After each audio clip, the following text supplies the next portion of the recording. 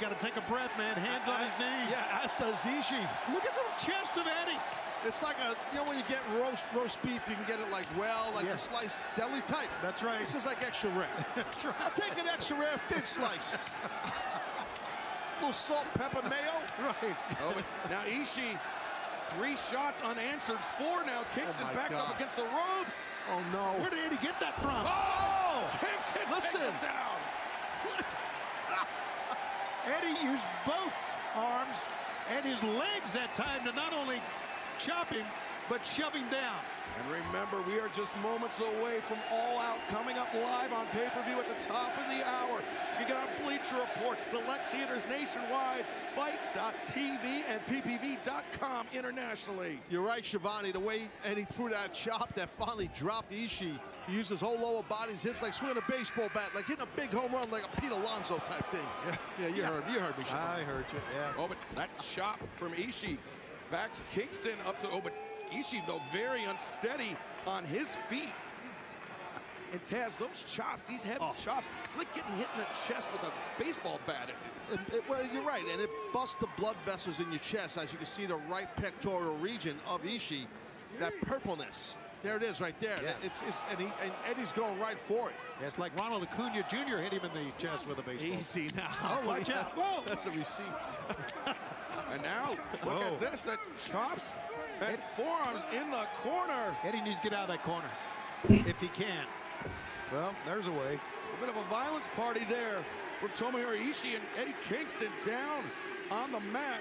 I don't know who's going to win this match, but at the end of it, the trainers, they better get multiple ice bags ready for these guys' chests. It looks like near his right armpit, Ishii has blood blisters cropping up here. Yeah, that's what I'm saying. The blood vessels break, and you can see it welts up.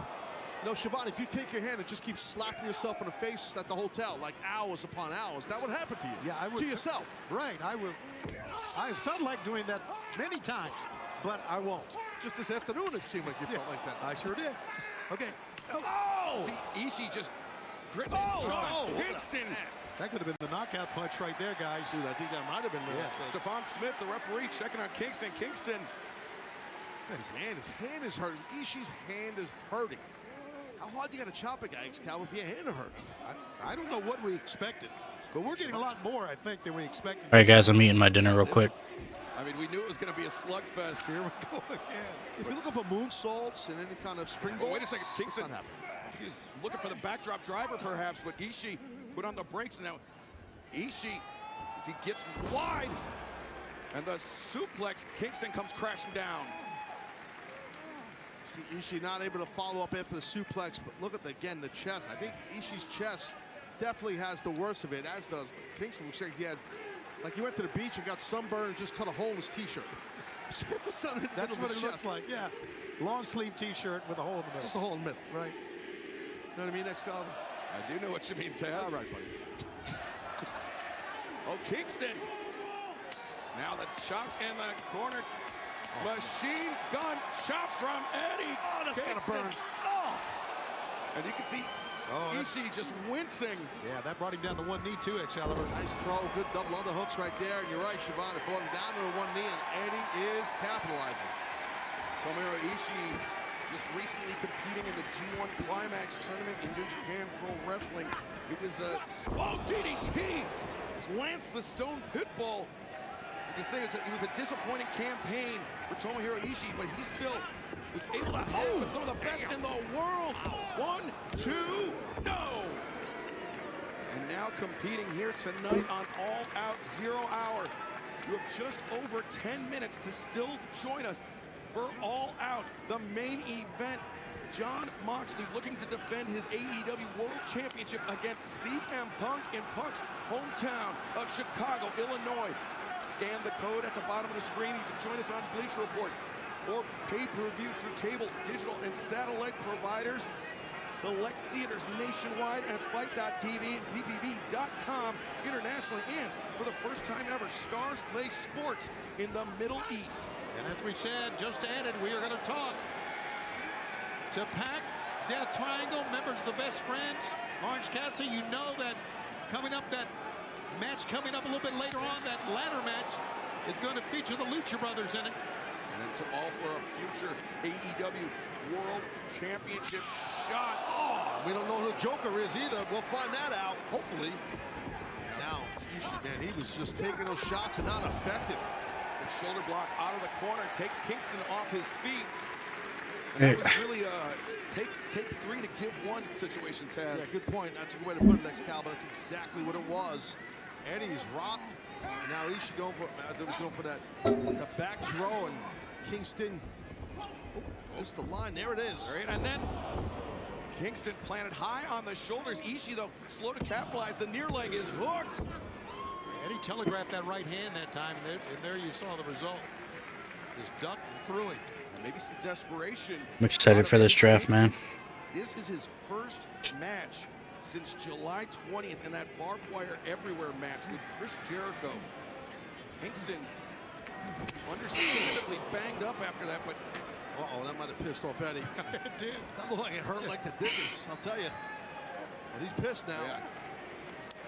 Oh, my God.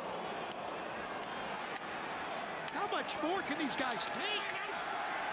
They're going here. People love it. Kingston and Ishii. Oh, Ishii with the upper hand. Momentarily, Kingston. The hell are they doing? Slaps. Oh, they're slowing down, but the fans are loving this. Oh, he's got a cauliflower in his ear, man. Eddie's They're just smacking the shit out of each other. Ishii.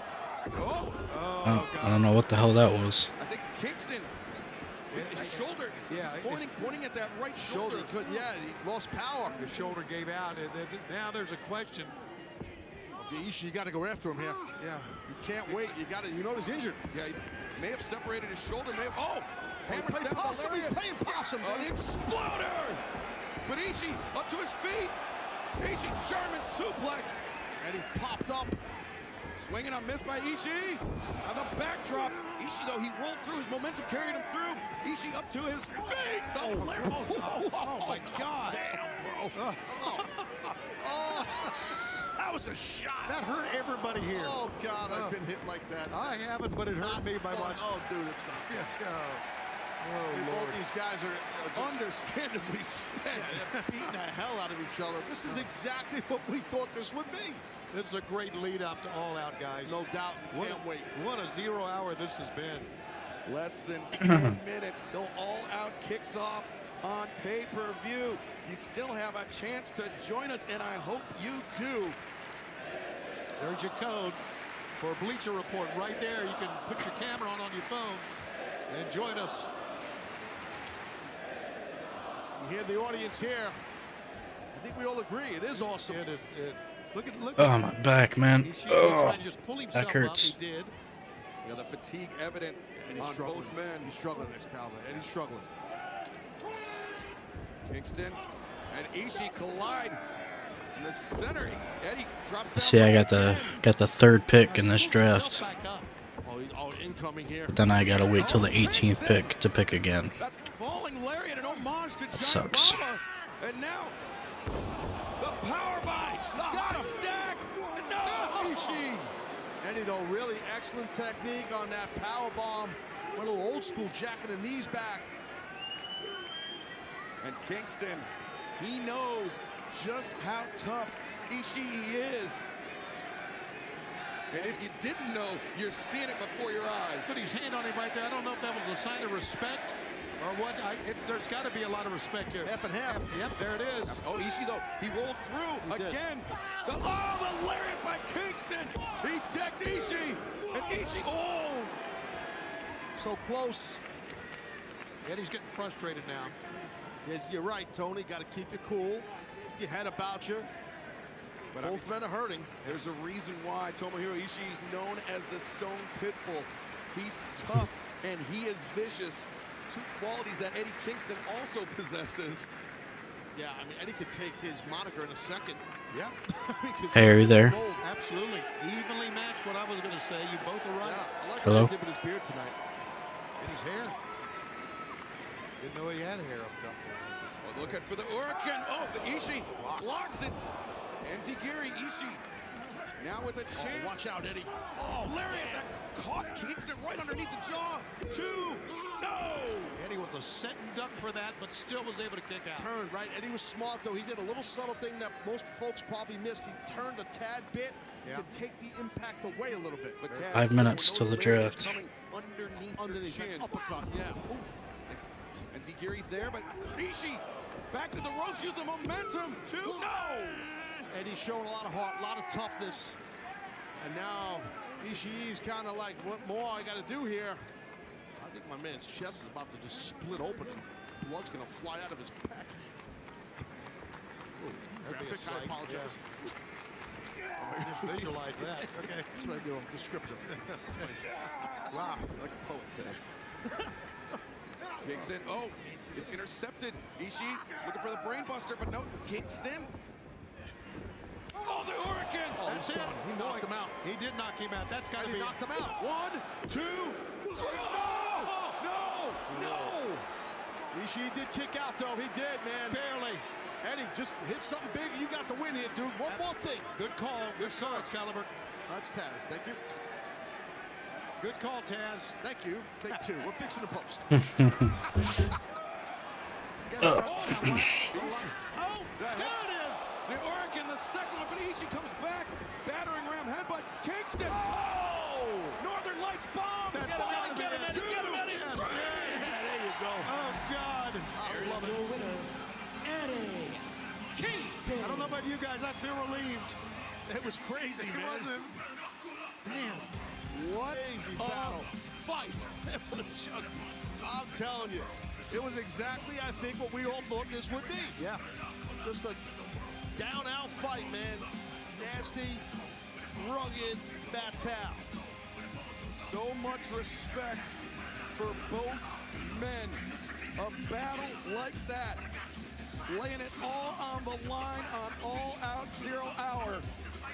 And Eddie Kingston, even in the score, with Tomohiro Ishii, both men with one victory over the other. Could you imagine if we saw a trilogy? Dude, sign me up. I'd love to call every one of these matches. Let them fight every night.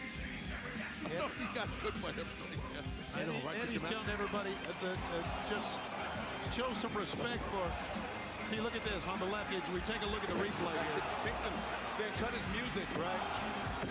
Yeah, we're out of the replay now, so here, I think that Eddie wants it, to you guys' point, show respect here.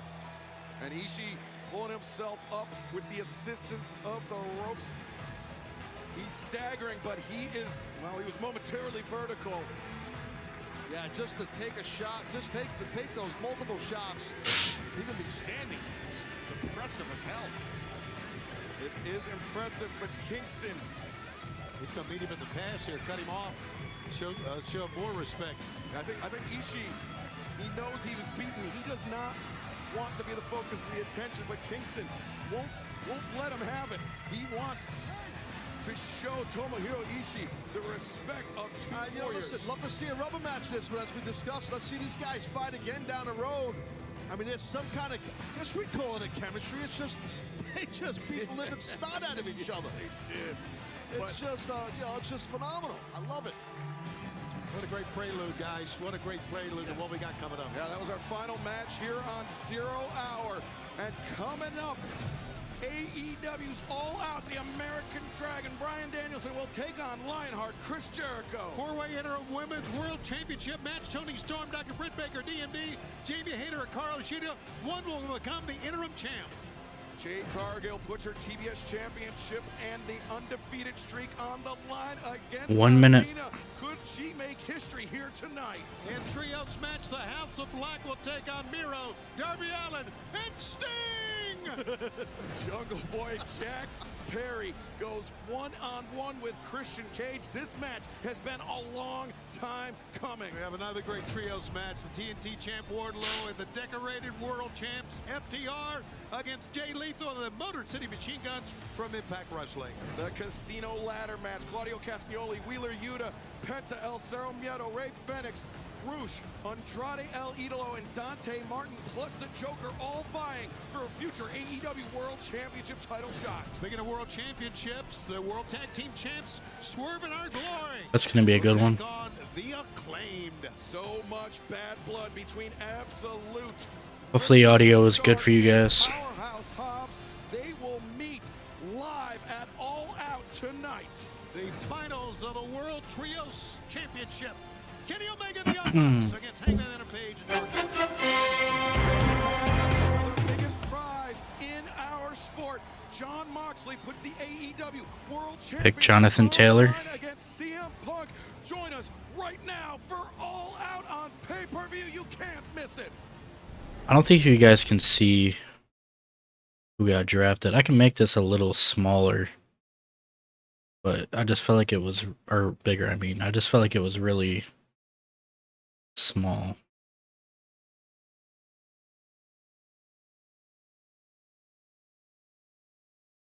There, you guys can, I know you can't actually because my camera's blocking it. I'll just make it bigger again.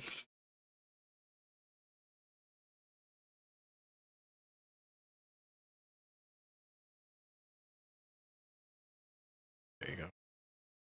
You'll be able to see who I pick, but not who the other people pick. I'll try to say who they pick as it goes, though. Oops.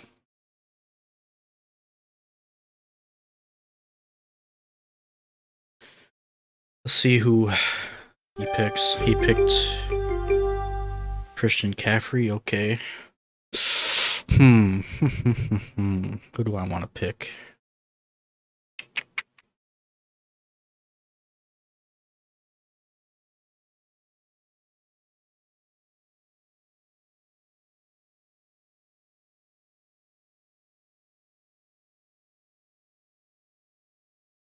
You say Cooper Cup? I was thinking Austin Eckler, but yeah, yeah. I mean, it's got to be Cup, right? It's got to be Cup. Yeah, I'll take Cup. I'll take Cooper Cup.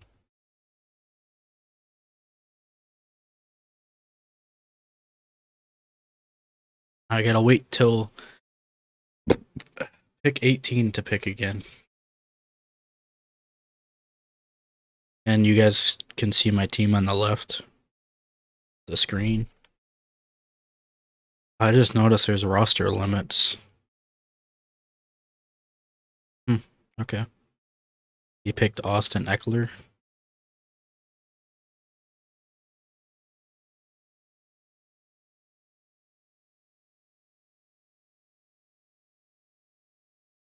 Let me know if audio and all that is good. I know you can't hear All Out right now, but let me know when it comes back on if it's good. And then when you get in here, I gotta figure out like your voice to it too. Oh, I feel like this is gonna be a long draft. Definitely gotta take a running back next. Definitely still a lot to pick from, but I feel like all these guys are gonna be gone by the time I get to my pick. He picked. Still hasn't picked yet. I'll be in Discord. Okay. I'm in there still, I believe. Yep, I'm still in here.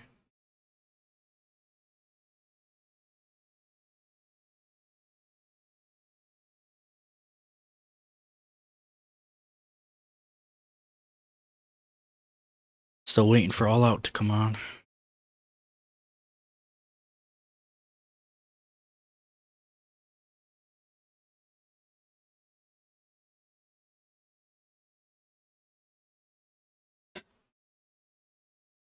He picked Justin Jefferson.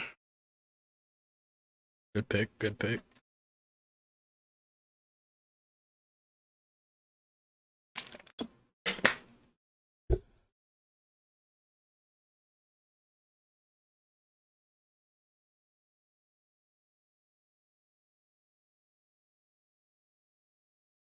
Sure it's taking him long enough to freaking put this on.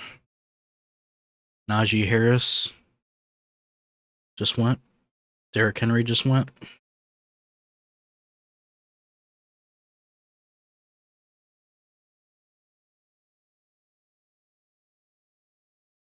Jamar Chase just got picked.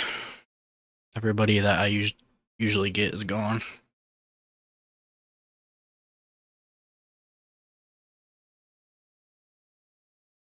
This is the first time I'm ever doing a fantasy draft on a computer. Pretty sure.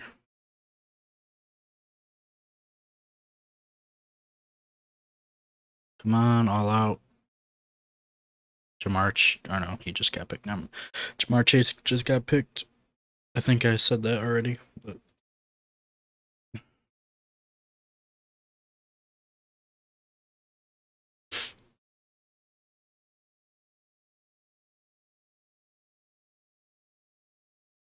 oh man, do I gotta take an? I probably do gotta take a running back here. There we go, it's on. It's very dangerous. Well, you're right, Tony. It's weapons. These are weapons in the ring. Yeah. This furniture. This is, these are steel ladders. Right. They are unforgiving, inanimate objects. And now Yuta using that hammer to help. Oh, Phoenix, he avoided falling directly on the ladder, but still falling from the ropes like that is tough. And now Wheeler Yuta building up momentum. Tope suicida Phoenix's spine. Those ladders have so many sharp edges all around. Well, if you know this or not, Taz, I know you have people do the work in your house. Yeah, I have a lot of people work for me. For you, I get that. But those ladders are so sharp on every edge, it can cut you. Yeah, I've changed light bulbs. But look at Who's this next Yuta, here? Yuta inside the ring. Oh. El Toro Blanco. Buddy, man. El Toro Blanco. Smart move here by Wheeler Yuta. He's going for the ladder right now. Don't wait around you to climb. Yeah, do it. Poker chip. Alvin Kamara just got picked. Josh Allen just got picked. Devontae Adams just got picked. Moving, man. Bruce is burning too much daylight. Wheeler, how is he doing? Wheeler Yuta's gonna steal this. No, well, Ray got there in time, fully down. Here comes Rude. Devontae is who I was gonna pick if he was still there. See it now. Yeah, I mean, and I think Yuta's going to take advantage of that. We might get. We might get Yuta. Oh, maybe not. And that would There goes Deebo Samuel. even bigger for Wheeler Yuta's year. Oh God. Joining the Blackpool Combat Club, winning the Ring of Honor Pure Championship, and then getting a shot at the AEW World Championship. Be crazy. Oh God. Nice release, belly to belly, into the steel ladder. Ooh, that hurts a lot. Bruce, the headbutt just. Ray Phoenix got rocked. And we've seen the bad blood between Bruce, Andrade El Idolo, and Ray Phoenix and Penta. Damn, who's gonna be available? I mean, Diggs is still there. Tyreek Hill's still there. All the other guys I could probably get later. So if there goes Joe Mixon. If Diggs goes, Tyreek goes. I might get a running back. People are still picking. I mean, they did pick Devontae and Deebo, so. This is bad for Yuta and Phoenix. Yeah, I was just going to say that. Andrade El Idolo. Now, Tony, what kind of game plan do you think LaFaction and Gobernable have? Joe Mixon. Okay. I mean, if Diggs is still there, I'm gonna take him. I'm 2 picks away, so this guy is auto. Or no, I'm 3 picks away. The next guy is an auto pick, so he's probably gonna. The auto pick is probably gonna draft Diggs. Oh, yeah. Andrade said, hold on a second there, buddy. Tranquilo. All right, did he set it up for his part? He did. Yes, correct. It looks like he set it up for Andrade to go up. Now, Andrade, though. Okay, this is what I'm nervous about audio because it's the first time I'm doing something like this, so it's gonna be an experiment. And once I finish the draft, I'm just gonna do full cam and watch the pay-per-view. Okay, and I get that, but after it's done, who's going to go up top? That's the question. I think they had the opportunity. Damn, did that dude not draft? Of course. Well, if he doesn't pick Tyreek, I'm gonna go Tyreek. Because it went Stephon Diggs and then DeAndre Swift. and he just picked Saquon. And I mean, I could take CD, but I'm not. I'm gonna take Tyreek here. Yes, I'm gonna take Tyreek. So I got Cup and Tyreek Hill. Now I definitely got to get a running back. Nick Chubb is still here. That's who I'm gonna take if I can get there. I mean, Aaron Jones is still there. Why is Nick Chubb like so low? Maybe because I don't know why he's so low. Damn. I just got powerbomb right in the ladder. I don't think he can continue, guys. Uta's got to be done. Yeah, he's just locked up and stuck. Oh man, that was really bad. Oh, now look at this. There's Cesaro. You can see he's concerned. He is What's up, nerd? What's up? I gotta call me a nerd. Uta, Blackpool Combat Club member Claudio Castagnoli. You know he was watching what just happened to Wheeler Yuta. Yeah, seriously, Claudio came out and you could tell the concern in his face. But he knows there's an opportunity. Better get a quarterback, bro. I can wait for a quarterback. Travis Kelce just got picked. I gotta get a running back is what I need to get. Wins the Ring of Honor World Championship and then went on to win the AEW World Championship. If Chubb or Aaron Jones don't go, I'm gonna try to get them. It's a bad setup here. Dangerous. It's dangerous. And look where the ladder is. It's not above or not below the chip. It's really off center. It's super far from the chip. Claudio grabbing the boot of Andrade. This guy's strong as an ox, Excalibur. Castagnoli's going to just chuck the two ladders in Andrade. That one ladder could impale Andrade. Andrade is still on the ladders. What does Claudio have in mind? What the hell? I think he's improvising here. Like a damn rector set. Oh, that's what it's called. A rector. I remember those. Is it rector or rector? Look at how strong Claudio Castagnoli is. A beast. Oh my God, poor Andrade. It's turned into an X. It went from a really bad A to a really horrible X. Sorry, X. This caliber. What the hell are they doing? Claudio positioning for left. Oh, Andrade! Oh, he's done. Fixing a botch. Threw him off. Yeah, that's what it looked like. I think the insane power this athlete possesses would help him in this match. That's what I was thinking in my head, but I was dead wrong. Claudio with Let's see what tight ends are available. eliminating Andrade. Still got a good amount of tight ends to pick from.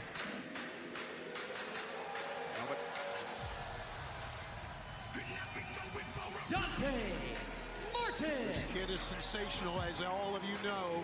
Talk about a guy that this match could be perfect for. Dante. Nick Chubb just got picked. Fuck. Now he's screwed underneath of it. Claudio Castagnoli having to contend with the ladder. This is like a maze. Fuck. I grab Andrews. The hands of Claudio stomped into the Who's Andrews? The youngest man and the Mark Andrews? man in this ladder match. Really? You think I should get a tight end over a running back right now? Oh, watch out. That's a good point. And all these great It's athletes. up to you, but Watch out. We got two Andrews great is athletes down. pretty damn good. One tremendous athlete up top. Look at Javonte Williams just got picked. Mistake right there, and Uta's taking advantage of. There you go. The overzealous Dante Martin. Trying to think. My next pick is until pick 38. And how many more running backs are there? That was amazing. Springboard to the I mean, there's still, like, I don't know. Tight ends. Mark Andrews is at the top. But there's still all these guys, too. There's still Dawson Knox, Dallas Goedert, TJ Hawkinson, Dalton Schultz, George Kittle is still there. He's in trouble here. Oh, God. I mean, I could take George Kittle, and Dante's fully outside. Great job by but Dante. Mark Andrews is Got to get in the ring. the top. We got another man coming in and This is... I feel like I gotta take a running back here, though. We're getting closer to the Joker. We're getting closer to the Joker. I mean, I gotta take Aaron Jones here, I think. Yeah. now the freshest man in watch all this carnage unfold. Dante beats him. Oh, the Canadian as well. Oh, the ramp.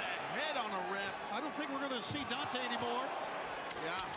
surprised, man. I really would. I didn't think we were going to see Yuta anymore after what happened to him on that ladder, but he somehow survived it. Good call. The right blade on the floor took out, at least temporarily, Roosh.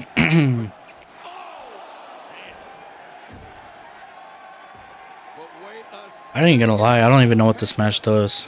Like, what do they get if they win this match? I don't know. Claudio Castagnoli and backstab. I know that it's called the Casino ladder match, I'm pretty sure. That'll slow you down. The Bandera elevates. Probably a title shot. He lands the commentary, but Andrade El Idolo Yeah, maybe. I think there's supposed to be like a surprise entrant, too. The Joker, I think they said. Death Valley driver on the ladders. Yes, that's what he's thinking. You want. But now This is dangerous here. Can't get good footing, but what the hell is Panther got in mind? Watch Roosh on the backside. Look at Phoenix. Oh, Phoenix. Oh no, somebody just took Mark Andrews. I was gonna say if he's still available, I'm gonna take him on my next pick. Oh my God. Destroy on the Damn, that looked like it hurt. Look at the table. Look at Roosh. Look at Phoenix. He's going to fly. splash through the table. Unbelievable. Look at that. Yeah, I'm with you, brother. It just shows you what these athletes are going through to get a future AEW World title opportunity. Oh yeah, it's a future title opportunity. The destroyer on the ladder. And then the frog splash through the table, but inside the ring, the two members of the Blackpool Damn. Combat Club. Well, it's every man for himself.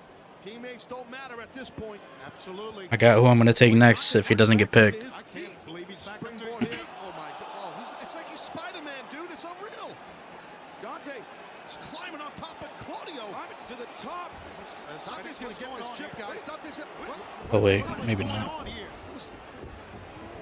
Who the hell is this? Who are these guys? What the hell? Mask. Taken out. Dante Martin Wheeler Yuta. This is not What's right. going on here? What is that? These are not. This is not. They're not even. They're not part of this. They weren't in. Who is that? Whoever That's that the is, Joker, that is not probably. The Joker. That I'm telling you. Oh, Because it wasn't time, so it's not him. It's just The announcement hasn't been made. it's a black guy. who is this? Stokely, what the hell? Hold on a second. Stokely's not even a wrestler. Well, Stokely is not the Joker, and if one of these participants in this match grab that chip, from Stokely, they'll earn that future title shot. Stokely's man. It's Morrison, what's going on? And the Joker. Enzo. Yeah, it sounds like his music. It's somebody debuting because I don't recognize the music. Oh, they're gonna hand it to him, whoever it is.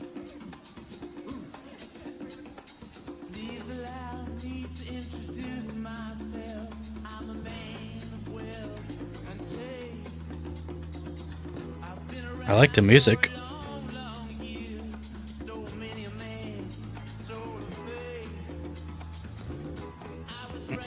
It's another ex-WWE guy.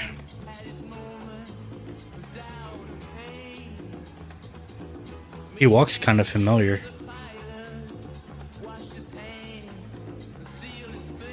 This white guy. He's moving like John Moxley, kind of, but it's not him. That is the Joker, and that is the winner. The winner of this match, the Joker. Who is it? Stokely Hathaway has Who do you think it is? this don't know. team. We saw Huh? Moriarty, Austin and I don't know. Gunn, all the MJF? Page. No, I don't think so. Relationship. It might be. You gotta take that damn mask off. Here it is. Here it comes. Oh, for crying out loud. It's gonna be MJF. That is, they have earned a future He's gonna do it later. title. I don't know He's gonna cash it in later tonight. The Guns and Morrissey. I don't know what's going on here. They completely hijacked this ladder match. That's kind of cool, actually. I ain't gonna lie. The casino ladder match. Well, coming up right now, Well, I'm on the clock. going to crown the first ever think I should take Zeke. Will it be Hangman Page and Dark Order? I think the Trios Tag Team Championship was just a natural You should progression. have taken it Because we're tight getting end. more and more trios teams, the focus has now been on more trios. All right, who should I take? and therefore, I'll take a tight end here. It was a massive relief. Got Darren Waller, George Kittle, Dalton Schultz, T.J. Hawkinson, Back in action. Dawson Omega Knox. walked through the tunnel at Dynamite as the Young Bucks mystery partner. I immediately said to myself, oh, they're going to win this whole thing. Who gets hot at the right time? That's right. Is the bottom line. Nothing would put Hangman Adam George Kittle. on the map more prominently than winning this championship. you need cohesiveness. You need chemistry.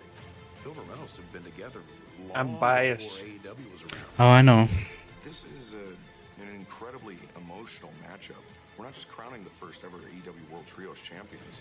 This is a grudge match. And there's like no running backs left. Not only former tag team partners, not only former AEW World Tag Team champions. It's a grudge Schultz match is going to between get a lot friends. of They're the targets. ones that asked Hangman to be their partner Who? in this tournament. Kittle? To now Dalton be Schultz. facing Oh. Hangman in the finals. You have to view this match through. You're really a completely delayed. Your different stream lens. is delayed, so I know, I can't do anything though.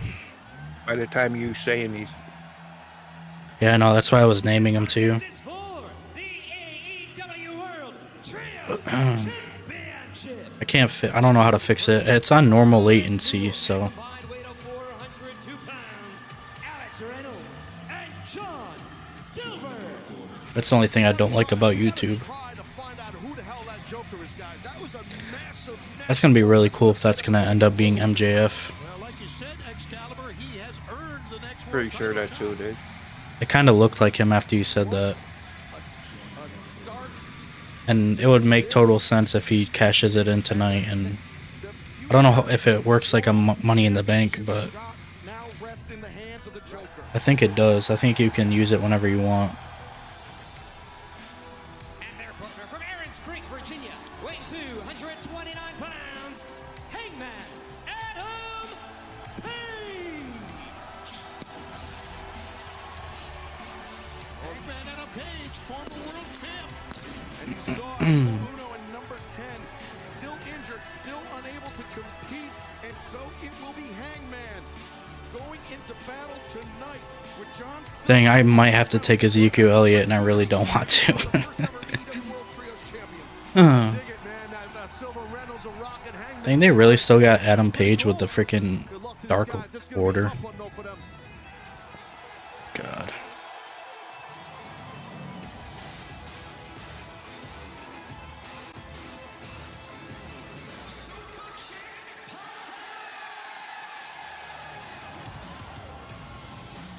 And their opponents first being accompanied by Brandon Cutler from Rancho Cucamonga, California.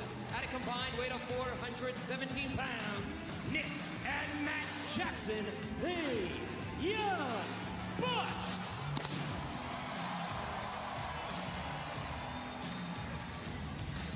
Wow, what a look. Holy smokes. Those shoes, the Young Bucks shoes from Diodora, coming very soon to Champ Sports. And now, he is 2-0 since returning to AEW from a 277-day absence. While Hangman may have been the first pick to team with the Bucks, he was the #1 wrestler in the 2018 and 2021 PWI 500. He is Kevin Nash's new favorite wrestler, and some might say he is Will Ospreay's favorite as well. Will Ospreay has taken his ball and gone home while he is still here. He is appearing in his first pay-per-view since November's Full Gear. Tonight in Chicago, he can become the first wrestler to hold 3 AEW titles and represent both Winnipeg, Manitoba, and North Carolina. He is Kenny Omega.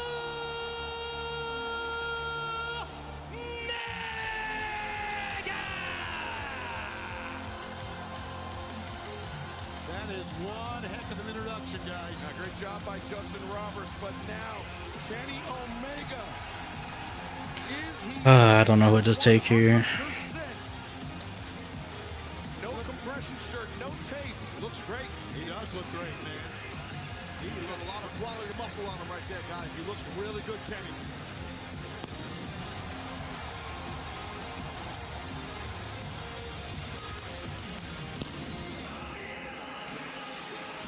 What is going through the head of Kenny Omega? Having to face his former tag team partner, his former friend, Hangman Adam Page, in only his third match back from injury. And Don Callis, welcome to the desk here at All Out. What a great night. We're about to witness history, and you get the dulcet tones Smart of man. Don Callis on commentary. Yeah, we'll see. Great to see you, Don. Don, how we doing, guys? Taz, how are you, buddy? Good, brother. Not bad. Looking forward to watching this match. See who becomes the first ever Trios champions right here in AEW. Well, in the video package that aired just before this match, I had a soundbite where I said when I saw Kenny Omega walk through the tunnel, I thought for sure the Elite would be the favorites. But the part that got left out was then I saw the shape Kenny Omega was in, the compression shirt, the shoulder brace, the tape on his arm, his abdomen. What is the physical condition of Kenny Omega, Don? Look at him. He's jacked. He looks fantastic. That's the physical condition. Open your eyes, or do you need Shivani's glasses? Didn't you know what type of answer you would get, Excalibur, from this guy? Well, Don, I did point this out during the entrance for Omega. Like, he has a lot of quality muscle on him. You could tell once he took that shirt off. I think he looks great physically, for sure. Sometimes we obscure the obvious for a purpose that is unknown until tonight. Right, Shivani? Right, Callis. Before this match gets too far underway, the first video game from All Elite Wrestling, AEW Fight Forever, is the winner of the best sports game at Gamescom 2022 in Germany. Coming soon to your favorite gaming platform. You can pre-order it right now at GameStop. How is it the best game when it hasn't even come out yet? Doesn't make no sense. On Nick Jackson, and strong shoulder block by the former AEW World Champion. The ease with which Hangman Page deserted his best buddies for business is impressive to me. Huh, interesting. That's not at all how it happened. Hangman, a wild swing. Oh, damn. I was going to take Gabriel Davis, and he just got picked. Fuck. Right defenses there with Nick Jackson. He's friends with the Young Bucks as well. Didn't he say he wanted a break from the Elite years ago? Didn't he announce that? I'm impressed with how he's put business before friendship, and I don't impress easy. He may be a high-functioning sociopath one day like me. A lot of pronouns. Who are all these he people? I'm just curious. Alex Reynolds, Matt Jackson in the ring. Matt with the wrist lock. See the lower back of Matt Jackson. Good job by Reynolds there, Excalibur. Nice quickness in that tip-up. Tape on the lower back of Matt Jackson. Historically, he has had lower back issues, Don. You've called many of those matches where Matt's back just gives out on him. Yeah, I mean, you don't wrestle that style for this many years and not get nicked up. Oh. But he's sending a message right there. Smart. That sends a message? It does send a message. You're a jerk is what it sends. Sends a message that I'm in charge. Now right hands raining down from Alex Reynolds.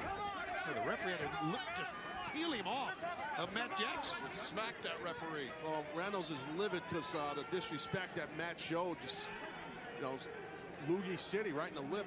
And Alex Reynolds and John Silver, a longtime tag team prior to their days here in AEW. They crossed paths with the Young Bucks many times before, so the Bucks know exactly what they're getting into. Legal man right there. Sorry, Silver's a legal man, unbeknownst to Matt Jackson. And now Silver, the legal man, tagging in, and Silver and Reynolds going after that lower back of Matt Jackson. He's all taped up. Wait, Hangman.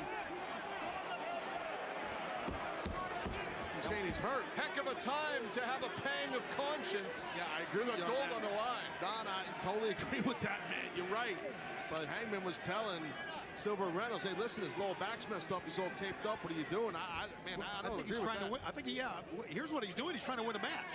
You got to win the match. I don't care if a guy's hurt or not. You go for Exactly. blood. You go for blood. Oh, here we go. Oh, boy. I think the world's been waiting on this for a number of months, number of years. And everyone in this audience is standing as the god of pro wrestling sets foot in the ring with Hangman Page. You are correct, Don. These people here on our live audience is on their feet, and it's packed here. Look at this. November What? 13th, 2021, Hangman Adam Page defeated Kenny Omega Excuse you. to win the AEW World Championship. This crowd is Excalibur. 10 months later, they find themselves in the center of the ring with gold on the line once more.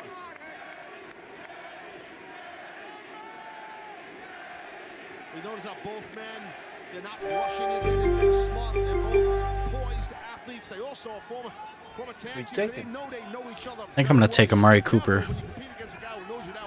Who's their quarterback? For the first couple weeks, it's Jacoby Brissett. 11 games. So you don't think I should take him? I'm just telling you, Watson's not going to be back for 11 games. Do you think I should take Devontae Smith then? This is my flex, so whoever this is my flex.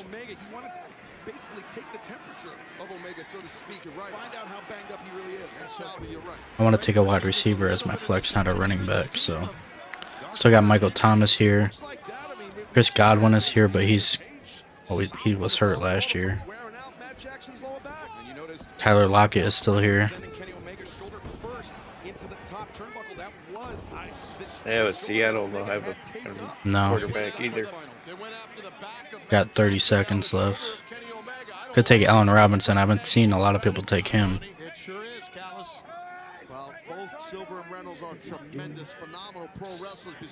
I'd take St. Brown myself. You think so, even with Jared Goff? Yeah. I think they're going to be... I think Detroit's going to be better. Yeah, I'll take them. Even though they're facing the Eagles the first game. But he's just a flex, so I could always take him out for somebody else for the first week. Now I'm going to take Hubie. Dak Prescott, good choice. Jalen Hurts, if he's still there. Jalen Hurts.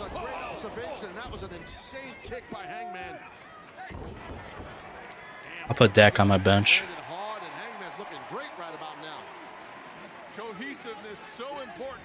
I think only like one quarterback has been taken so far. Maybe like two. Better grab my defense. Trying to watch the pay-per-view and like do this at the same time.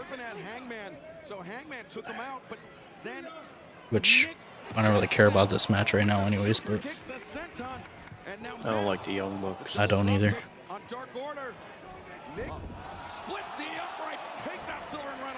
And are we really like questioning who's gonna win this match?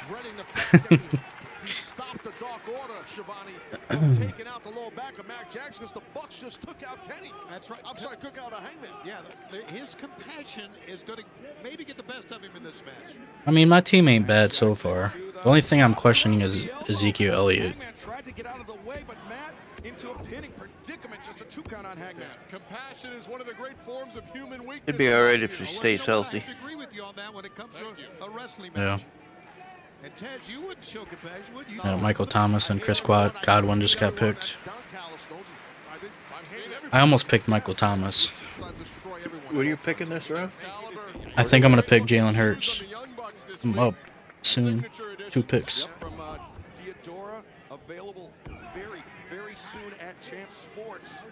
Dawson Knox just got picked. Kyler Murray just got picked. Now I'm on the clock. I got to take my boy Jalen over Dak. Now the Bucks cutting the ring in half. That's what we like to see. Applying pressure on Hangman, Adam Page, Kenny Omega. Just because I think that, because they give you a lot of points for rushing touchdowns, and he gets a lot of rushing touchdowns. Drop toe hold, knee drop, and then Omega over the shoulder. Great combination there by the Elite. How many rounds are there? Many people commented, Taz, that Kenny Omega was a bit off 16. The first 2 matches back. Really? Yeah. I agree with you, Don. I didn't see any There's 7 bench spots. A couple times we've seen him since all of his repairs of his body. Unless I guess maybe some folks know more about. I could honestly see nobody taking Dak until my next turn, but I don't really want to pick another quarterback right away. Just for like defense, yeah. I need a defense still. And this counts as special teams too. Still got the Bills here. No defenses have been drafted yet. Wouldn't surprise me at all. Omega was looking to hike up the green overalls, but instead Hangman escapes out, comes up, I think our defense is going to be top. I know our special teams is with Turpin. I don't think so. Y'all are gonna get murked the first week. Are you smoking crack? 40 points. John Silver in the ring takes down Matt Jackson. Hammer throw into the ropes. Matt puts on the We're not the Eagles. John Silver elevated up and over the top. Didn't y'all give up like 40 points to them in the first week last year? What?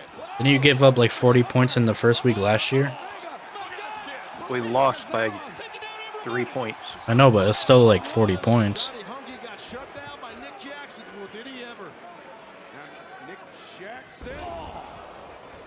Face buster. I think if the Bills are there, I'm gonna take them, and if they're not, then I'll pick the Cowboys. How about that? Let's see what he can do here. I'm sure the Bills will probably still be there. Excuse me. Great teamwork by the dog. Do you watch Jim Cornette at all? No. Inside the ring, Matt He calls the Young Bucks the Cucamonga Kids, and he calls the Dark Order the Dork Order. phenomenal. Spin doctor. We've got new champs. 1, 2, no. Great save by Kenny Omega. He calls them something else too, having to do with the Hardys, but I can't remember. See how important these brands I can't stand Jim Cornette. world titles are. He's funny sometimes. Get it first. Yeah. Which one of these trios? He likes watching wrestlers bang his wife. He's hilarious. Wait, really? Alex Yeah. Reynolds on the How do you know that? of becoming 1/3 of the inaugural AEW World Pretty Trios well known champions. in wrestling circles. Jackson, Oh, I didn't know that. feet, release Northern Lights suplex on both men. That hurt his back, though. That hurt Matt Jackson's back, as you can see. No, you're right. Good point, guys. Don, you were about to speak. I was saying that's the last thing you need to be doing if you've got a bad back, but probably working on instinct. He's a warrior, Matt Jackson. Here goes Kenny Omega. The tag was made. Omega diving cross body. Ducks underneath Reynolds. Dragon suplex. Hangman tried it. Oh, for Hangman. Wow. We haven't seen this Kenny Omega in a long time. Look at him. Oh, he's counter with that drag right there. Ow, ow. What are people picking? John Silver. What are people picking? Now, Yeah. no, Omega I could show it. Omega It's just gonna be small. Are they still picking rebounding, flying right in the It shows on the right. like offense and defense? Nobody's been picking defense. Johnny Hungy right now. The elite, man, they are just bringing it. Omega, oh, You can see it in the bottom right who gets picked. came out of the corner. Hangman And I just meant, are they still picking They're picking individual player? they're picking running backs mostly. Oh, the Bills defense just went. Oh my god, dude. strike. NZ Geary. Kenny's in trouble. German. He's in trouble. Champions. Oh, Dang him, I thought that was a 3 for a second. you're not getting much closer than that, kid. Wow, you're not. Dang, so I don't know who to pick now. Was ready to pop the cork on the champagne there. And oh man, that was ultra. I did see your thing the other day that apparently the Packers are gonna have a really good defense this year. See how much you got left, Excalibur. Slid his shoulder They might as well. They don't have no off offense. last possible moment. And now Reynolds and Hangman. And look at Jones. Here we go. That dude is so short, that bald guy. Inside the ring. Super kicks for Hangman and Reynolds. Watch out, Hungy. Watch out. Bang with the V trigger. He got knocked out the ring. Yeah, you can see top left it says round 8 of 16 too. Kenny showing a lot of reserve here. And Alex Reynolds went to the floor to check on John Silver. The V-trigger, one of the most devastating moves in all of professional wrestling. Excuse me. Silver might be knocked unconscious, but Kenny Omega is about to soar. Kenny Omega, we're going to terminate the competition. Perfect. He wiped out 3 men. 3. If there's any doubt in the physical abilities after all the injuries and surgeries and rehabs that Omega has, have no doubt, folks, this guy is 150 friggin' %. Wow. Reynolds returned to the ring by Kenny Omega. Now Matt Jackson, the legal man, along with Alex Reynolds. Where Matt is still hurting, you can see that. When your lower back tightens up, it's hard to just come out here and have a match to this, anywhere near this level. Really surprised Matt is in here, to be honest with you. Matt looking for the power. Oh, there you go. Oh, that was a backfire. Oops. big time. 15% there on the Elite. Reynolds comes running in a high boot. Backstab of Silver. Look at Hangman Page. Hangman Page. Orihara moonsault wipes out Nick Jackson. Oh, Matt Jackson now. It's a 3-on-1 situation here. He's in trouble. Matt Jackson lifted up once again. John Silver, the path is clear. The pendulum bomb. Tough landing. Might get it. The cover. 1, 2. No, Nick Jackson just flew off the top, thrown his body into the pile. Wow. Match is nuts. It is nuts. And Hangman and Dark Order have to be wondering what it's going to take to win this match. My God. What a fitting finale to the AEW World Trios Championship Tournament. You really think I should take Cowboys defense here? Do whatever you want. You need defense or a kicker eventually. I gotta take the Packers, I think. Reynolds lands a shot, as does Matt Jackson. Super kicks all around. And you can just hear the skin, the flesh hitting. Super kicks everywhere. A four-way super kick connects. Referee Rick Knox said it all down. There's not much you can really do. You got to just start counting. What a battle, guys. You're right. That's the right word, Excalibur. I am Taz. This is the third time, Shivani. I am Taz. He keeps calling Taz Excalibur. Yeah, exactly. Shivani. Notice they don't have Jim Ross on here. Anyways. Here we go. You're right. He got lost on the way there. Probably. Telling Omega and Page they're not legal. Needs to be a tag. The fans don't care. They want to see it. I like this. Yeah, you can kind of read the writing on the wall right here. They both want to be tagged in. Here we go. Let's just listen to it.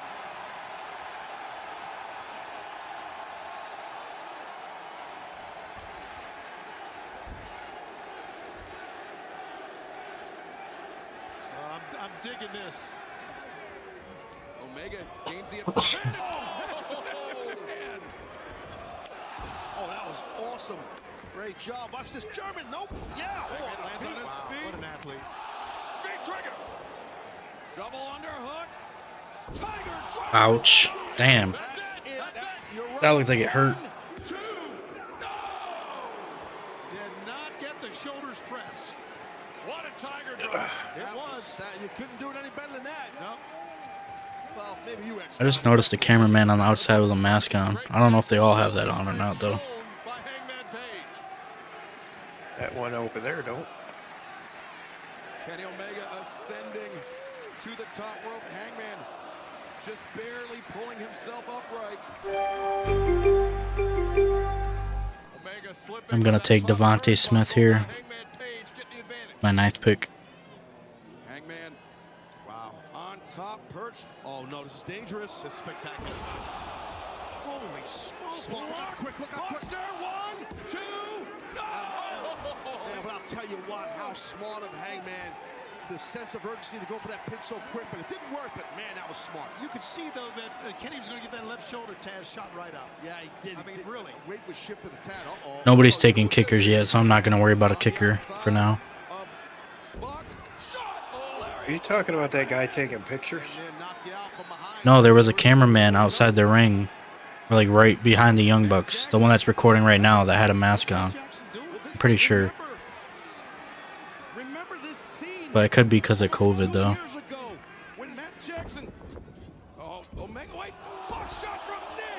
That bald guy? Got hit with his own move. Unbelievable. Here it comes. Yeah. That's the guy that comes out with them. Oh, no, not him. It was an actual cameraman. Not the bald guy with the crazy suit on. That was a tremendous save. Excellent job. I'm sorry. Don't get it. Fans are digging this, Taz. Yeah, they really They haven't are. showed him for a while. Referee Rick Knox right there. He was in perfect position. Yeah, because that other one over there doesn't have one on. The perfect time he had to. But impeccable timing by Alex Reynolds to break up the pin and keep his championship hopes alive. What an effort by all 6 men. Are we synced up? We haven't even checked to see if we're synced up. There he is. I don't think it is anything. I think it's just he's probably not vaccinated. Watch that German suplex, standing switch right there by Kenny. Kenny Omega. Oh, Alex Reynolds. It rolls up Omega. 1, 2. Oh man, he almost stole that win. Kick to the knee by Silver. And homage to Mr. Brody Lee with the V-trigger. Good night. Oh no. Omega. Here comes.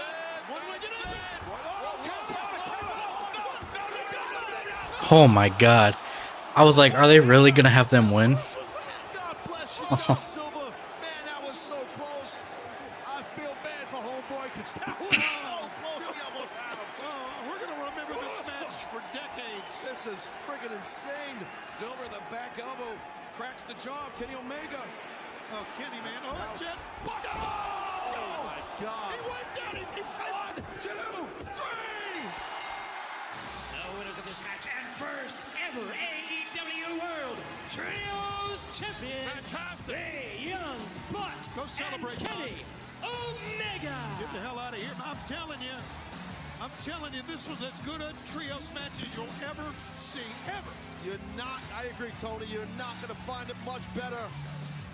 This is amazing. New champions, the Elite crowned, the inaugural AEW World Trios Champions, but a heartbreaking loss for Hangman Adam Page, John Silver, and Alex Reynolds. Hey, man, that was wild. Ever the opportunist was Kenny Omega on that cover, and the Bucks stopping. I believe it was Reynolds. Everything happened so fast. I'm trying to remember that the 1, 2, 3 and how and where. Silver, I think it was stopped by Nick, if I'm not. Let's take a look at the finish of the match here, guys. Hangman Page is going to have to carry the weight of this fateful moment for the rest of his life. Yeah, and here it is. Just an inadvertent bad shot by Hangman Page inadvertently on Silver. But Taz, it speaks to the wrestling IQ of Kenny Omega. He has shared so much time in the ring with Hangman Adam Page. He knew that buckshot was coming in. Do they realize how fucking stupid they look? I think the Trios Championship's stupid. Dak Prescott just got taken. He didn't get picked till round 10. Yeah, they do look kind of stupid.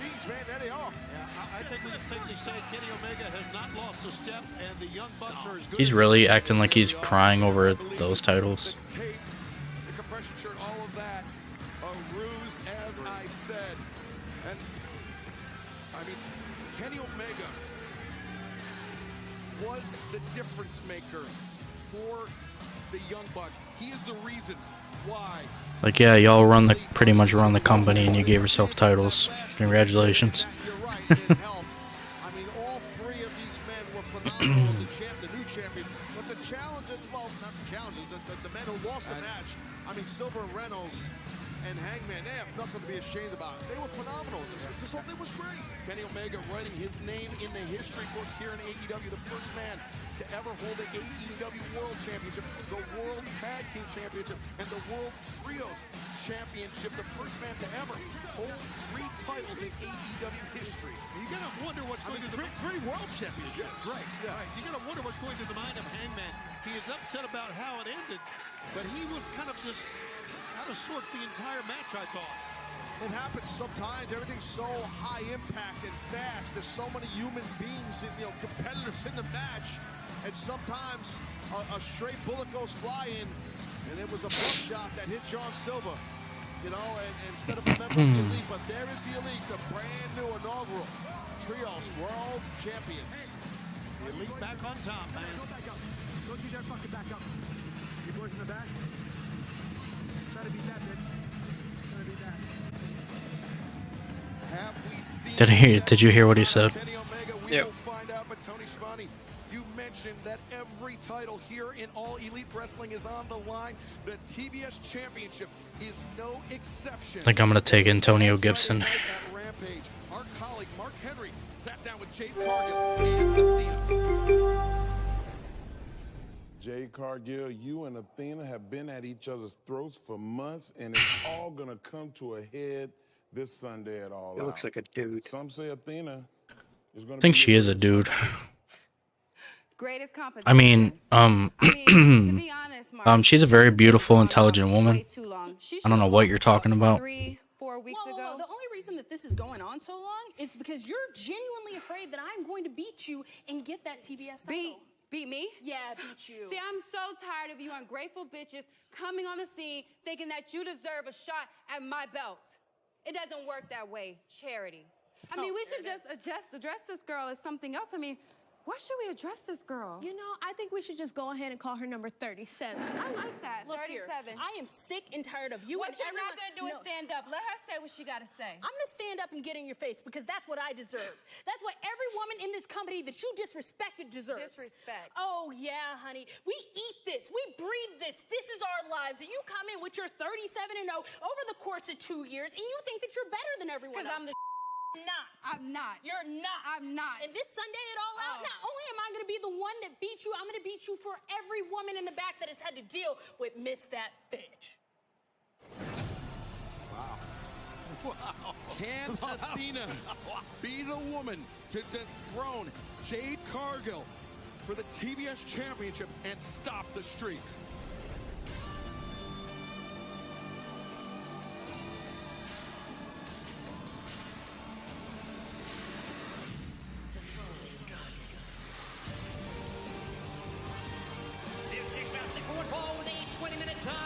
I like her gear.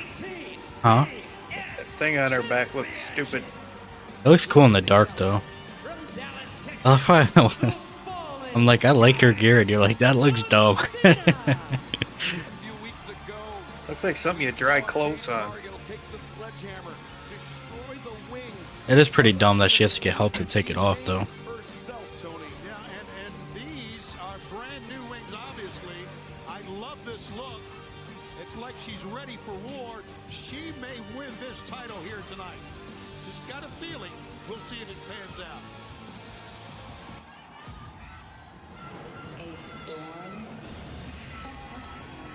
I'll be back in a minute. All right.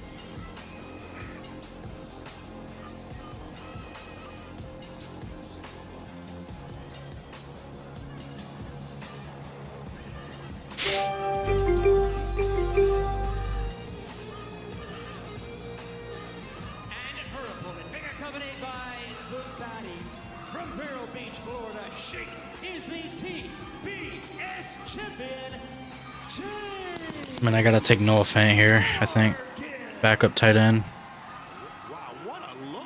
Jade Cargill with the green paint because she is made of money. It's pretty funny that she tripped coming out, just saying. Trying to look like a badass and tripped. I do like her, though. I like her. Definitely changed the look a lot, and I mean, she looks phenomenal. She's ready for battle here. But Tony, conspicuous by his absence, Stokely Hathaway, the publicist for the That's gonna be so cool later when that's freaking MJF and the crowd goes fucking nuts. And he wins the titles. Maybe that's, I don't know, maybe that's what he's focused on right now. Or maybe Half of her is like She-Hulk. That's cool. Alright, let's see. Who do I gotta get still? I gotta get a backup quarterback. Nobody's taking kickers yet, so I'm gonna wait still on kickers. I mean, Matthew Stafford is here, but he has the same bye week as Hurts. Derek Carr probably is the best pick here. He's still here.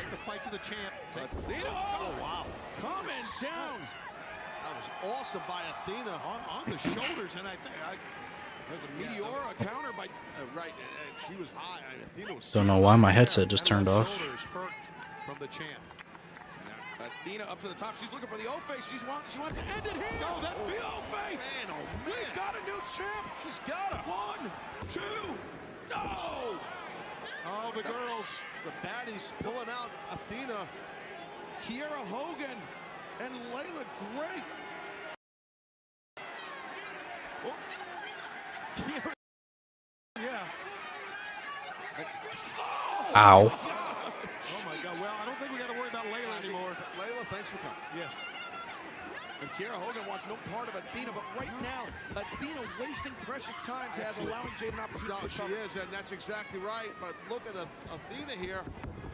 Oh, man. Wait, was attempting the code red, but Jade countered out. Now, Jade, no!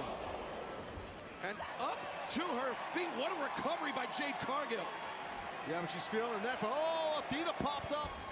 Oh, nice spear. Look at that. She might get it here. Both legs hooked. No, Athena able to kick out. Excellent opportunity here for Athena. There goes supposed to be the She-Hulk. I think so. Championship from that lady right there, Jade Cargill. There goes the first kicker.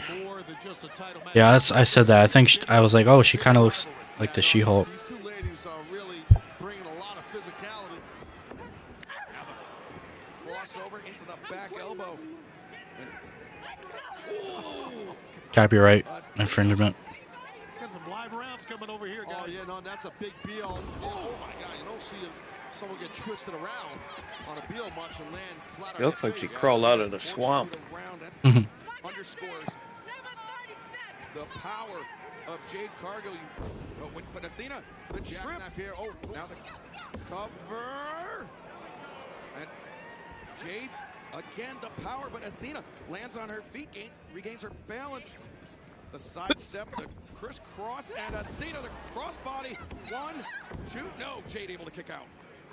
Yeah, she's really, we've seen Jade at different points in her reign as TBS champion, Tony, be in the deep waters a little bit here and there. Not often. She's in the deep waters right now with Athena.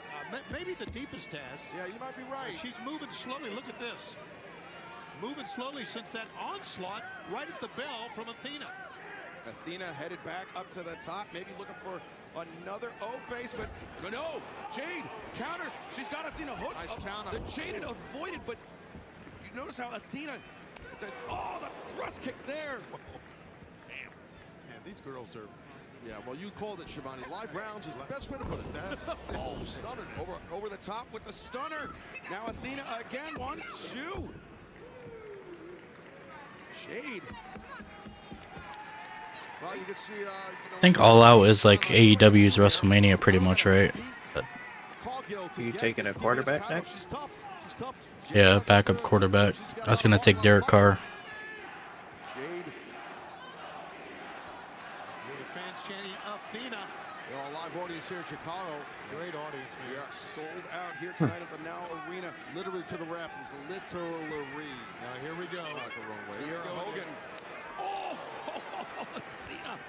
But Jade tried to pump kick, but got hung up on the top rope. Athena comes in behind. O'Connor roll. 1, no. Jade able to break free. Miss. And wow. Ow. That might be it. She's going to go for Jaded. This might be it, guys. Jaded. There it is. 2, no. Damn, they really just buried her. TBS champion, Jade Cargill. Where we at there? 37, huh? 37-0, you're right. Damn impressive right there by that young lady. She's a special kind of athlete. Hey, no shame on Athena. She really pushed and pressured Jade Cargill for sure, Excalibur. That's right. This was a title fight in every sense of the word. But Jade Cargill remains undefeated, remains the TBS champion. I mean, I don't know who can stop this woman, Tony. I don't think right now there's no one. There's her daughter celebrating mom's win. I mean, she is overpowering. Probably the strongest in the women's division. How proud that young lady's a mom, though, of a mom, Tony. Yeah, I agree. So proud. Give us a big smile, girl. Whenever they wake up Layla Gray, they might have to tell her she's not in Milwaukee, she's in Chicago. Got nails. Big win by Jade. And right now, our Alex Marvez earlier today had this backstage. I have been told that CM Punk is arriving here at Now Arena for his main event match against Jon Moxley for the AEW World Title. And wait, speak of the devil, here he comes now. CM, please give me a second. CM. I have to ask you the question that the world wants to know. Are you 100% healthy going into this match tonight against Jon Moxley? Have I ever been 100% walking into a fight? I've never been 100% walking into a fight. No, of course, he's got an easy target, my left foot. But what he doesn't realize is he's not fighting me tonight. He's fighting Ace. He's fighting Larry. He's fighting firemen, paramedics. He's fighting everybody at Wormhole Coffee that provide that sweet, dark caffeine so people like Teacher of the Year, Chicago public school teacher Nora Flanagan can get up and do her job. He's fighting Chicago. This is a city that works. He might have beat me once. He's not going to do it twice. Well, that will be our main event, but coming up right now, FTR. Motor City Machine Guns. To take on Jay Lethal and the Motor City Machine Guns from Impact Wrestling. Trios match set for one fall with a 20-minute time limit.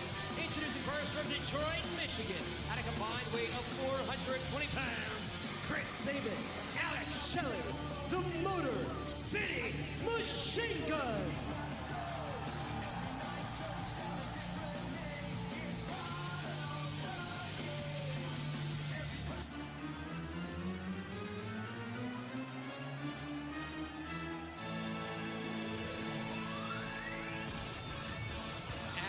Partner being accompanied by Sanjay Dutt and Satnam Singh from Elizabeth, New Jersey. 223 pounds, Jay Lethal.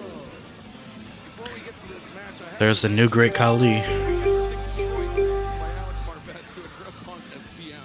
Yeah, I never heard that happen. I was not involved, but it is what it is. And here we go. Well, Taz, Jay Lethal, Sanjay Dutt, Alex Shelley, and Chris Sabin. Two men that spent so much. Look at this. It's somewhat absolute. First of all, Sanjay is insane. We know that. You're saying that's not. I'm sorry, Tony. Everybody's talking at once. What the hell's going on over here? Please, can we get something called? Not like men who work together before. I mean, Well, I'll get back to my point later. I'm sorry, what was your point there, Kelvin? I was going to get there in about 10 seconds. Taz knows about the history between these guys from the past. It was going to be great. It was going to be awesome. That's it? It's going to be great. We're getting on the other side of the entrance.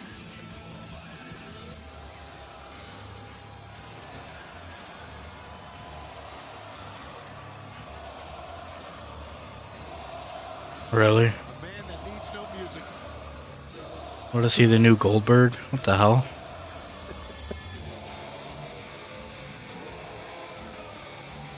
And their opponents first from Cleveland, Ohio, weighing 277 pounds. He is the TNT champion.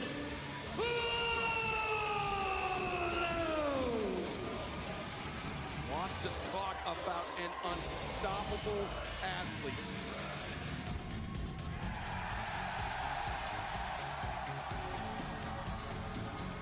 Joining from Asheville, North Carolina, at a combined weight of 443 pounds, they are the IWGP, AAA, and Ring of Honor World Tag Team Champions, Dax Harwood, Cash Wheeler, FTR.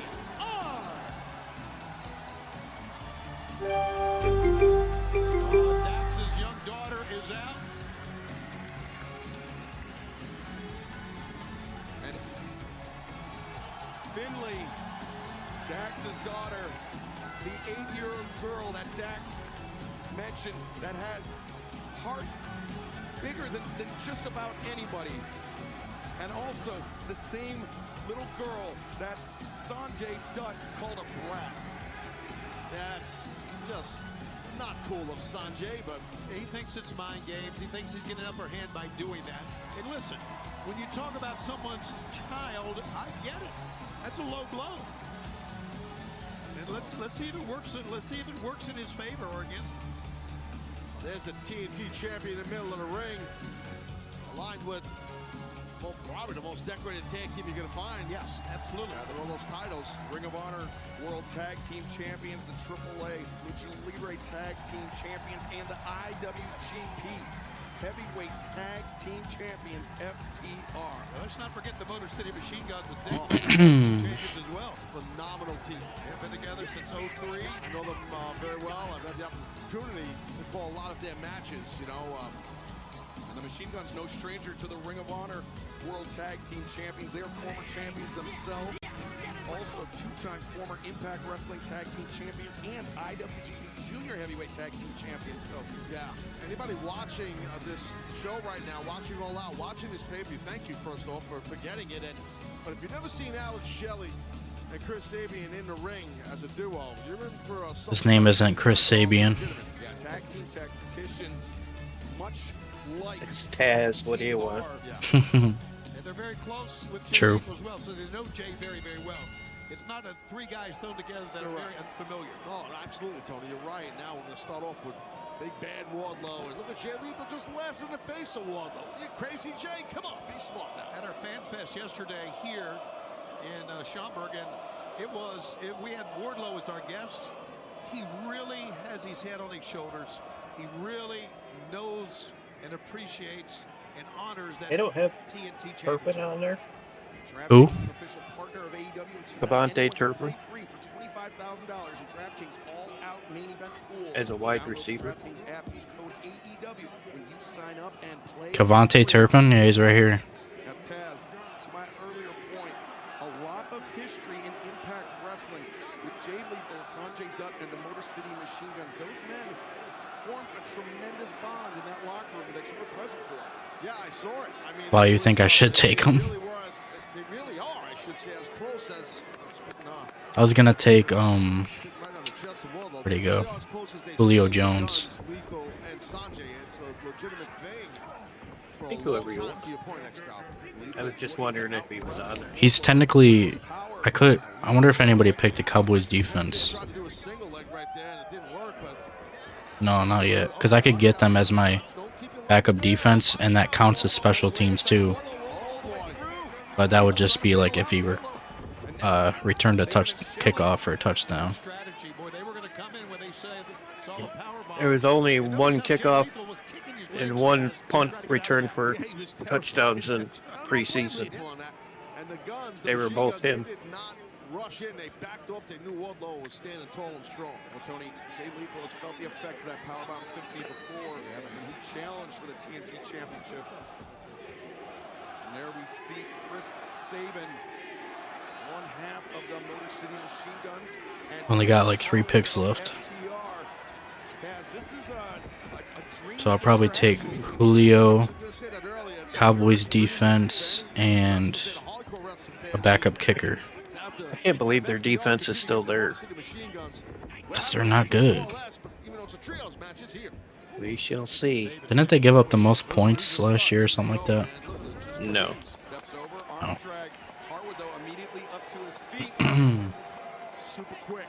Notice AEW always has multiple man matches. A lot of them. Well, you being a Detroitian, it's probably not a real thing. Detroitian? How do you say it? Detroiter. Detroiter, you know that. Yeah. Detroiter. Oh, wait a minute, hold on. Detroitian. All right, anyway. But wow, man.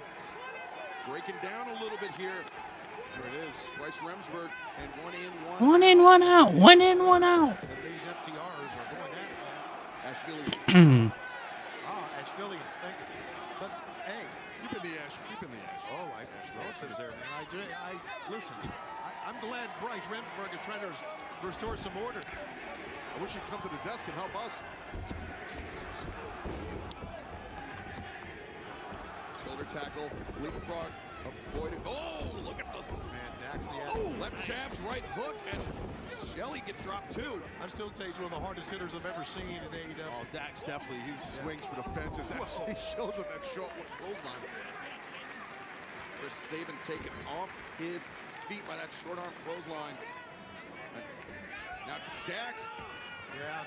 And Sanjay Dutt just fleeing Dax on. And he's wearing light colored trousers. That could be a problem. get the reference. Oh, wait, Chris Sabin. Maybe think a cradle shock, but no. Instead, nice switch. Well, look at the teamwork by the what a cutter by RKO. Teamwork, Excalibur. That was awesome. The tag team precision. The tag team tacticians. The Motor City Machine Guns. FTR, Dax Harwood specifically finding out firsthand. Alex Shelley now legal man. Oh. So straining the yam bag region. Yes, medical term. As driving that forearm into the head. Down to the bridge of the nose. But what a shot by Dax Harwood. And now Harwood brings Shelley up. Lands him down. Dax shutting down Shelley. Smart how he did it. Look how quick he gets in. His partner, Big Cash right here. Wheeler, Dax Harwood. See the simple strategy. I love how both their names sounds like porn star names. Cash Wheeler and Dax Harwood. Certainly did, but you saw Chris Sabin recognizing that his partner, Alex Shelley, was in trouble, and he came into the break, but Cash Wheeler saw him coming in, didn't get caught from behind, and now pouring the pressure on Alex Shelley as Wardlow back into the mix. Yeah, I'm not sure Alex Shelley has ever dealt with someone the size and power of an athlete like the TNT champion. Yep, if he's still there, I'm gonna take Julio next. Just gets you angry, that's all. Oh wait, Sabin coming in, and now, well, welcome to AEW, boys. I think this might be my least favorite draft I've done. Stereo back elbows, and can they get Wardlow up? No, they can't. Just too strong, too powerful. Yeah. Actually, it's not bad. That kind of size and power you can. Wardlow makes the tag out to Dax Harwood. Harwood now steps through. Going for that sharpshooter. Sharpshooter center of the ring. It's Sanjay Dutt. Look at the, Yep, Cowboys defense will be next if I get to them. Sabin, steps up the Enziguri. Oh, thrust kick. Dax in trouble. By Shelley. 1, 2, no. Lethal's timing on that thrust kick or super Predict kick they was will be gone. tremendous, man. That I think so. really great stuff by Jay. Yeah, a lot of defenses are going right now. And they're next on the board. 1 in a billion, as Sanjay Dutt is so fond of saying. Sanjay Dutt is just... You really don't like Sanjay. He's obnoxious. I've never seen somebody so obnoxious in my life. Oh, come on. Like a little yapping chihuahua. That's what it is. I don't want to deal with the name of a chihuahua either. Oh, drop kick to the knee, and machine guns on point. Chris Sabin, far leg hooked. Harwood able to kick out. Taz, that high-speed attack, a hallmark of their offense. They work together so well, Sabin and Shelley. That's the thing with Chris Sabin and Alex Shelley, Motor City Machine Guns. Even though they might not be 6'3", 270 pounds, they move with precision, as you said, and the cohesiveness, the chemistry, the speed, athleticism, and now Jay Lethal going chop for chop here with Big Dax. I feel like we're watching 0 Hour again with Ishii and Kingston. Yeah. I don't know, as great as Lethal is, I don't know if he can win a blow-for-blow, chop-for-chop against Dax. No, well, that's, to your point, that's why he did that quick double and brought him to the corner. Yeah, Lethal recognizing the power. The person coming up is on auto pick, so they might take... Yep, they took the Cowboys defense. Folks at home, if you haven't watched it, Whenever it's an auto pick, I know they're going to take who I want. YouTube account. Fuck. AEW for 0 Hour. But right now, the machine guns with Harwood isolated. I don't know, I might take the Eagles defense. Eagle, Dax is banged up right here. Rams defense is still here. We've got a whole lot of great action. Oh, we're still rolling, dude. Yeah. Still rolling is right. Look what we've seen so far. I'll take the Eagles, fuck it. Friendly fire there by the machine guns. Yeah, you don't see that much and the guns, the machine guns, but it backfired and I need a kicker and I'm good. Here we go. Hit heads, but now the tag made. And Cash Wheeler coming in, right hands, big uppercut. Can't get much bigger on the uppercut than that. Ooh, what a knee lift, too. Did you just yawn? Yep. Back elbow in the corner, chop to the chest. Side headlock. Oh, what a lariat. offense. I love them. Well, Are you bored? No, I'm tired. Great by Cash. I love that. I don't think I've ever seen that. I'm sure I have. I don't remember it though. One thing I love about Cash, his speed in the ring. True, and he's got a lot of thickness and power to boot. Shelley was looking for sliced bread. Cash knew it was coming, but oh God, he's done. Brutal landing. One, two, and Sabin and Lethal recognized it.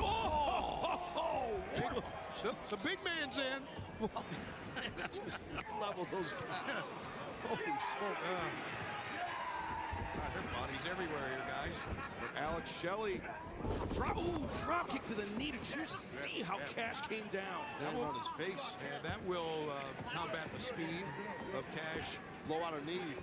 Did you watch it when he got his arm caught on the top turnbuckle and it cut it open? It was a hook. Yeah.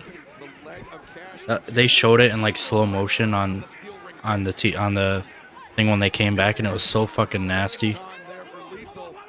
It went right into his arm. Yeah, it like went into his arm and like you could see it tearing his skin. It's fucking nasty.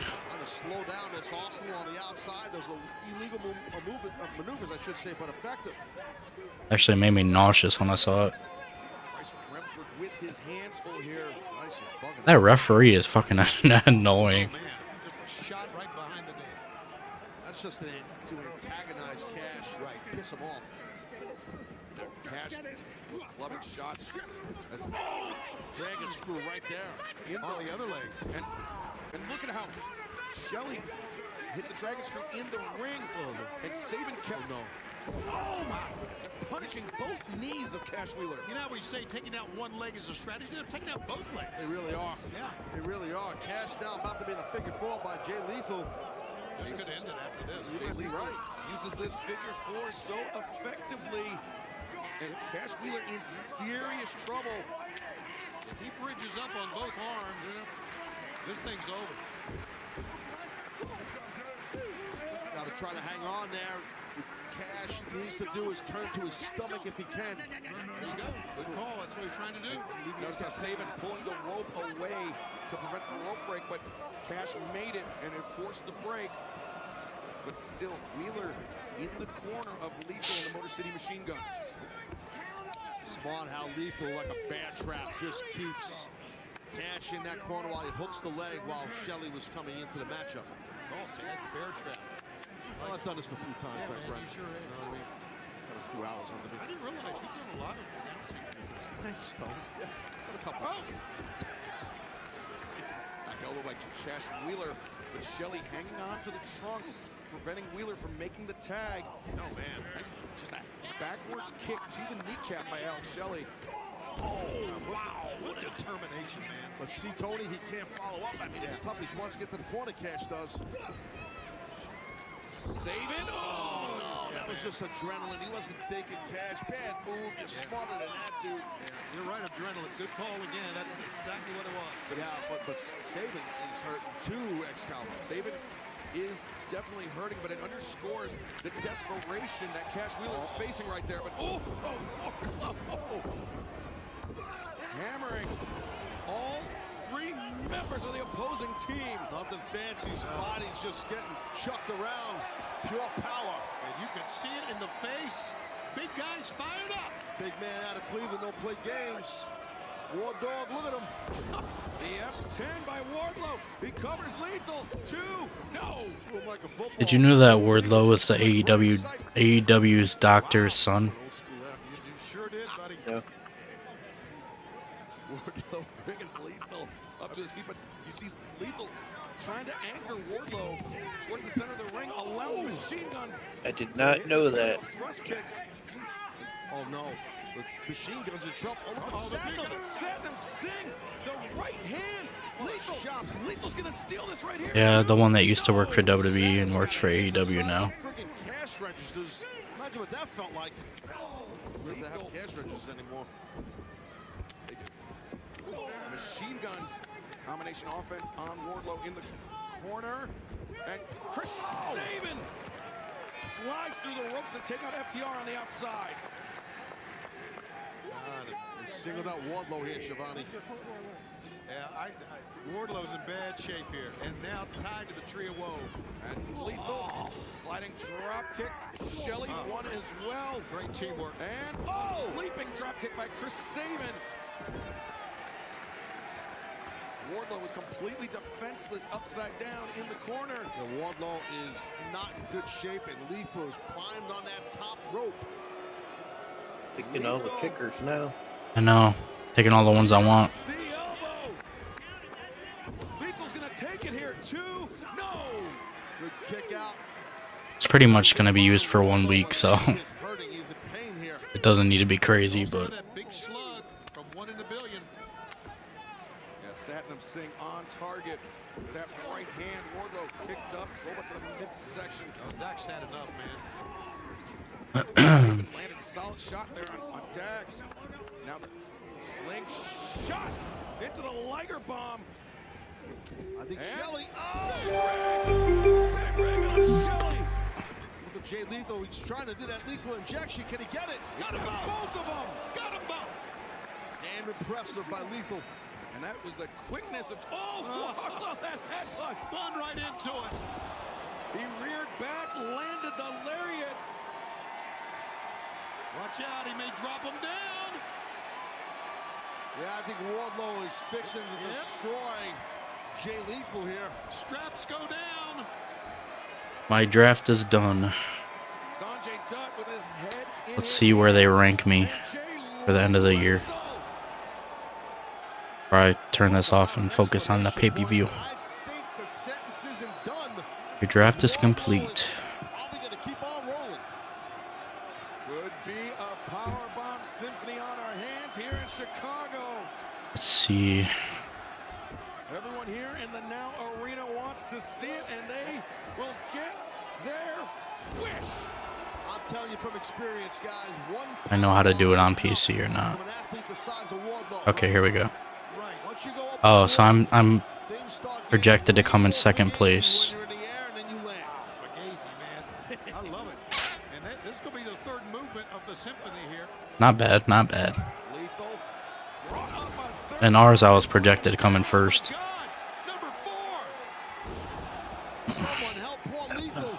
Not a bad draft after all, I guess, but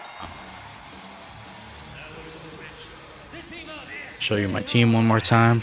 I really think the powerbomb symphony has become the most feared maneuver that we have in AEW right now. Well, it's multiple maneuvers. You know, Probably going to start Eagles defense over the Packers first week. Dang, Antonio Gibson is projected to get more points than Zeke. And Aaron Jones. Wardlow makes it a certainty with the powerbomb symphony.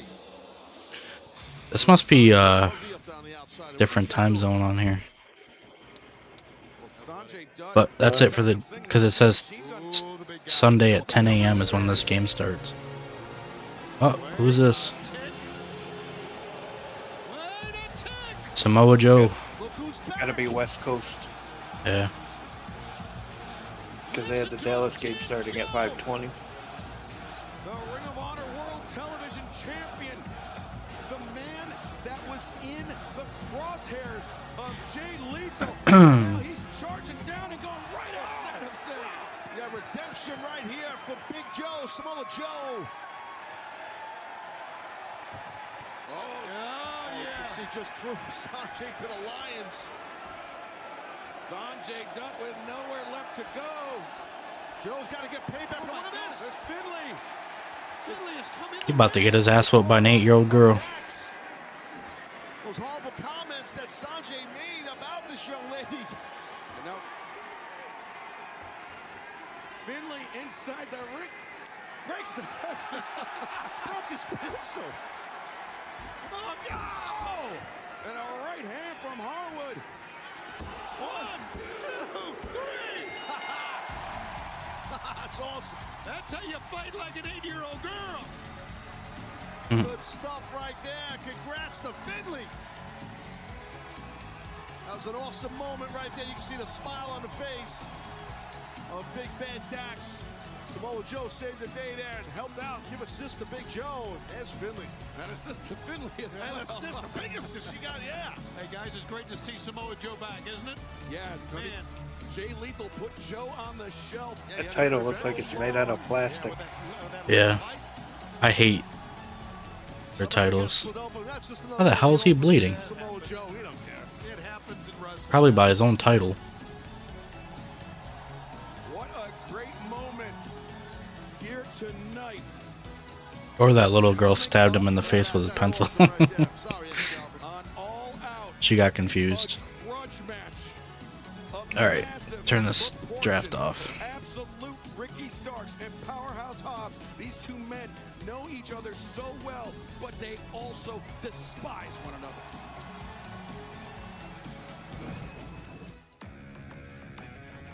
I like to consider myself a person of good judgment. If you get in my circle, I can trust you. What I hate the most out of anything in this life is people hiding who they are from me, turning their back on me. You feel my energy, you ain't no friend of me. You say you love me, but you are an enemy. I know it's envy, I know it's jealousy. I know the truth, but what you pretend to be. So let's get this straight. Ricky Starks was never my friend. If I had a friend, my friend wouldn't be a punk-ass loser. The thing about people wanting to see you do good is that they never want to see you do better than them. 2 opportunities, Ricky, we had to become the World Tag Team Champions, and you seemed to fail at it. And what topped it off is you admitted what I knew all along, that you were a loser. For a guy that doesn't want to be friends with someone because I'm a loser, let's look at the facts, Jack. I have gone out of my way each and every time to make sure that we were always equal. A brotherhood, that is what I take to heart. You don't have to stay up with me if you don't want to. To watch this. I'm gonna watch it regardless. Tired because I just ate. No.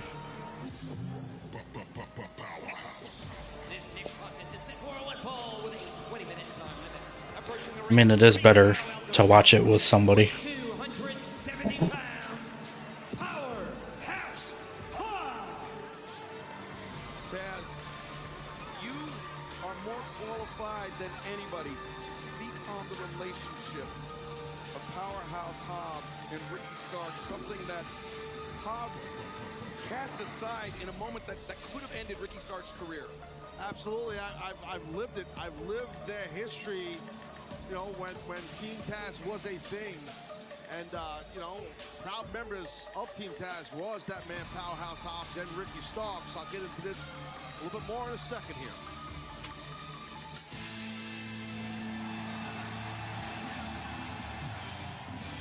The revolution is televised.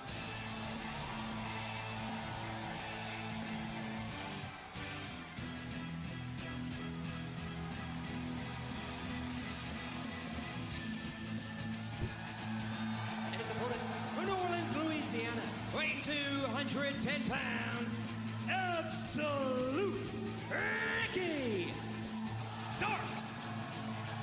Tony, we saw this past Friday at Rampage.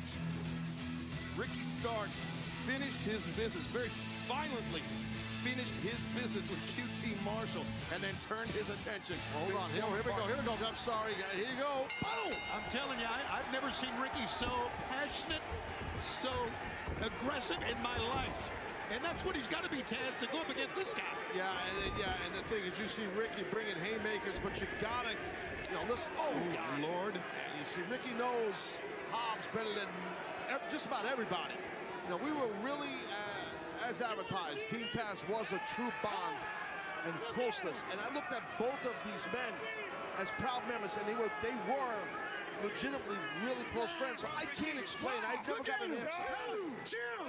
I've never gotten an answer from Hobbs why he did what he did after Ricky not only wrestled 1 match, but 2 matches, lost the FTW title, and then found the opportunity really dirty what Hobbs did behind the back and head of Starks and took him out. I still don't know why he did it. I think Will Hobbs, Powerhouse Hobbs, thought that Ricky Starks was an albatross. He was holding Hobbs back. Yeah, but we've seen Ricky Starks. He has such tremendous heart. He fought back from that neck injury, Tony, to get back into maybe the best shape of his career. The best shape ever, Excalibur. You are correct. But now the neck is what Hobbs is working on. So it still could be a weak part of his It is. Listen, when you have a neck injury, it never really, I'm telling you from experience, it never really heals. Yeah, right. It's always a problem. And Ricky's battled through it, and we've had a lot of discussions about it privately, Ricky and I have. Oh, wow. Oh, my God. And Hobbs will zone right in for the upper neck, shoulder griddle of Ricky because he knows it's a weak link of this athlete. Starks went for the spear in the corner, but only found the ring post. I could tell you that this man, Powerhouse Hobbs, he is violence and mean streak and no remorse for anyone. Hence why I recruited him so heavily back in the day to be part of my group. Just taking a look at him, his traps just amaze me. They're just... Yeah, well, for those that don't know, that's the muscles that connect from your neck to your shoulders. Yeah, you can see they look like two softballs on the side of his neck. Either side, they're so big. Hobbs hoisted up absolute Ricky Starks. Fantastic crowd on hand here at the Now Arena Live in Chicago. Completely sold out. Thank you for joining us here on pay-per-view. But hammering Starks. It's been a great week in Chicago for all of us, and it's going to culminate with what did you have for dinner? Title matches. They Pizza. What we got coming up. You're seeing right here. You made it. Power here of Yep. Hobbs with ease. Ricky Starks, not a small guy. Not even with his hands up, but that allowed Ricky Starks to break free with a high boot from Hobbs. Caught Starks on the side of the head. Let cover. You know, and the other thing, too, that people need to realize with someone like Hobbs is his quickness for his size. This guy is built like an NFL defensive lineman and has the quickness of one. I'm telling you as a fact, he's that fast.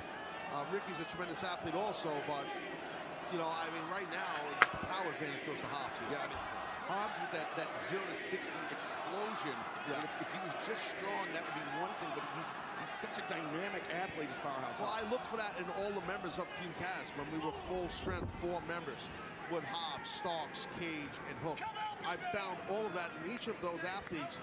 I always wanted that first step explosion, that quickness, and all 4 still possess that to this day in their own careers.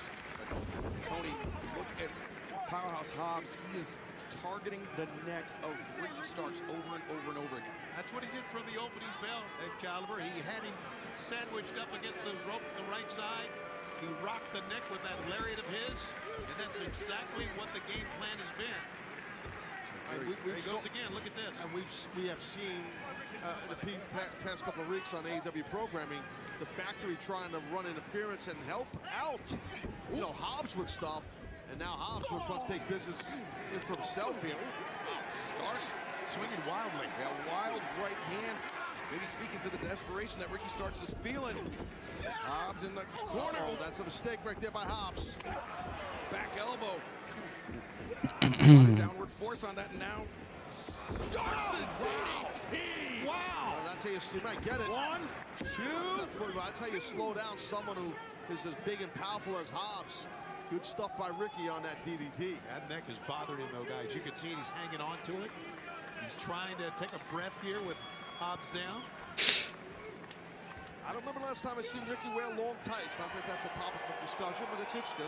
Looks good on him. Yeah, changing up his look here at All Out. Looks like a big-time star, guys. He really does. Yes, every member of Team Taz was a big, and they still are stars. Counter. Starks. Again, ducks the lariat. Oh, man. That's it. Spine. He's got Buster. it. He's got 2, 3. Wow. Damn, really?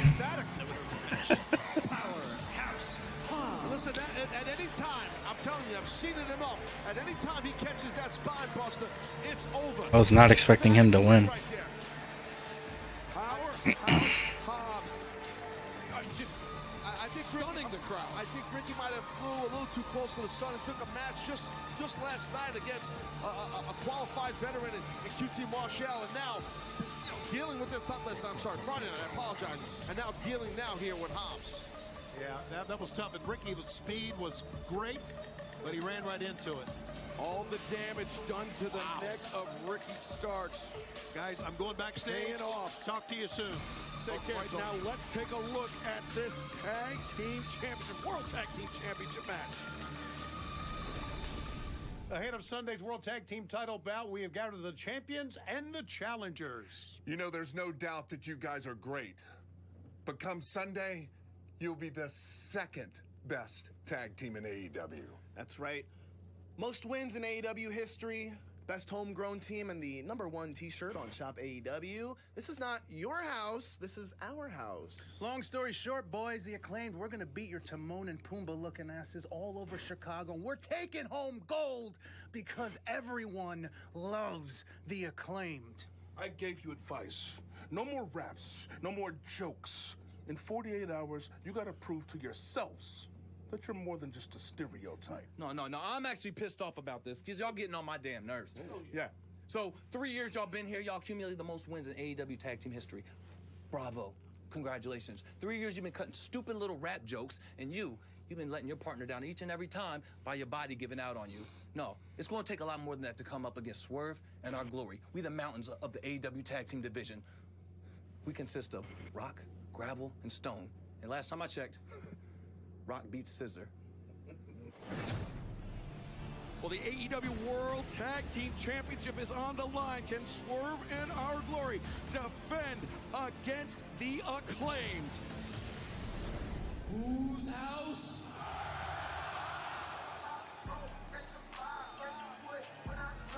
Tony Schiavone is headed to the back, and we are joined at the desk by none other than the Hall of Fame voice of pro wrestling, Jim Ross. Guys, did a great job. Oh God, there he is. We'll get to the meat of things here. Yes, sir. The championship on the line. Glad to be here with you guys as always.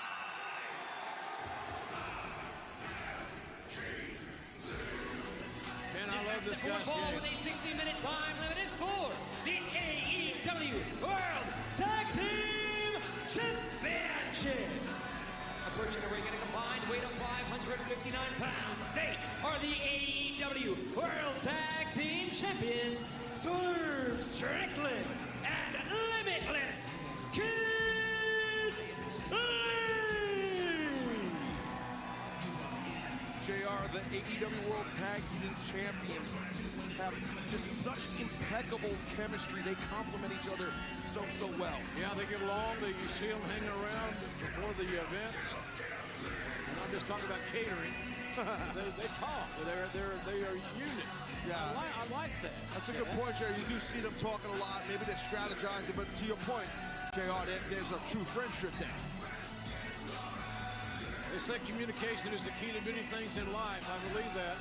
These guys communicate well. Now, will that hold over or carry over to a victory? Acclaim's been hot. This match might be interesting. Yeah. They're selling shirts. They're doing all kinds of things. And the challengers being accompanied by... I haven't really watched either of these teams. I don't watch AEW, but I know who they are. I know the Acclaimed are like really over. So I could see them winning.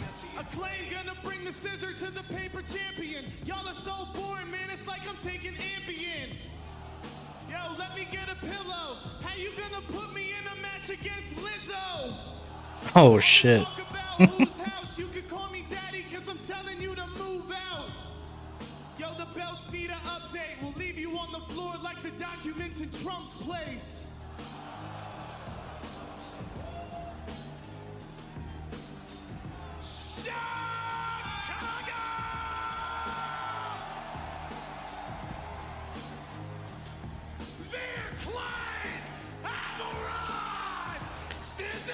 Do you remember David Otunga? Yep. He looks just like him. JR, I know you went to shopaew.com and bought 2 Scissor Me Daddy ass shirts. I actually bought 3. I wear them those Suna games. Yeah, that's it. Scissor me daddy ass. Oh my god. That's funny.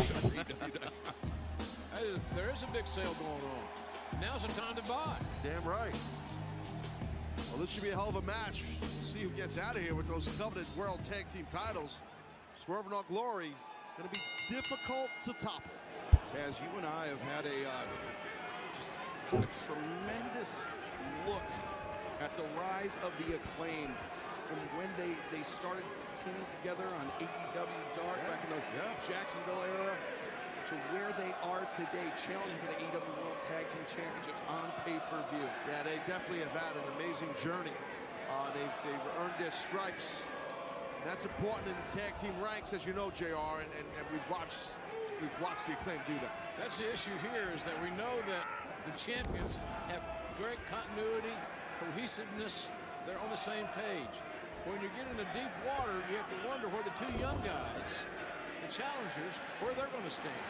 All right, there's couple of really good mat returns right there by Anthony Bowens. Well, that's a pretty good chant they have going on in Chicago. This is a new one. Listen to this. Hey, Chicago, I tip my cap. And I'm a New Yorker. It used to be us. There is nothing quite like being a part of the live AEW experience. It is an experience, I can tell you. Oh, wait, look, Tommy here going for that Junji Katami. From somebody that's been around pro wrestling for damn near 50 years, I've never seen a fan base as enthusiastic and as passionate as the fan base that supports AEW. Nowhere has come close. I agree. I've had the opportunity to work for a place I won't name that we had a very strong interactive fan base too. Just a lot smaller than our fan base here. But I get what you're saying, JR, and agree. Look at this here. Watch out. Wonder what he was talking about. Maybe Impact. Who? Taz. Talking about ECW. Oh yeah, probably. A low single. That's a nice low single. That's Calvin. Good job by Swerve Strickland. Swerve. Oh, look at that nice power. Right to T. Harris. Oh, let's walk right into that one. Nice roll through, pick the angle, and make the tag to keep. It's like lagging for me. There should be a dark cloud hanging above the corner of the challengers in the form of Keith Lee. I'm going to let you know, too, ladies and gentlemen, Max Caster just got in the ring is not that a small boy. guy. He's a big dude. But next to someone like Keith Lee, good luck. He is massive. Rich Caster's father was a great player in the NFL. Rich Caster, big tight end. I remember his days with the Jets. With the Jets, yeah. He comes from an athletic family. Sure is. And he's giving up. Damn, he is a big boy. He looks bigger than he did when he left. Not rushing into it. Nice drop step, go behind into a side headlock by Max Caster. Even for an athlete the size of Max Caster, JR, a side headlock on an athlete the size of Keith Lee is something else. Yeah, it's daunting, to say the least. I understand the motive, but you got to approach Keith Lee unlike you approach anybody else on the AEW roster, in my opinion. Big, quick, strong, obviously. Oh, Caster showing off his agility there, landing on his feet. Mocking, making fun. Don't piss off Keith Lee, though. Be careful. Might be the last guy on my list I'd want to PO. Lee tried for the tackle. Three-quarters roll, comes over, avoids it. Shows you how athletic. Yeah, look at this. Wow. With the big man. And Caster puts I can do that. Having second thoughts. With ease, Keith Lee just pulled that off. A three-quarter roll, otherwise known as a Ukemi roll, and then just how smooth his feet are, quick his feet are, JR, for a guy that big. And Taz, he's got confidence. Yeah. Because he knows he can pull it off. He's agile. That's with all those years of football training. And he was a lineman, obviously, Sure. So a lot of lineman drills work real well in this game of pro wrestling. Well, you're right. The analogy fits because lineman drills, offensively or defensively, work footwork, and that's a huge part of being a successful pro wrestler. Caster gets the boot up into the face of Keith Lee. Now comes through like a takes down Keith. Good job by Caster. That shows you the strength that Caster's got. Not everybody can do that. No, well, it's those thick quads and glutes that Caster has. He's got some wheels on him for sure, does Max. And look around the crowd here. Sold out tonight. Golly, it's beautiful. Packed to the rafters, Jim. I was saying that earlier. Look up, man. It's just packed here. Suites are sold. The upper deck's sold. Everything. Beautiful. Thank you, folks. Caster looking for a sunset flip, but instead just brought up, and the double hand chop avoided by Caster. Drop kick on target. And Bowens takes down Strickland. Yeah, the big man's got to regroup here and get back in his game, back in his wheelhouse, and that's slowing it down and wrestling, power wrestling, using that strength and that size. Well, there it is. The sellout crowd is our third straight sellout here. I should say in general pay-per-views. Excalibur, and this place is rocking. They love to scissor me daddy ass. You saw it. It certainly is rocking, and now the champions on the floor, taking a moment to regroup. It looks like the champs are having a stern conversation with each other, Excalibur. This is not the offensive start that they wanted.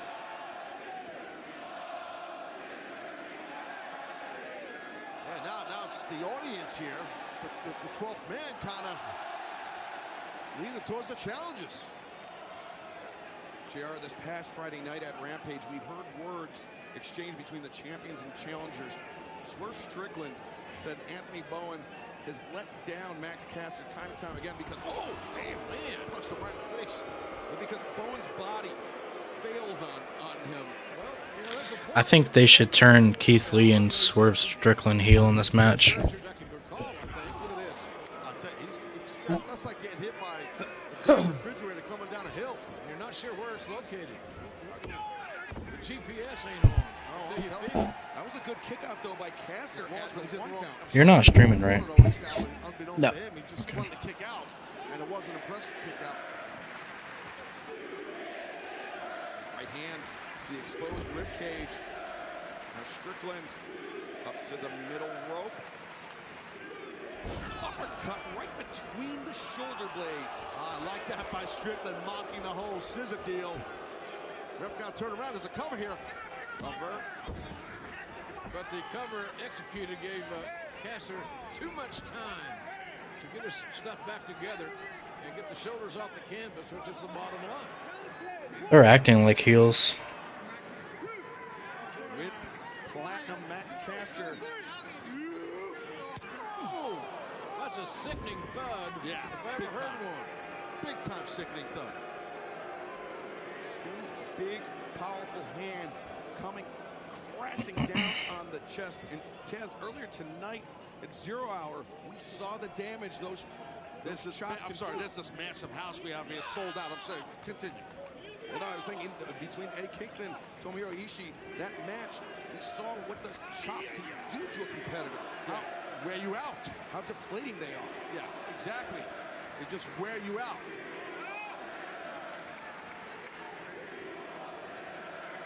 This "We Want Scissors" chant is reminiscent of years ago when the fans used to yell, "We want tables." It's hot. It's over. Caster getting his footing on the rope. Oh, man. Kick through the diving cutter. Boy, that was a dynamite move. If these challengers now can... It looked like he kicked him and then hit the cutter on him. The end result, I'm sorry, the end result may be new tag champs. Yeah, that's exactly right. There's a tag to Bowens. There's Strickland. Oh! Bowens in, takes Strickland off his feet. Strickland through the boot, the rip cord. It's a neck breaker. Great stuff by Anthony Bowens. Yeah, get after it, Anthony. You got a chance here. The door's cracking open. Strickland elevates up and over. Bowens, well, swing and a miss. Crisscross, misdirect. Elbow strike. Saw Strickland's head rock back. And now Anthony Bowens. Wow. And look at that. So look at Bowens here. Two. Like you said earlier, Excalibur, we saw the Acclaim, basically the evolution of them in Daly's place, on Dark, and where they are now. I mean, it's amazing to see that they could be crowned tag team champions right here, right now. Yeah, challenging the AEW World Championship on pay-per-view. An incredible ride. Oh, watch out. And the knee got buckled. Yeah, it sure did. Hey, stripped off there. And once we hit something also here, I mean, Swerve was very slick right there, what he did. And talk about free agent signings. What great signings with Strickland and Keith Lee. You know, as Bowens, big-time free agent. Lanston. Bowens lands the knee lift. Isn't UPS closed tomorrow? Yeah. Yeah, he's got a knee issue going on there, does Anthony. Nice, Billy Gunn realizes that. And he's trying to see if he's okay. And maybe some prophetic words from Swerve Strickland this past Friday, JR, about Bowens letting down Max Caster. Well, there may be something to that in the eyes of some. But bottom line here, they have meshed well. They've been cohesive. And here they find themselves in a championship match. That speaks a lot of volume. Absolutely. Oh, God, what a tough landing for Bowens, grabbing the front of that kneecap, that patella region. For a guy that has been somewhat, could be termed injury-prone, this does not look good for Anthony Bowens. And he's an athletic son of a gun. He sure is. Max Caster, Billy Gunn, obviously very concerned about Bowens. And Bowens, oh! Hey, that's smart. Like it or not, I like what Strickland did there. He's got an opening. Go for it. I think he had to do it, Taz. Yeah. Any veteran, and this kid's not a veteran, he's beyond his years. Yeah, that's a mock right there, going old school on Billy. Shooting Daddy ass Jones. Turning up the aggression, kicking. Yeah, they're definitely turning heel in this match. Like it or not, this is a World Tag Team Championship title match. You're here to win.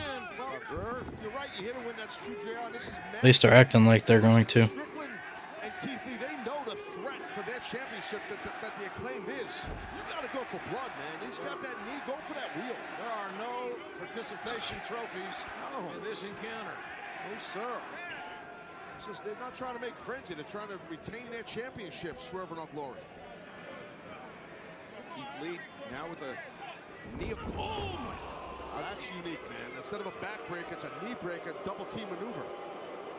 And when you're strong as this big monster, you do just pretty damn near do anything you want, Taz. I know you're right. He's a dominant competitor. He reminds me athletically at 400 pounds a little bit of Vader. I agree, and that was amazing there. And splash out in the cover. And I'll give you another one, the late great Bam Bam Bigelow. Okay, that's the way he moves with Keith Lee and his intensity and his physicality reminds me of my former opponent in Bigelow. JR, the aggression that we're seeing out of the champions, I mean, just underscored what a threat they see the Acclaim posing to their title reign. I think you're right about that, no doubt, and they should be concerned because the Acclaim come in here hot, they have momentum, and now the pace has got to exactly where the champions want it. Anthony Bowens might have lost both areolas. Wait, Keith Lee, the Beal. That's a big Beal. We've seen, look at the look in Keith Lee's eyes. He's looking at Billy Gunn like he wants to tear his head off. Bowens sent from one corner to the other, but he's not out of this one yet. He's trying to get that knee going. Maybe his adrenaline is just kicked in here, Bowens. Bowens to be well served to make a tag, so the pace can continually be ticked up. No argument. That's the enemy of Keith Lee. No argument on that. It is an opportunity maybe here. Comes over, flipping neckbreaker, but again, you saw Bowens' footing, Taz, on that middle rope. He very nearly slipped off a second time. Yeah, he almost did, but he's got to tag into JR's point. He's got to tag in Caster here. He's close, Anthony's close. Got him. Tag made, Max Caster in the ring. Back body drops and swerve for a ride. Nice elevation. Caster wanted to take the big man over the top. Didn't work out that first time. Caster over the top, just threw his body at Swerve. Caster showing a lot of athleticism. We know he's got it. Diving cross body. On the impact there. 1, 2. Wow.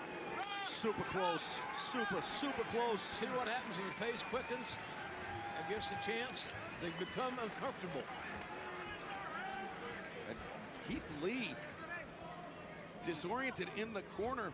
Max Caster looking to apply.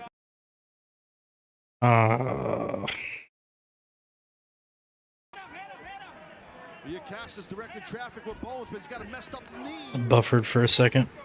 There's a lot of force on that elbow.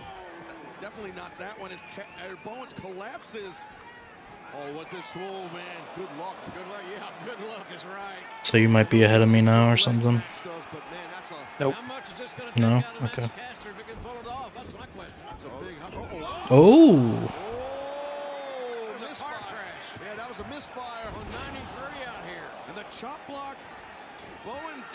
Interesting. Strike with the good knee. 1, 2. Man, that would have felled a lesser man, no doubt about it.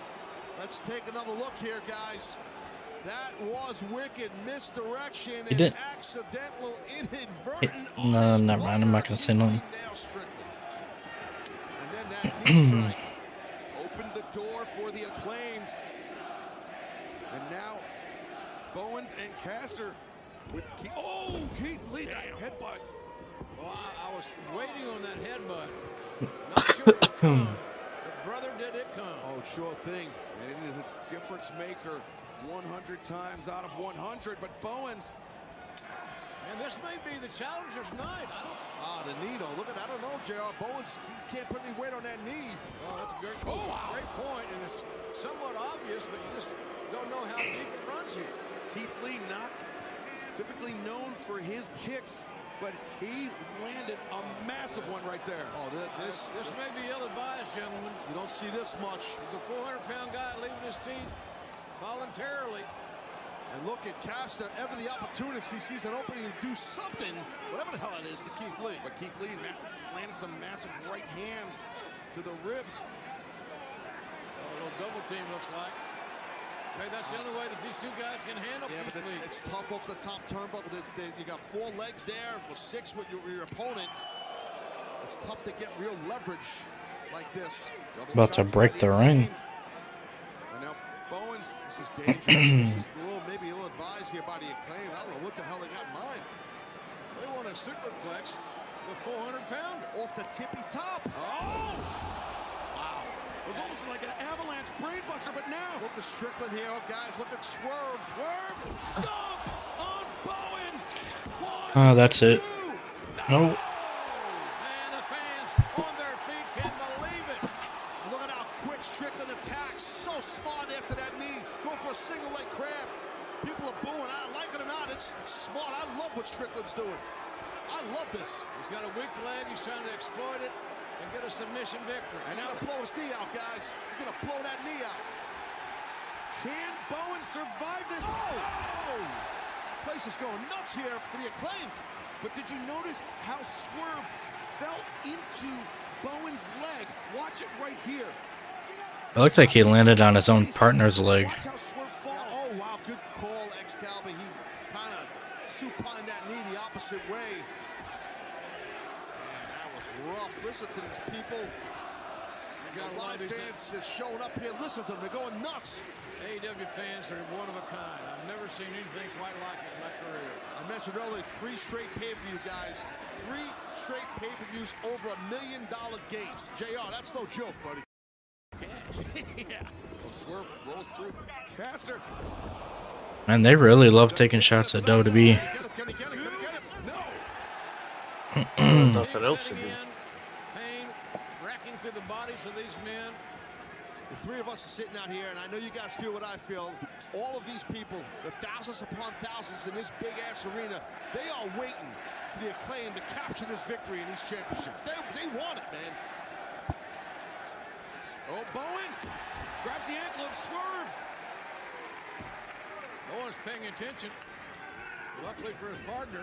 Which way is this thing going to go? Swerve in a bad way. Watch Max Caster. He might be going for that mic drop, Excalibur. We've seen him do mic drops off the top or second. Never seen it quite like that. Ow. The mic drop, but I think Caster may have collided with the knee of Bowens on the way down. Bowens' knee with that old knee injury he had. You know, there's no way. He's trying to help his own partner. Let's take a look here at this mic drop. Yeah, I think the right arm of Caster clipped the knee of Bowens, but Keith Lee. Those big hands look like frying pans. Billy Gunn has seen enough of Keith Lee.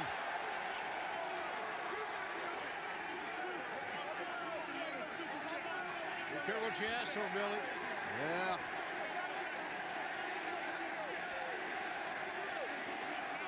Keith needs to realize, got to watch himself.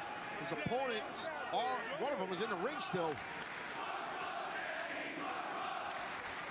Max Caster ducks the right hand. Thrust kick. Keith Lee, his head got rocked backwards. He goes. Jesus. Look at this streak. I actually really want the Acclaim to win, but I don't think they're going to. Can you believe that? There's the opportunity. Can Bowens with that screwed up knee, can he get rocking and rolling? And Bowens is gutty. The arrival. The heck was that? On the roll now, guys. The momentum is changed. Mic drop from Caster. We have 2, 3. Oh, come on. Fat Boy almost didn't make it. Last possible moment. I got hung up in the moment, man. Let's take a look at this. I thought it was 3 at first, but watch Keith Lee from the far side. Oh, that was 3, bro. Come on. He didn't make it. Damn, that was awesome. A close one. How does slapping his foot break up a pin? But Stephon Smith, the referee, he was right on the call. Good call, yeah. That was 3. Officiating in this match. No. You just got a hell of a competitive matchup. That's why the crowd say bullshit. That's why we utilized instant replay. Did the right thing, JR, to your point. Well, the issue is that people want to see the champions lose. Right. Isn't that somewhat obvious? Driver on the apron. I went from not caring about this match to really want they claim to win. That's a tough landing on that apron. Bowens bringing Swerve back into the... Oh, look at Swerve shopping at the knee of Bowens. Standing switch. You maybe go for a half and half. Nice block with the good leg by Bowens, but he can't put weight on the bad leg. Maybe a dragon screw, maybe not. Maybe a throw or a backbreaker. Backbreaker. Resourceful offense. Now Swerve. Keith Lee's legal. Keith Lee was tagged himself in. And I don't know if Bowens realizes it. Well, he does now. He'll figure it out pretty quick, fellas. He's got a 2-on-1 situation, and Bowens has got a messed up knee. Oh. Look at that. What the hell? The collapse of the knee of Bowens actually helped him out there.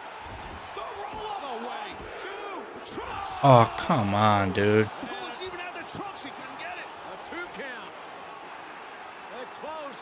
Swerve hung up. Heartbreaking 2 count. Right on the head. Anthony Bowens fighting against both champions on the verge of victory. It's a hell of a championship match, ladies and gentlemen. Live as it can be. Uh-oh. Bowens. Uh-oh. Oh, no. Big, strong man. Oh, look at Strickland. Swerve with the assist. Got him. Oh, that's it. Wow. Billy tried to make a save, couldn't get there. Hell of a match, gentlemen. I gotta tell you. Amazing. But we know what direction the fans are heading now. AEW World But they love the acclaim. I mean, there's a reason why the World Tag Team Champions are 2 of the biggest free agents we had here that came into AEW, and look at what they've done. There's a reason, no matter if the people like it or not, they are the champs. They earned that win. Swerve in our glory, they said that they are Shaq and Kobe, and they proved it here tonight. I mean, they may not always get along, but you know what? They know how to win together. And most teams, as you know, JR, most teams don't get along. Like in real, legitimate sport, right? Oh, here comes the heel turn. It doesn't matter. You want to win together. And these 2 cats know how to win together. I like their future, no doubt about that. Size and strength, speed, quickness, they got it all. Hell of a battle. Man, God, you got to tip your cap to the Acclaimed. That was freaking good stuff. Acclaimed should hold their heads high. They hung with the AEW World Tag Team Champions right up until the bitter end.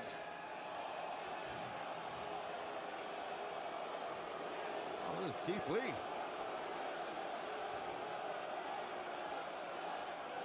Gonna scissor Daddy S? Say it ain't so.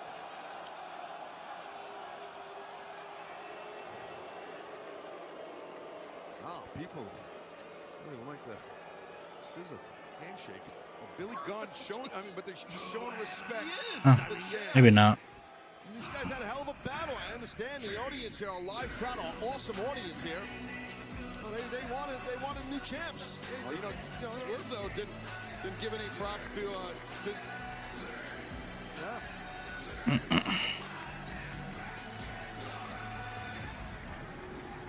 What a match we just witnessed, and it keeps getting bigger from here, JR. Oh, no doubt about that. God, I hate how he fucking commentates in a mask. This night, here, ladies and gentlemen, it's all out. And it's a little pumble around here. You see Moss getting ready. Yeah, Mox preparing for AEW World Championship title match in our main event. But right now, the AEW Interim Women's World Championship will be decided. Will it be Toni Storm, Dr. Britt Baker, DMD, Jamie Hayter, or Hikaru Shida? I prove today I have to step down as the Women's World Champion. All Elite Wrestling needs a Women's World Champion. Did you see the real reason she had to drop the title?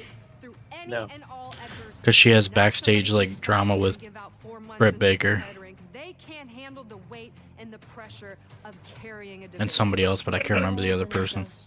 A championship match. This is an opportunity to redeem myself. Winning this belt means everything to me because it's the proverbial middle finger to every single person who doesn't believe. I think it's her, the one talking right now. Going into this championship match as Jamie Japanese Yeah. Joshi Wrestling I've seen something like they have real heat or something. disappointed.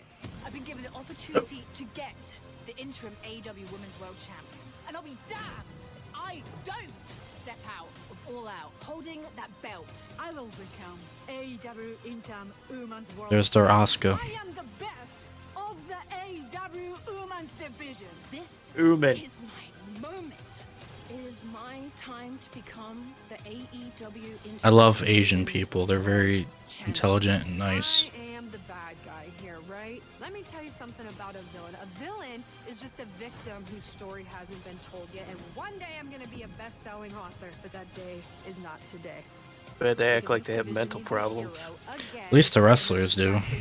Some of them do.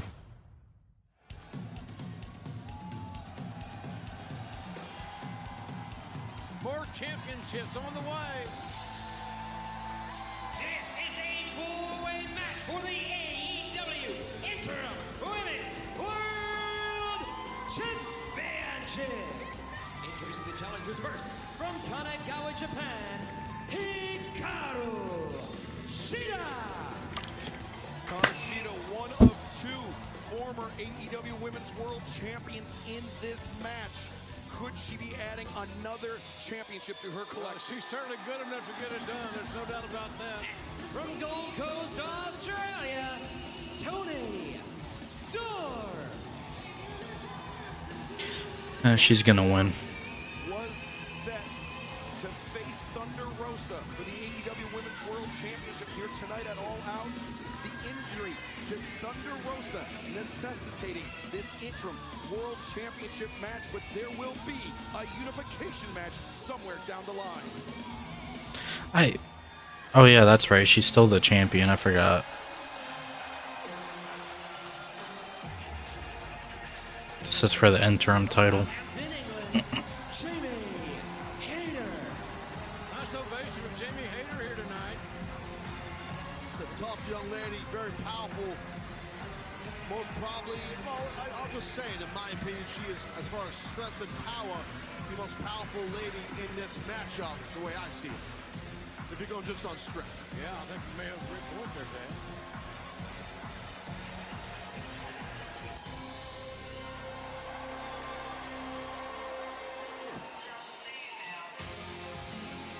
To be accompanied by Rebel from Pittsburgh, Pennsylvania, Dr. Britt Baker, DMD. Now if you're going Jesus Christ. with someone who's crafty, who's cerebral, who's cunning, I think that's the good doctor right here. Very smart, dangerous competitor. Sometimes life just isn't fair. What happens if at some point, and it most likely will, it comes to Britt Baker and Jamie Hayter in the ring? I mean, what is going to happen? Now, it's every lady for themselves. And don't trust anybody. No, you can't. This is an opportunity at the interim AEW Women's World Championship. You know, all four of these athletes, they know how important that is and how rare championship opportunities are. You win this match, you're crowned the AEW interim World Champion, Women's World Champion, I should say. So it's every lady for themselves. No matter Hayter and Britt, if they're tight, it don't matter. And DraftKings is an official partner of AEW, and tonight anyone can play free for $25,000 in DraftKings All-Out Main Event Pool. Download the DraftKings app, use code AEW when you sign up and play free tonight. A great partner of AEW's DraftKings. I love DraftKings. I'm always on it. And wow, look at Storm. That kick right to the chest. This past Wednesday night, Hikaru Shida and Toni Storm were tag team partners, but as you mentioned, everyone's for themselves here. Well, the irony of that match is that Dr. Baker took a loss there. She certainly did. Night. So that's significant as far as momentum is concerned for tonight. I was going to say lack of momentum to what you just said, JR. Drop kick on target there from Toni Storm. Yeah, Jamie Hayter. Well, that's the thing. I think you want to focus on maybe a body part of someone like Hayter, but it's hard when there's 4 athletes involved. It's hard to really have a game plan on a body part. Shida, blindside shot on Britt Baker. Shida came all serious tonight, didn't she? Oh, man. Wow. And she was a live round, buddy. Shida, jumping knee in the corner. I just noticed, you could probably see the pay-per-view in the reflection of my glasses. Go Britt, grabbing the hand of Shida, and now Are you there? Jamie Hayter. Yep. Well, Okay. Here again, the strength I referenced on Hayter, but good counter. And I wonder if I should take him off. Up there, Toni Storm. Whoa. Cover. Shoot. Britt Baker with a crucifix. Good. Toni breaks free. Now roll up. Jamie Hayter, one of her own. And Hikaru Shida now trying. Jamie Hayter rolls through, grabs the boot, steps over. Oof. And once she Hayter lost the bounce a little bit as she went for that single crab, which makes the hold even tighter, to be honest. Look at this. Britt Baker trying to get the lockjaw on Hikaru Shida. Which is broken up by Toni Storm. But Jamie Hayter still hanging on. That single leg crab. Toni Storm. Never seen this. They're looking for the Manjigatami. Yeah, while someone's in a single leg crab, poor Shida's got all that weight on her body and her knee joint. And Britt Baker, though. Great shot. Great camera action. Awesome camera. Right in the face. You saw it all the way come in your frame and right to the young lady's face. Yeah, that kick was, to your point, right in the mush. Now the 2 former AEW Women's World Champions squaring off. Britt Baker looking for the lockjaw again. Shida knew it was coming. Shida now into the ropes. Sling blade by Britt Baker. Oh, look at Baker here. Was it neck breaker? No. Toni Storm. Sling blade for Toni Storm. We've said it to every woman for themselves. Plus, we can remember not that long ago that Baker and Toni Storm were tag team partners. And good ones. Now, Hikaru Shida, though, in there with Britt Baker. Britt Baker, the woman that ended the 372-day reign of Hikaru Shida as AEW Women's World Champion. Oh! Jamie Hayter just uncorked a huge right elbow on Hikaru Shida. Hayter very strong, as it's been pointed out here on numerous occasions. She's powerful. Yeah, she does, and Jamie knows how to use her strength and power. She's got great quad strength. Look at that, just double sledge right there on both athletes, on Shida and Storm. Jamie Hayter. Wow, nice back arch. Double, 2 for the price of 1. Damn. That takes a lot of power. It's hard to do, really hard to do. Hayter. Double lariat there, taking down both Shida and Storm. Whomever gains the first pinfall or submission is the new interim women's champion. It's that simple. That's where we are here. Toni Storm against the ropes. As Jamie Hayter fires in a knife-edge chop. Hammer throw. Storm. Ooh! Jamie overcommitted. And now Toni Storm, tope suicida. And that's a huge risk. Big chance. But Britt Baker right on time with the sling blade. Key word there. Excalibur on time, but it's all about on time. Look at that drop kick by Shida. Hikaru Shida painted up for war. And now sends Britt into the barricade. You gotta get him back in the ring, though, to beat him, obviously. Yeah, but you can see holding that shoulder is Hayter. That's a problem. Start eliminating people that is not healthy, not 100%. Remember, in a 4-way match like this, there are no disqualifications. We must crown an AEW Interim Women's World Champion. Toni Storm, Shida now got an opportunity to get one-on-one action. This. Oh, wait. Tilt-a-whirl. The counter there as Hikaru Shida The arm drag. Toni Storm, though, quickly back up to her feet, Taz. Yeah, and she snatches that side headlock quick, but good counter by Storm. I like the way she did that. Toni Storm, Hikaru Shida so evenly matched. Oh, Shida stumbled a little bit there. A little bit of a botch. She's standing tall. Shida into the rope, shoulder tackle. Get up this late in the match. She tried to upstage, a Storm upstage with that kip up, nailing it. She just thought she had everything in control. Excuse me, Excalibur. She thought she had everything under control, and that's not the case right now. Some frustration. A Rebel here. What the hell? Rebel. Rebel trying to act as a peacemaker. Oh! That was funny. Double headbutt. Oof. Oh, but Hayter and Britt Baker from behind. Rebel, even though she got knocked out with a double headbutt, she created an opening for Britt Baker and Jamie Hayter. And Hayter, right, to capitalize, and they seize the opening, and now you see Storm in grave danger again. This is every lady for themselves, but looks like we have Hayter and Dr. Britt Baker working together as a unit for a moment here. Yeah, I mean, I was questioning what would happen between Britt Baker and Jamie Hayter, but they're working together quite well. You think we're gonna see blood tonight? Being on the outside so much when you know you can't win out A there. little bit of power here, JR, as I mentioned earlier, Jamie Hayter. Up that hill. Yeah, the hill.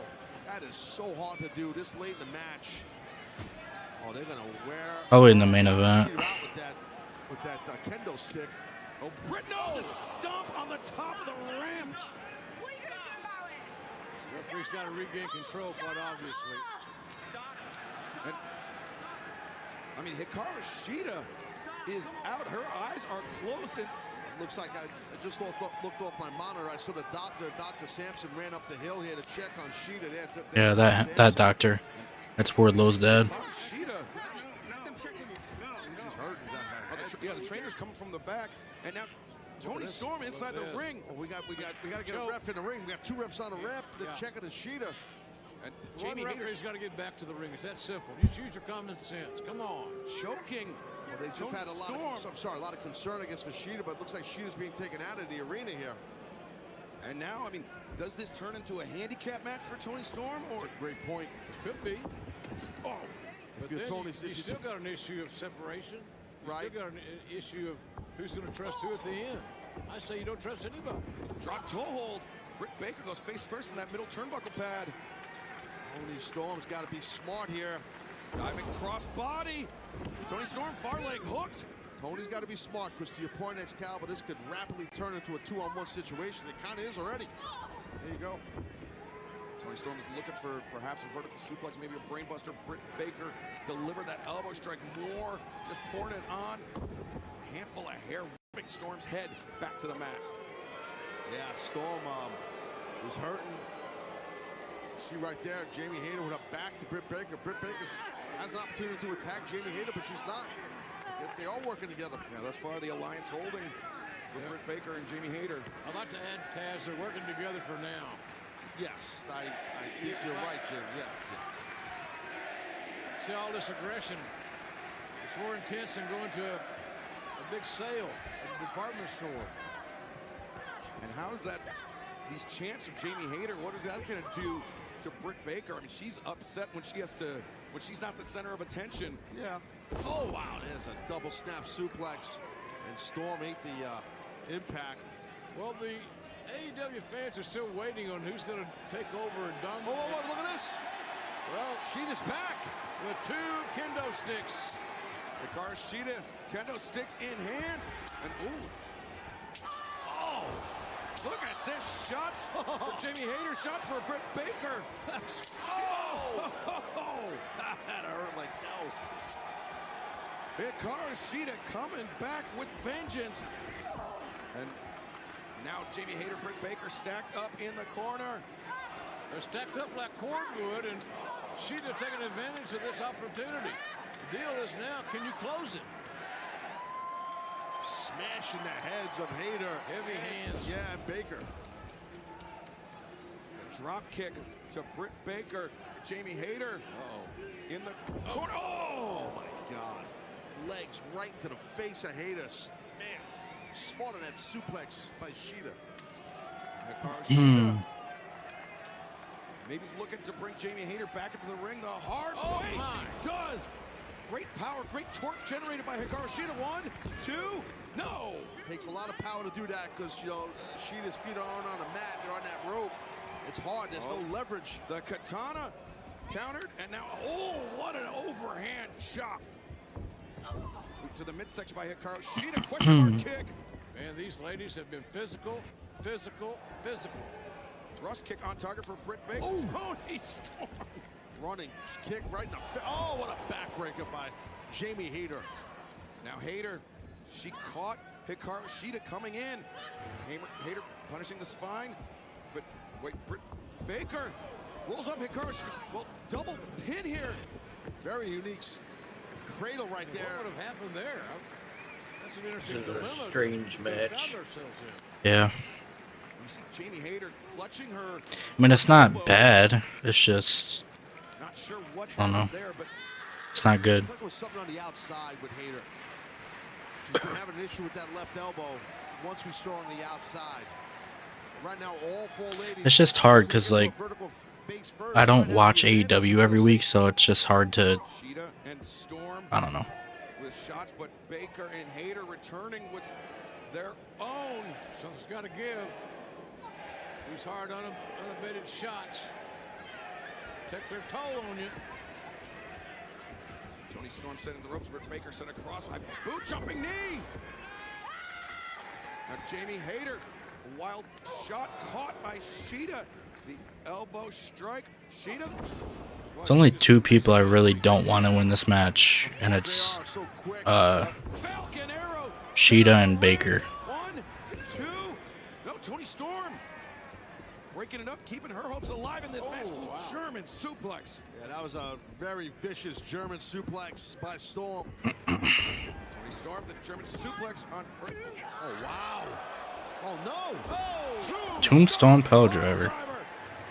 1, 2, no. The Ouch. Meteora off the ropes. 1, 2. Britt Baker. Well, it's got to be frustrating in there. These ladies are interrupting all these pinning predicaments. Yeah, it's tough for sure. Ripcord rolling elbow, the twisting neck breaker. As you pointed out earlier, Jared's first pinfall or submission is the new Curb stomp. Women's Interim Champion. And the stomp this time in the ring. 1, 2. Ooh. So fans at home, when you see these ladies saving someone from getting beat, they're not helping. They're not trying to help the person who's on the mat. They're trying to help themselves. That's self-preservation. Correct. Yeah. Yeah, I didn't know that, Taz. Thanks for telling me. Britt Baker bringing out the glove. Could be the lockjaw on Hikaru Shida. Shida has felt the pain of that before. Oh, wow, look at that shot from Toni Storm. Upper back really hit that apron hard, and now, it was singled out. Shida here, as Jamie Hayter has. Jamie Hayter with Hikaru Shida in the ring. The ripcord lariat. 1, 2. Oh, look at this. So smart. Dr. DMD to save the day. And she just stole it from her friend, Jamie Hayter. And Jamie Hayter, her friend, is pissed. Hayter lost one of her eyebrows. To the midsection. Or, not eyebrows, eyelashes. The spike pile driver. Oh, there it is. Oh, she kicked out. Dr. Becker can't believe it. She thought she went right through the back door and captured the championship. Yeah, Hayter popped up that right shoulder. That was a really impressive kick out. And Britt Baker, another dagger in the back of her friend Jamie Hayter. What's up, Joker? How you doing? Do the lockjaw to Jamie. That's what she's probably thinking here. Oh, she wouldn't hesitate a moment. Toni Storm grabs Britt Baker, the DDT. And one for Jamie Hayter as well. Toni Storm. Could be it. Now 1, 2, 3. New champion. And there you see her. And AEW Interim Women's World Champion, Toni Storm. Wow, that thing could have went either way. Congrats to you, Toni Storm. Toni Storm making the most of this opportunity and is now the AEW interim women's world champion. A well-deserved victory, JR. Yes, indeed, and it means so much to this young lady. You can tell by the look on her face. She's moved by the opportunity to represent AEW as the women's champion. Good for her. But I'll tell you what, I thought Britt Baker was going to get that lobster on Jamie, but wow, impressive. Well, we still have more all out yet to come, but we are looking ahead towards later this year for Full Gear. The road to this I'll be back in a minute. Gold. And only the strong will survive. There will be darkness, as the wicked beasts will awaken the fight from within. And new heroes will rise, as the hunt for power lies in the gold. This November, the warrior will ask, if not now, when?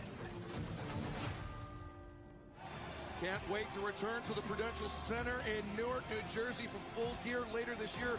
But JR, we have had such a monumentally newsworthy broadcast tonight. I agree, and it's just, look at this. Kind of started out. Well, Stokely, you know, with this masked man that this. Yeah, that's definitely MJF, bro. You know, he gets an opportunity, a future opportunity at the AEW World Title. We thought he was going to take that mask off Excalibur, but it didn't happen. But we also crowned the first ever AEW World Trios Champion. It's still gonna be cool when they reveal it, though. Survived the match. They survived the challenge. Great match by Hangman Page and Dark Order. Yeah, great match. I can tell you that right now. Very physical. Every match tonight has outshined the other as far as physicality and intensity. And these fans here love it. Well, there's been some bad blood brewing. The Jungle Boy Christian Cage match has gotten too personal. He has said things that no human This match is gonna be pretty good. would say to another person. I never wanted to be your father figure. You have a father, but your father's dead. This isn't about winning a match for me. This is about making him pay for what he did. I think this is going to be a battle. I think Jungle Boy and Christian Cage is going to be a war. I think Jungle Boy knows that this is a must-win match. Of all the things, Christian, that I've learned about you, I know that you absolutely hate to lose. Chicago, Illinois. All out is the time. After everything you've said, after everything you've done to me and to my family. You want to end me? You got every opportunity. You are going to remember for the rest of your miserable life. I'll see you in Chicago. I think Luchasaurus is gonna turn on Jungle Boy though and rejoin Christian.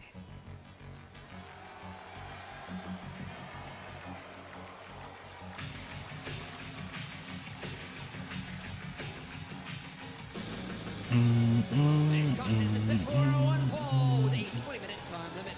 Making his way to the ring from Toronto, Ontario, Canada, weighing 218 pounds, Christian Cage. Kind of like his shirt, I gotta be honest. He's been doing that for years, working people. You can see the brace on the right arm of Christian Cage. That was the result of that assault by Jungle Boy just a few weeks ago. But Jungle Boy, he's going to be out for blood here tonight. He said tonight Christian Cage will be facing Jack Perry. That's right, he said that, and that, to me, elevates the intensity even more. Look at this, guys. I'm sorry, JR. That's Jack's mom and his sister. Yeah, it's Jack's family there. Because with that hair dancer, he does. Oh, damn! Thank you very much, lady. And Christian deserves probably about 1,000 more of those. Yeah, I'm just glad that Christian was, you know, just going back close to the ring, but he just got his face slapped out of his mouth by. Oh, man. Jack's mom, that was on point. Yeah, I guess we see where Jack gets it from. That's right. Short fuse. Yeah. Christian can't wait to AEW debut in Canada. He considers himself Gretzky light there. All right, Jack. Playtime's over. And his opponent from Valley Village, weighing 190 pounds, Jungle Boy, Jack Perry.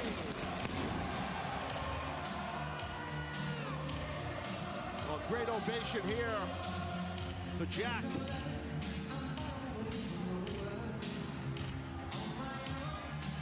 It's gonna be Luchasaurus.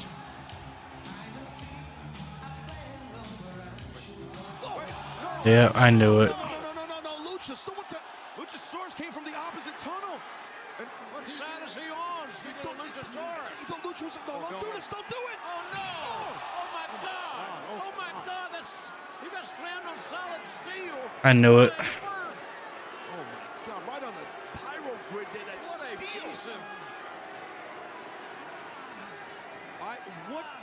How do you even have a match now? Listen to this. Damn, that looked like it fucking hurt too. This is sickening. That steel doesn't care. The spine is there. I don't know, man. This is when you get the doctor, the trainers, or somebody there to make a call. Jack was looking towards the tunnel for Luchasaurus to come through. His family's concerned. What the hell? Oh, come on, you big bully. Luchasaurus. I mean, we thought he had turned his back. Look at his back. Look at Jack's back. Look at the grate from that. Look at that. Dang, you can see the marks from the grate on his back. Grate on his spine. We thought Luchasaurus had. This was all in service. Look at that boy getting started himself. Look at his back, man. I apologize. Look, I'm just not to point it out, but go for it, man. But now, grill marks, dude. Luchasaurus is thrown in his lot with Christian Cage. There's no question about it. What he landed, what Jack landed on is a pyro grid. That thing is burning hot all night because the pyro blows there. Oh, God! Come on!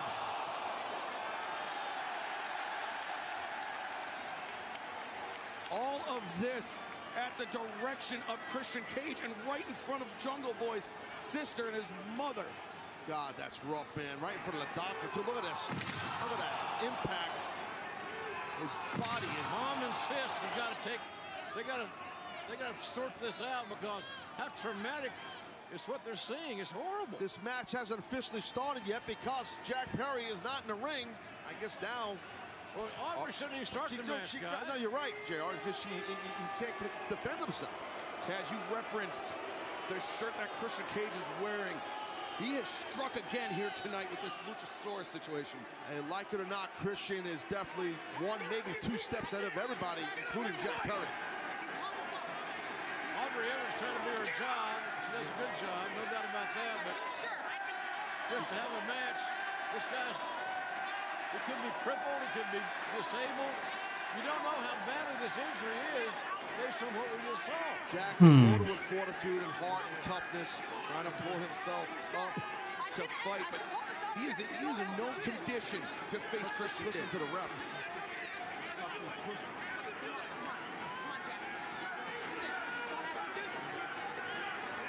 Kidding me? Well, got to ring the bell. She did her job, did Aubrey. Oh, Jungle Boy, ring the bell. Christian lands the spear.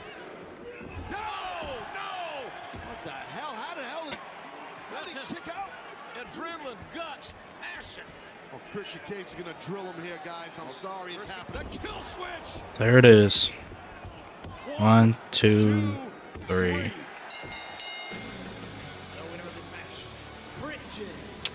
I mean, I called it, but I didn't think it was going to happen at the beginning of the match. Or before the match, I should say. It's appalling. It's embarrassing. It's appalling.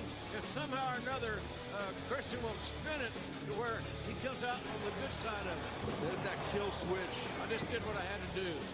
This is how I earn my living. I sent a message. Stop the insanity. And now Christian Cage and Luchasaurus. This is... I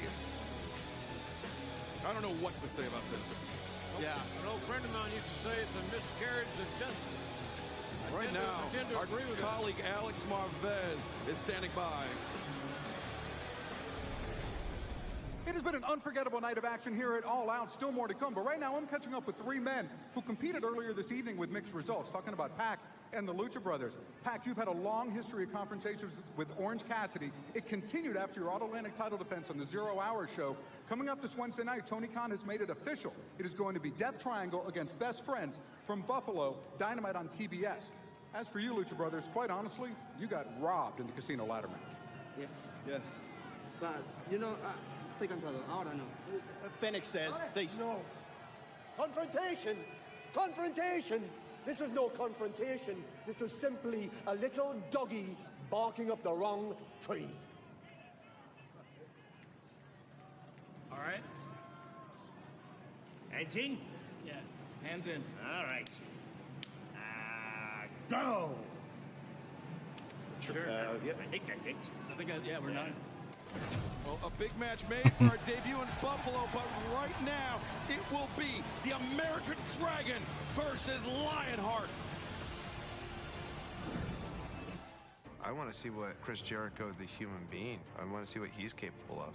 These two guys, as much pride as they have, will give us every ounce in their body to win this match. If Chris Jericho, the professional wrestler, comes to All Out, I think Jericho can win it. Chris Jericho, the sports entertainer, comes to All Out, it's a little less certain. Whether it's Lionheart, whether it's Demogod, whether it's the Wizard, whether it's Le Champion, whether it's a little bit of the bubbly, it's still Chris effing Jericho. You can put any coat of paint on it you want. There has never been a career like mine. And I know for sure that I know more than you, Bryan Danielson, about being a professional wrestler. I hope Daniel Garcia does not play a role in this match. One has to assume he's already become a factor mentally for Jericho. I think everything's at stake. The respect of Daniel Garcia, the respect of Bryan Danielson, the self-respect to Chris Jericho. I need to win this match. I came into AEW with a goal and a vision of how I wanted my professional wrestling to be. And I think winning this match would vindicate my vision of professional wrestling.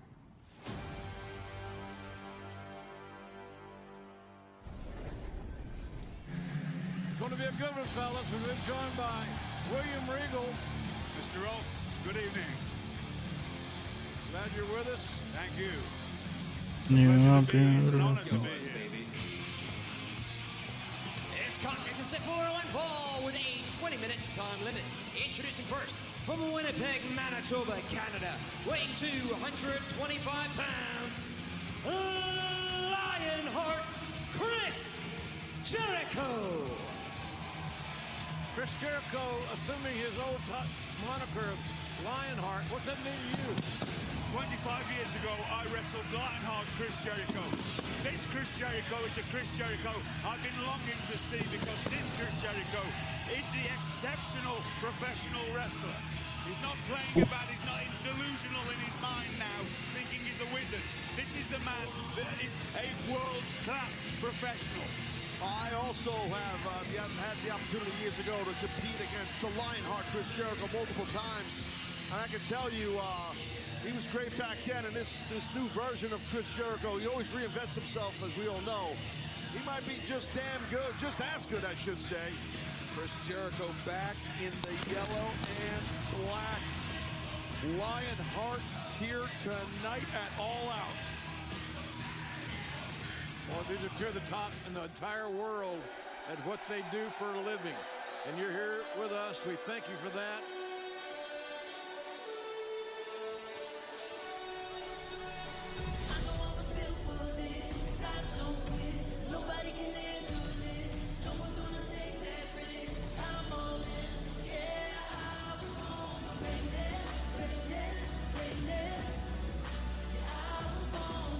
Who the hell is this guy?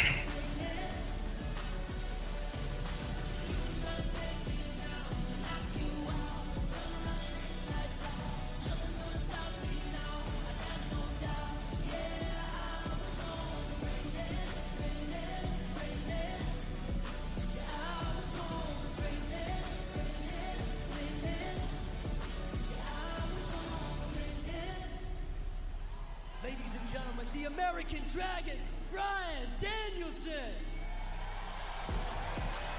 That is Bryan Danielson's close friend, Elliot Taylor, bringing the American Dragon to the ring. I mean, 1 year ago, the American Dragon debuted. That's true, I forgot. He's a year ago is when he debuted.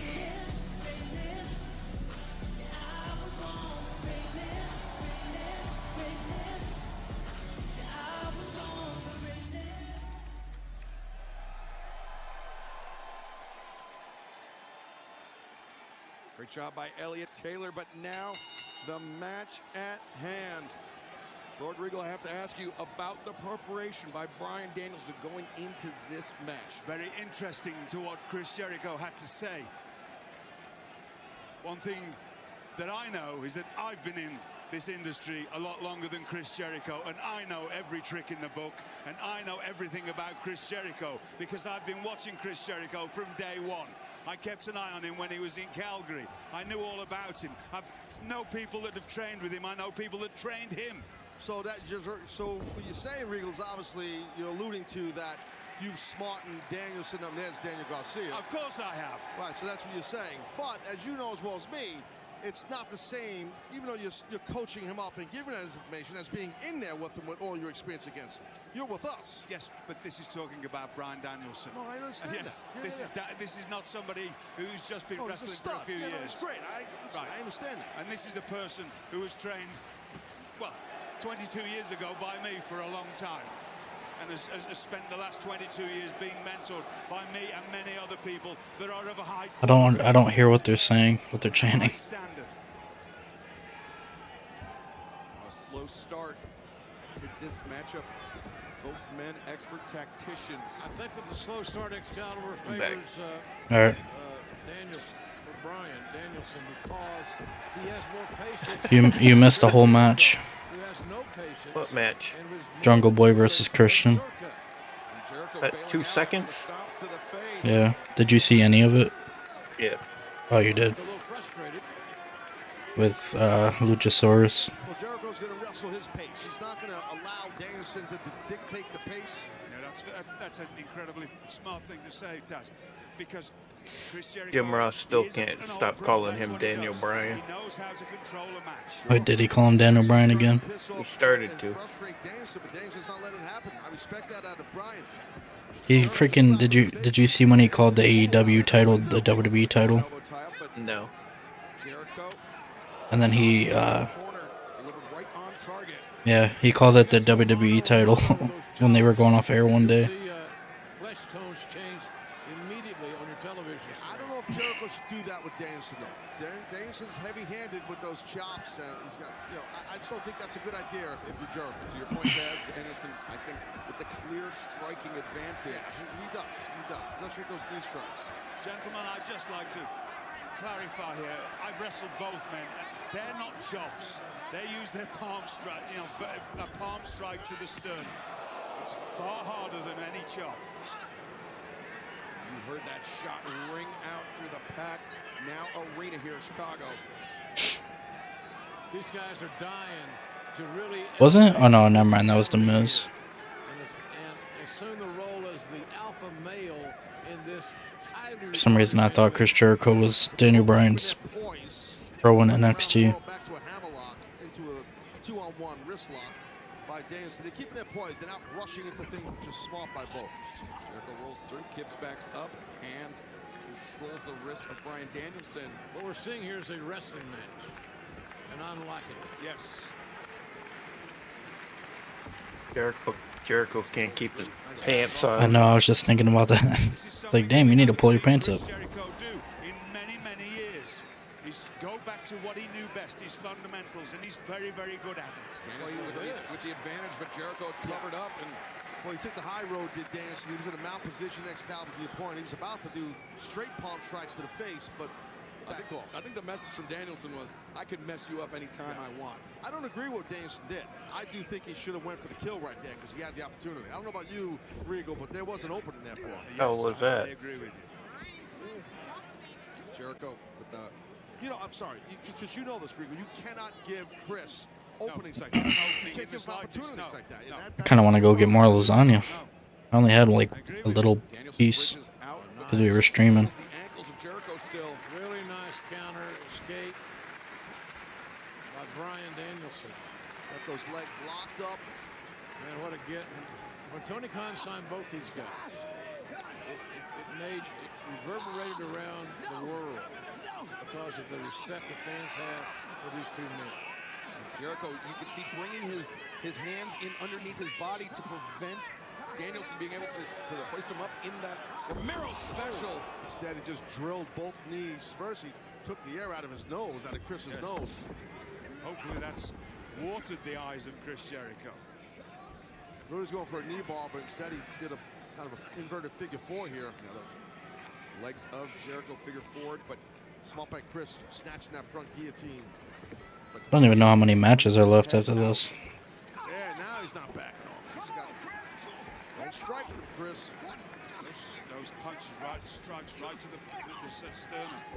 Now to the side of Jericho's covering up though, but yeah, those hurt like that. Oh, Juji Katami here. Go for that arm breaker. You see Jericho with that S grip tight, trying to prevent. You can see the blood in the fingernails of Jericho. That was great cam work by the director on our truck. You can see the blood, the tightness, how tight he's gripping with this Jericho was. Ooh. 2 more. Elbows to the back of the head of Bryan Danielson. I want to spin to the back if you can. Yeah, the main event, and then House of Black versus Darby Allin, Sting, and Miro. Jericho knows every move and every trick in the book. We just see different sides of Chris Jericho for many years. This is the best side of Chris Jericho. This is the Chris Jericho that knows how to take somebody. I mean, I'm enjoying this show so far. Yeah, well, once you know this, Regal, and everybody at this table, we all know this. Once you're trained properly, it's like riding a bike. It is. And you're never going to lose it. But Danielson now with nearly the stretch muffler. Yeah, and that's a very excruciating, painful maneuver. Back to locking up the legs is Danielson. Maybe going to arch back here.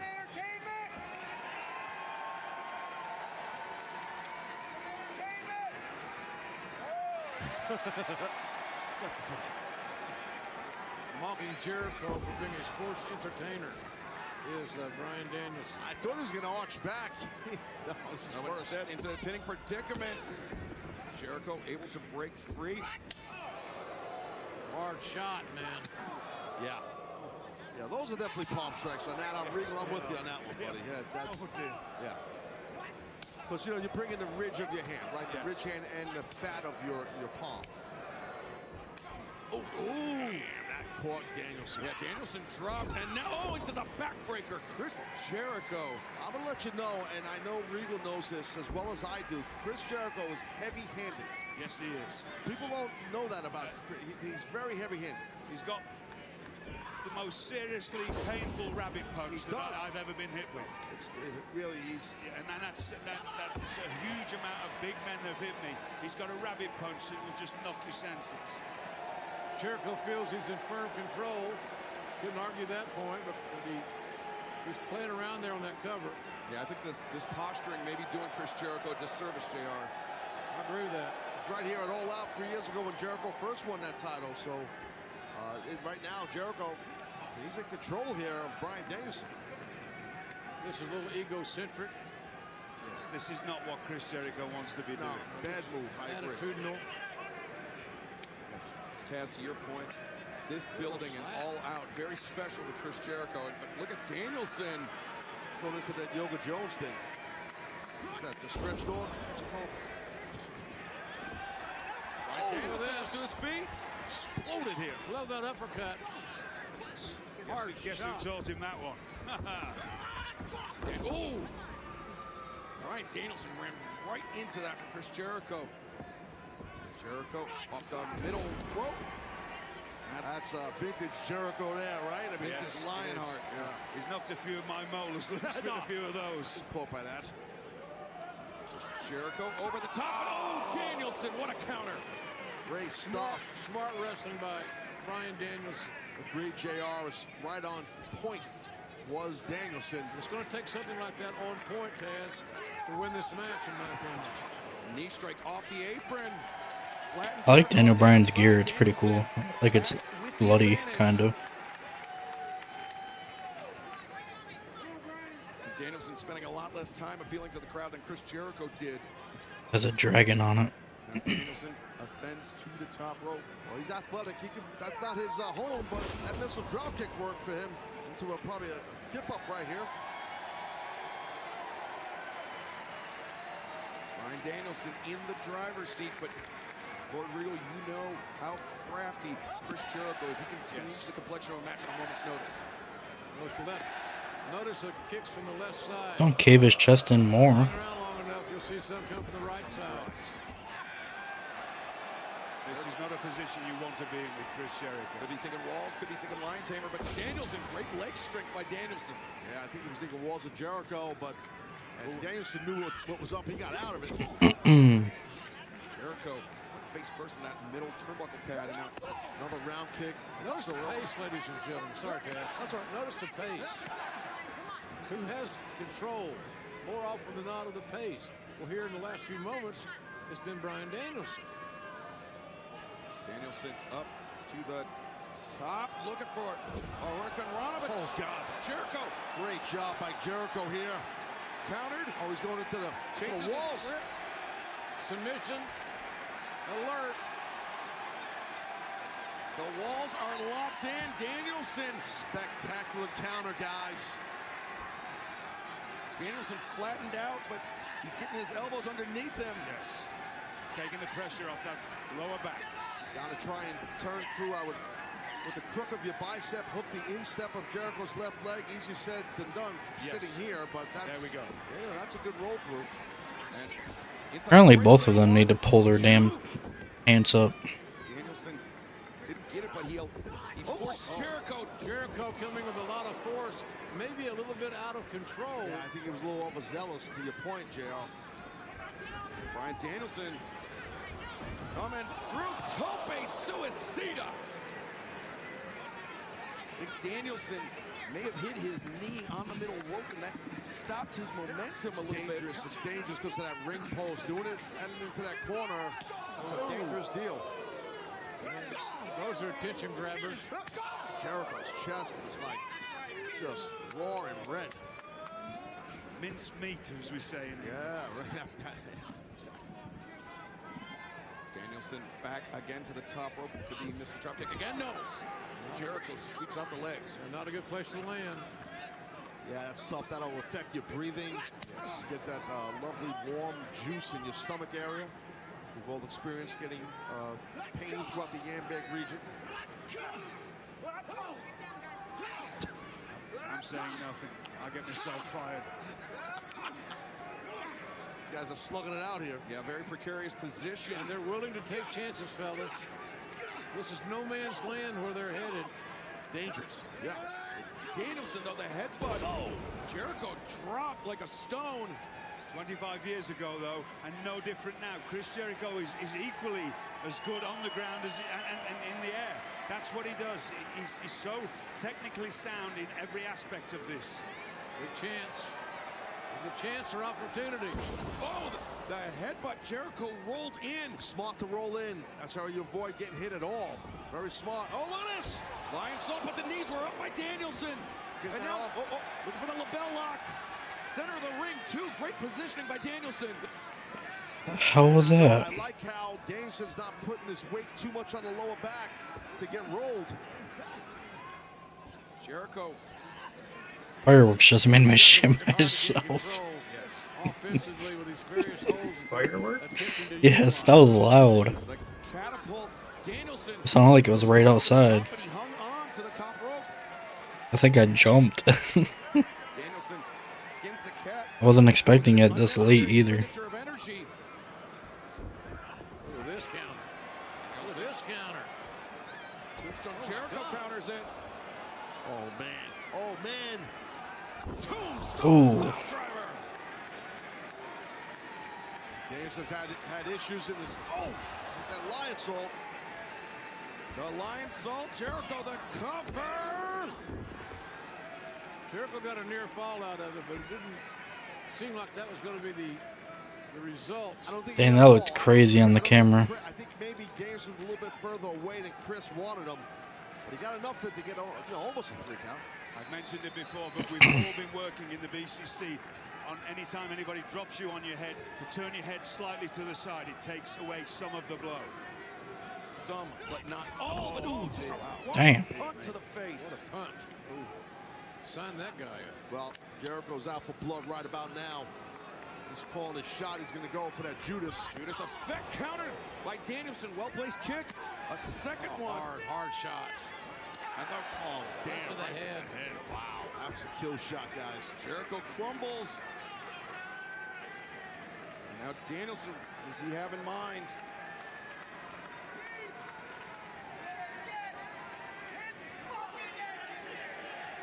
All right. I'll wash his mouth out with soap afterwards. Well, you guys teaching these guys at BCC. Danielson hammering down on Chris Jericho. Relentless, fearless, and punishing. And now transitioning in again, the LaBelle lock. Let's all go to AEW so we can curse.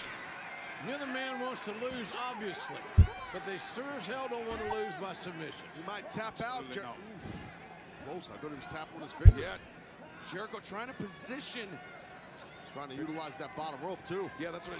Position himself closer to that bottom rope to force the break. One thing we never mention about Chris Jericho is the actual size of his neck, though. He trains his neck intensely. He has a 21-inch neck, I believe. If you actually look. Neck. He does have a very thick neck. Overhook right there. Oh, boy, Chris is in trouble here.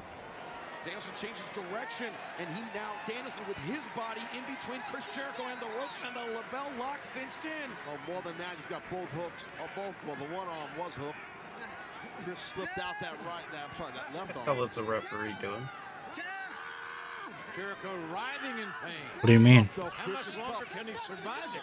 I don't know, man. He's tough. Slithering all over the Oh. Had a tremendous run of matches. I don't know. I don't know. Chris Jericho would be a feather in his cap. Once again, the LaBelle lock. Desperation out of Jericho, though.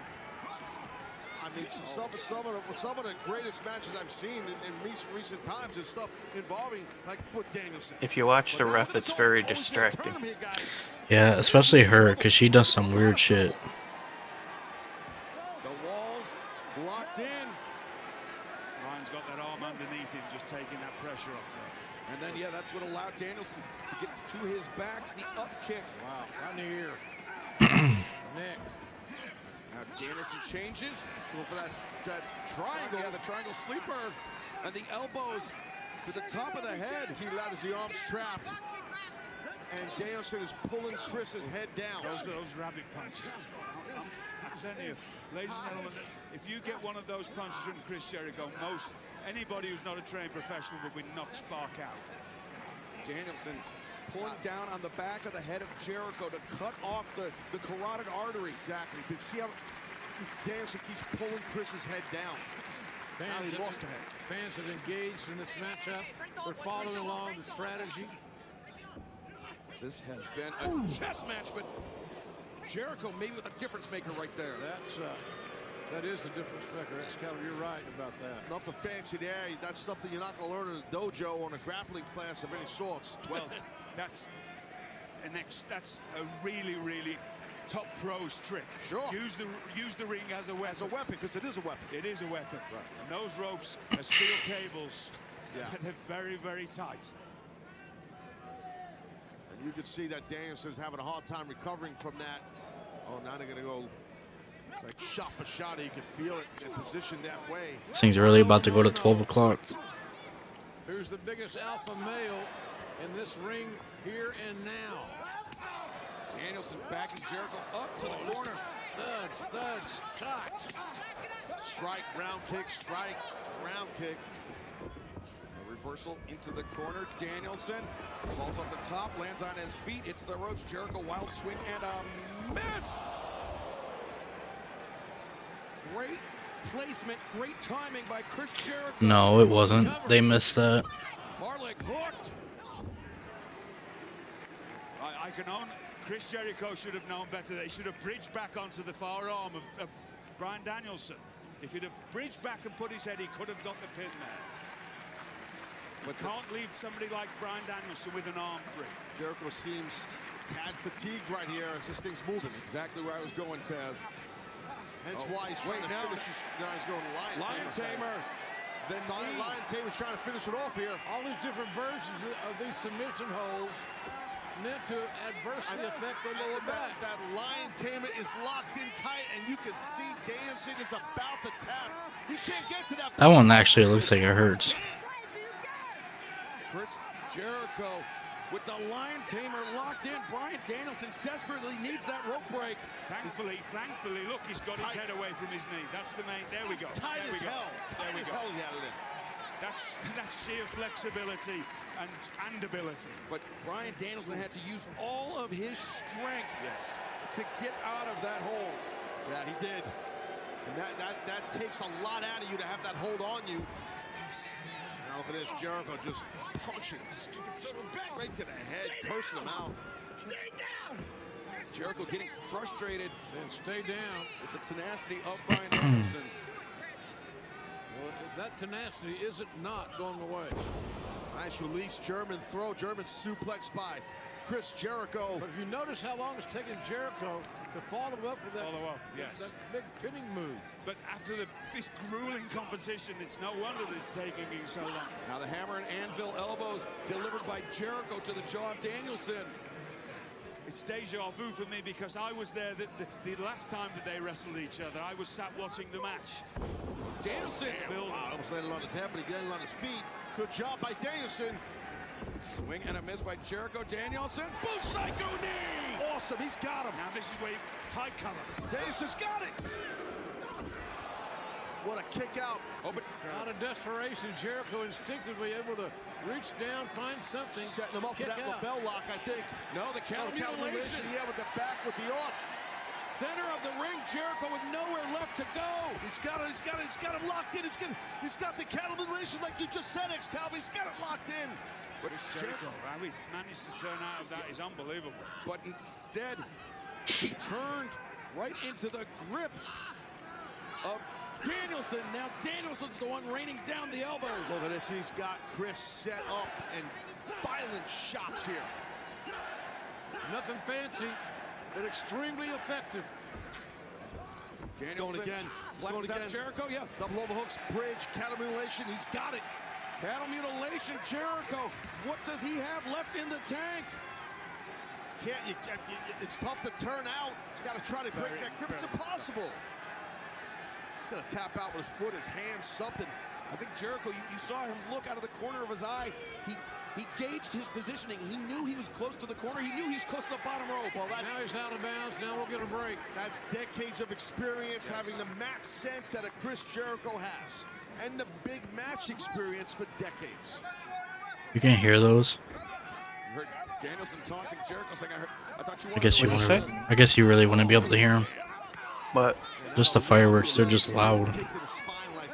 Fireworks from what? Probably from the Met Stadium, if I had to guess. Lightning bolts down both arms and both legs. Got the 5 count. He's right. Yeah, reminding Aubrey Edwards. The plant foot's the key when you do these round kicks. If you watch how the plant foot of Danielson pivots, that adds more power and torque in the kick. Low blow. There you go, rolled up. Jericho, the roll up. Danielson able to break free. Rolling elbow strike. Oh. Jericho goes down. Can he get him here? Jericho goes down, and now the hammer and anvil elbows once again. What a freaking wrestling contest, wrestling match this is here. Can Jericho survive another onslaught from Danielson?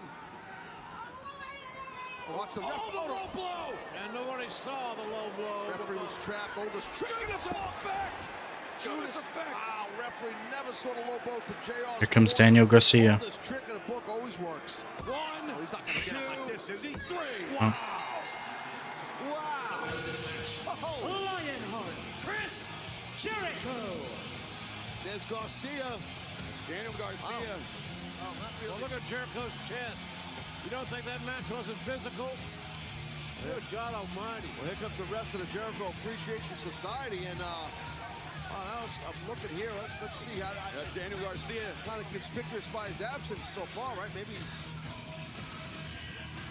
Sammy Guevara, Jake Hager, Daddy Magic, Cool Hand, and Ty Conti and Anna Jay, the Jericho Appreciation Society, out to celebrate Lionheart's big win. Well, that was a hell of a victory. It was a hell of a contest by both men for sure. Great match. Great strategy. The counters are amazing. Physicality was off the chart. That's the kind of match I could watch every day. Loved it. Well, coming up next, a trios match, the House of Black between the unlikely allies of Darby Allin, Sting, and Miro. Nature is honest. Nature doesn't pick sides. When one thing dies, another thing's allowed to breathe.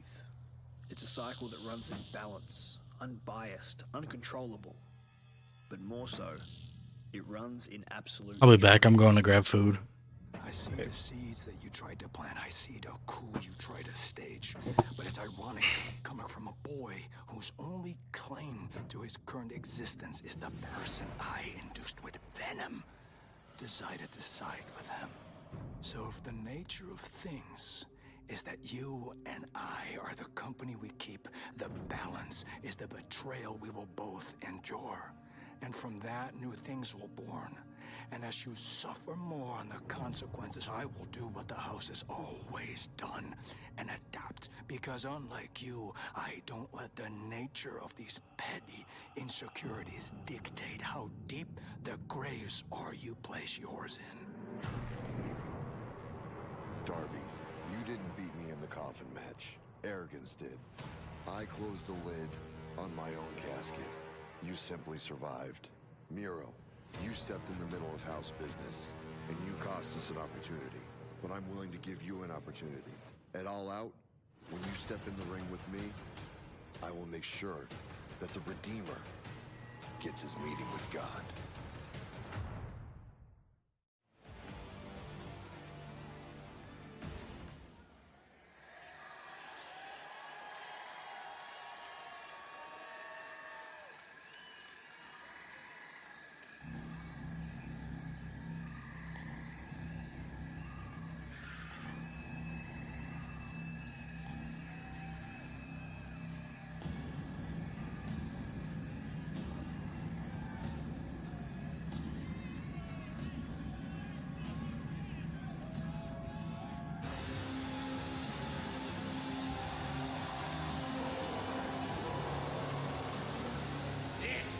Trios tag team match set for one fall with a 20-minute time limit.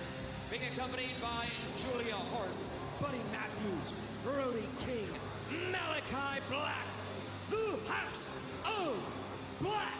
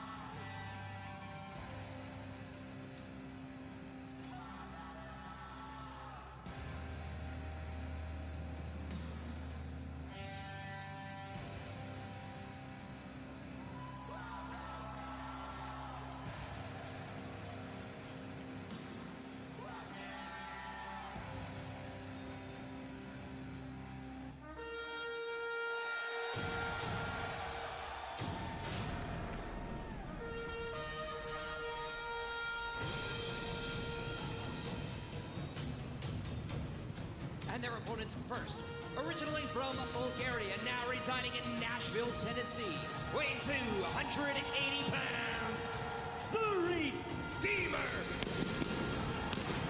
Miro! The House of Black, three of the most dangerous men in all of professional wrestling. But they are matched up against the Redeemer. The icon. Wow. Right in the Look at Miro fearlessly walking right into the jungle. He's not even waiting for his partners. I love it. That's gutsy just to get in the ring with them.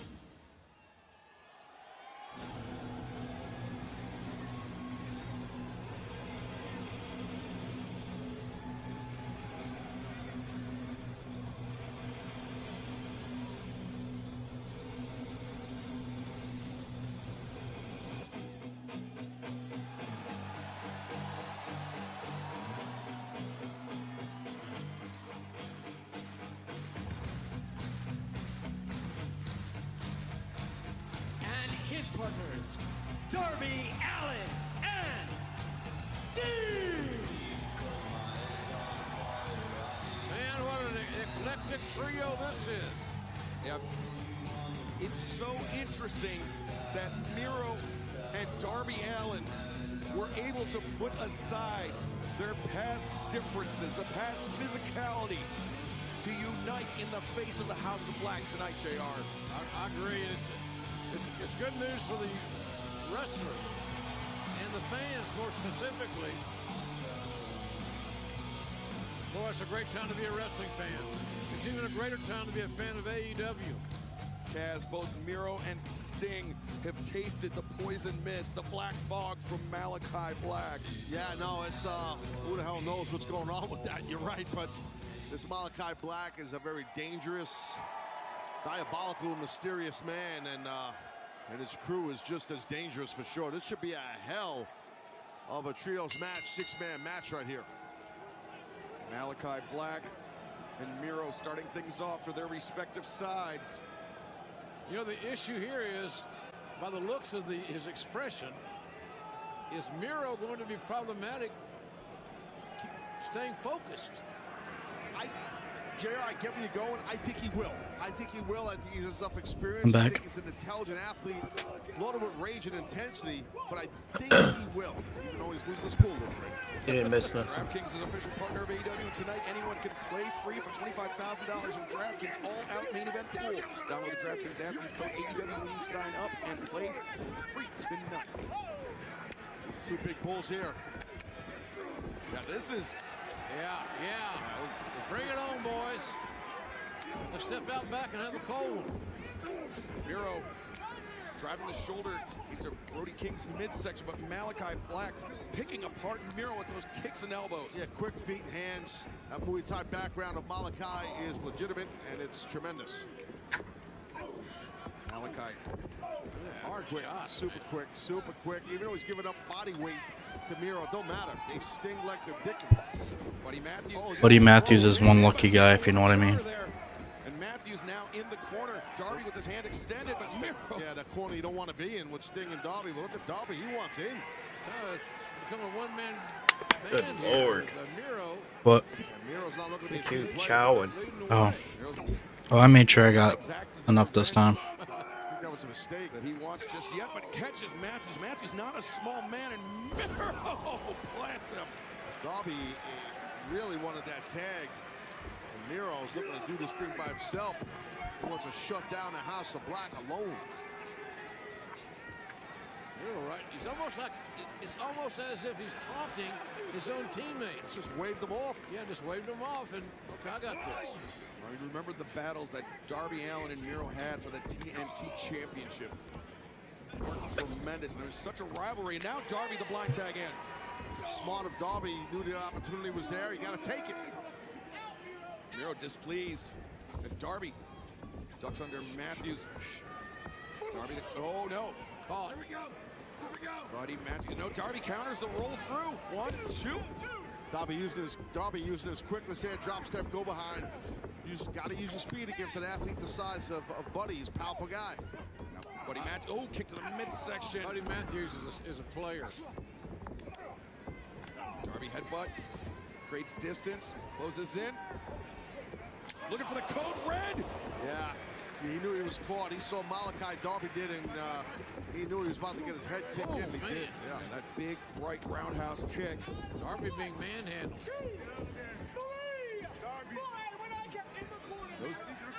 Those high kicks, Taz, a difference maker. Yeah, no, I've been kicked by guys with high round kicks like that. They can knock you out real simply. 1 or 2 can drop you. Oh, wow. That's strong. Malachi Black.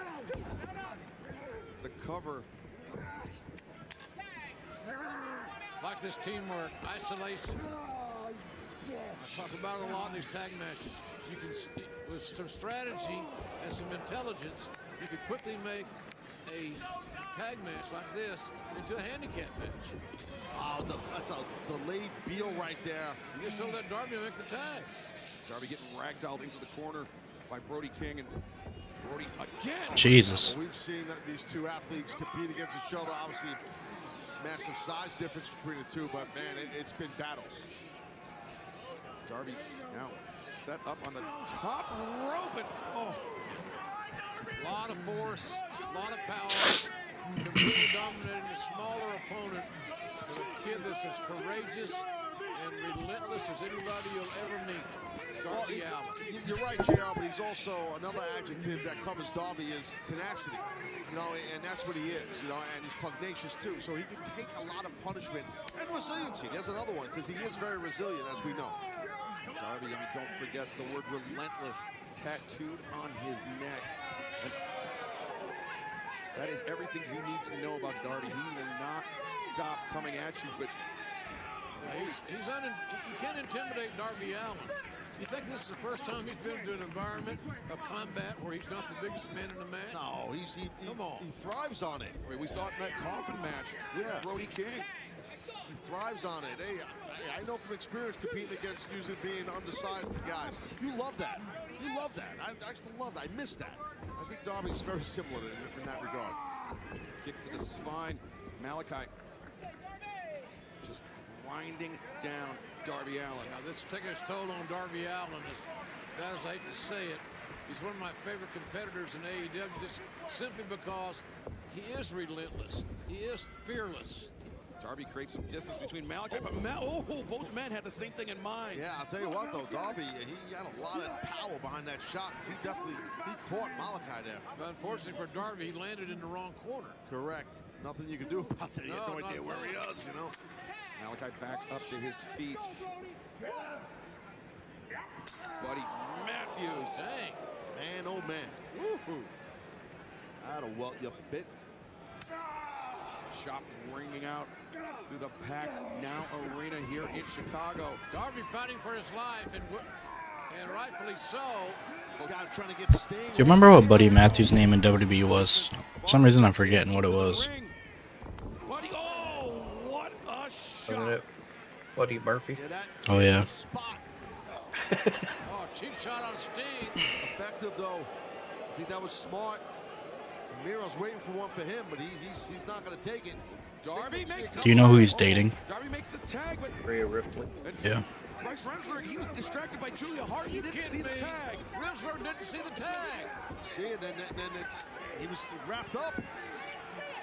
Miro's hot, but it happened. It's a missed call. And that's what, I mean, the House of Black, so strategic. Hey, they're a hell of a trio. Oh, they are. It's very, very smart the way they go about their business, too. Uh-oh. Big-time faction. Darby looking. Oh! The roundhouse kick, and there's the tag. The Stinger. Got that tag. Careful, buddy. There's the icon. The right hand. Here. Yeah, the backhand. Brody King. And that Brody King's a big man. Big man. But Sting is rocking and rolling. Stinger splashes. Couple of them. There's a third. Brody King in the... Oh! Sting with the trip. He sent Brody into Buddy Matthews. I think, Buddy called his shot by screaming. I think he got too intense, and Sting heard it. And low bridge. Yeah. But, Brody King. Sting with the counter. There goes the big man, and now King is out. Buddy's in trouble. Wait, Sting locking eyes with Malachi Black. That's what he wants. He wants the leader. We've seen these guys have eye-to-eye stare-downs, Excalibur, and issues, and all sorts of stuff. Recently, both men almost willing the other to make the first move. Yeah. Be careful, Sting. Malachi's quick, dangerous, and ruthless. And just a little bit younger. If that matters. It does, to a degree. I think it does, but we'll see. Crafty, as you know, JR, Sting is. Yeah, you know that. I love Sting. And I love Malachi Black's game. Now these two men exchanging shots, and Sting battering Malachi, but Malachi returning in kind. Oh, the hit. You had to wonder what those legs, those educated feet and legs were going to come into play. Oh, Scorpion here, Scorpion. With a Scorpion deathlock. And he turned the corner on Malachi Black. The Scorpion deathlock is cinched in. He's in trouble. Split his eye open, too. Yeah, those right hands. Oh, damn. From Malachi Black, or excuse me, from Sting. Wow. Oh, but wait a second. No, Sting fighting through it, and two kicks. Yeah, Sting's still holding on. Tenaciously. Yeah, he sure is. That slowed him down a tad, though. But wait, Malachi changes on. Look at this, the knee bar. Yeah, that knee bar's in tight, and Sting has got definitely a bad wheel. Miro. Oh, look at this, Miro. Miro by the ponytail, by the hair. Dragging Malachi Black to the ropes by the hair. The Buddy. Nasty. Buddy Matthews from the blind side, the running. He's really brought that kick. I think Buddy and things have slowed down. Yeah, they got something in mind. And thinking of something, you see they're kind of communicating. The motivation, the momentum has changed. Sting isolated by the House of Black. Can Sting hold on here? Can he weather this massive storm? Oh, they could. Dante's Inferno. No. Instead, he escapes. Tag made to Darby Allin. Scorpion death drop. Watch Darby. Coffin drop. 1, 2. No, Matthews broke it up. Great job by Buddy Matthews there. Saved the day for his team. Normally that coffin drop does it. Takes care of business. But Matthews was there in the nick of time to break it up, and the chop block just dropped Sting down to the mat. Miro sends Matthews to the outside. Oh, man. That leaping thrust kick by Miro. Miro's so emotional. Look at that Julia Hart, a member of the House of Black. Remember, it was Julia Hart that was making the offer to Miro to join them, but Matthews, oh, damn, wow. I think Matthews may have used what he had there. Hit him with a baseball bat. It was so quick by Matthews, I couldn't even tell. But either way, Miro crashing and burning into the steps.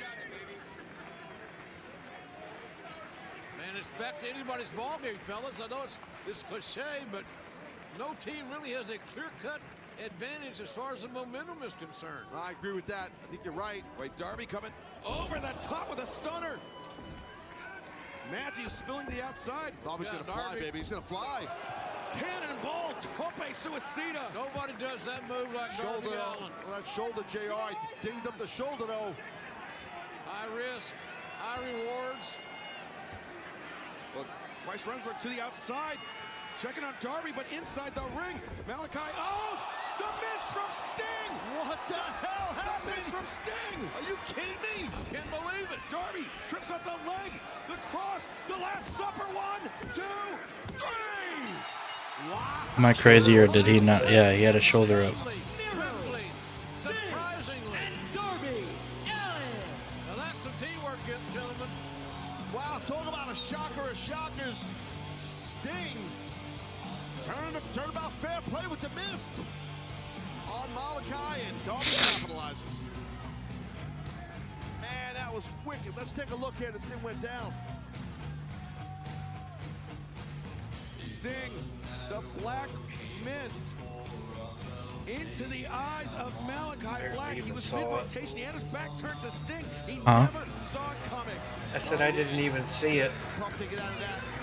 You are locked up and stacked on the back of your head. What a victory here for Miro, Sting, and Darby. Miro, that wild bull, finally got settled down. The lightning bolt named Darby Allin, and then there was the reliable, the dependable, the difference maker, the man called Sting. Well, earlier tonight, we saw a very conflicted Daniel Garcia. Right now, our colleague Tony Schiavone trying to get a word. Yeah, Daniel Garcia, conspicuous by your absence during Chris Jericho's celebration after his big win tonight. Oh, Chris. Like Tony said, where were you, Danny? Why weren't you out there with us celebrating the fact that I have now proven to be the greatest pro wrestler and the greatest sports entertainer of all time? Where were you, man? Chris, I never doubted that. I told you last week that you're the greatest ever, but I also told you that you don't need to cheat. And you still didn't. You let me down because of that. For real. You really did. Okay. Listen, I appreciate your convictions, but you let me down as well. So here's what's going to happen. Next week, you got the biggest match of your career versus Wheeler Yuta. for the ROH Pure title. And I know you're going to win, but you're going to have to do it without the Jericho Appreciation Society. We're not backing you up next week, you understand me? Chris, this is going to be the biggest moment of my life, and I need you there to support me. What do you mean you're not going to be there? You made your decision. I'm making mine. Like I said, you're going to win. You're going to beat Yuta, but you're going to do it without Chris Jericho. Good luck.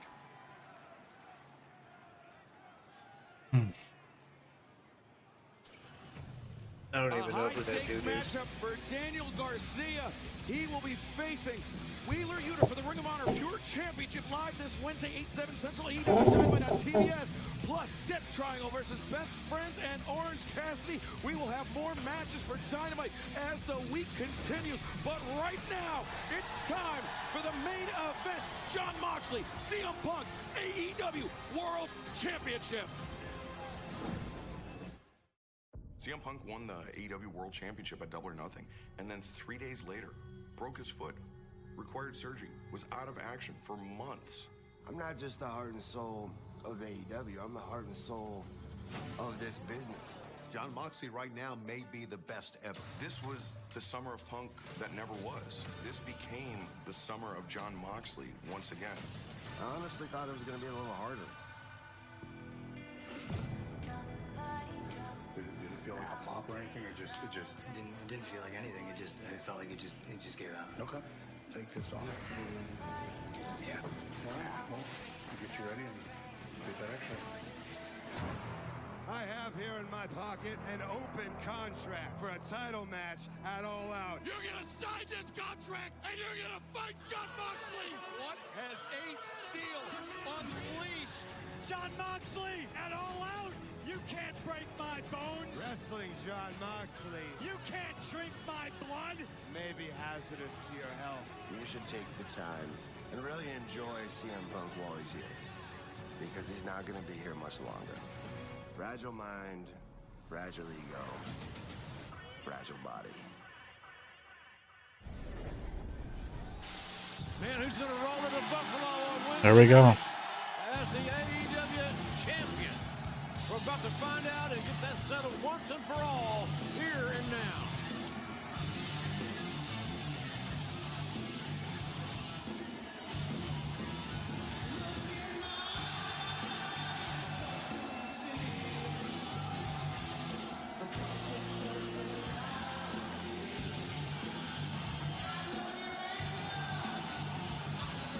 What, did they accidentally show Jon Moxley too early? I think so. Good luck.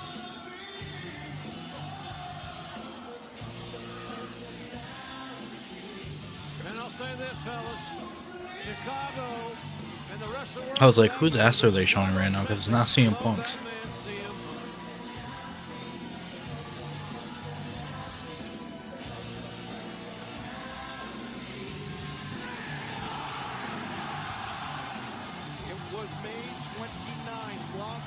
Nevada. Double or nothing.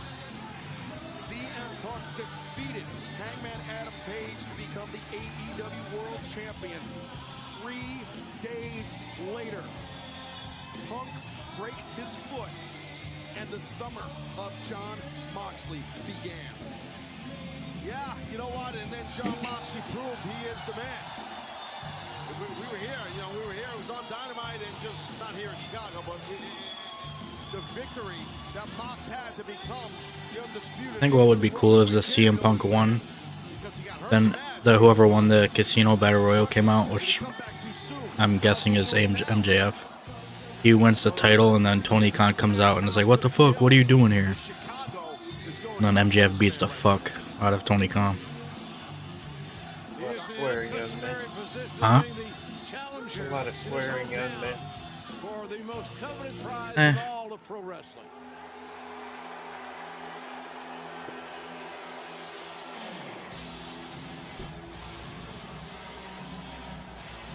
Daniel Bryan said it, why can't I?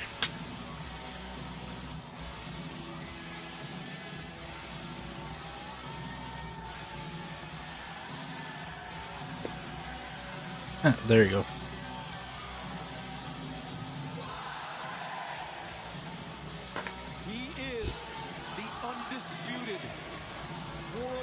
champion of all Elite Wrestling, but he is walking into enemy territory. I think that will motivate Moxley, not only just defending his title, which he covets, but he worked his butt off to win. I think us against the world mentality sometimes works for guys. Moxley unified the AEW World Championship in his home state of Ohio. But here tonight, he walks into Illinois.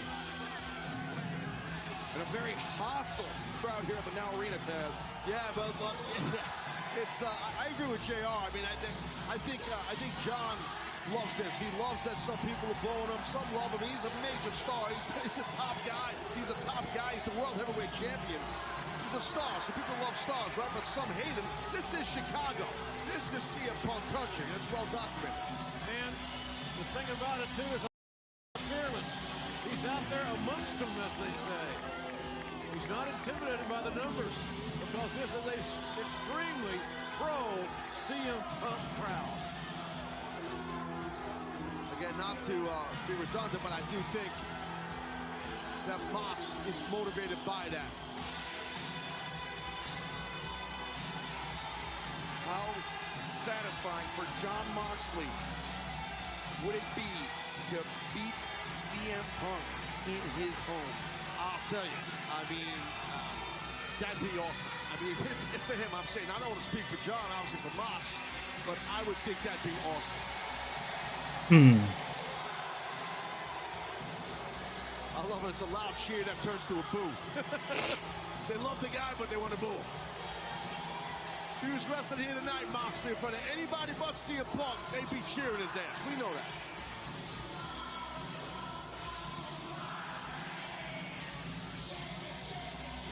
All right, let's throw it down to Justin Roberts to do the honors for our main event.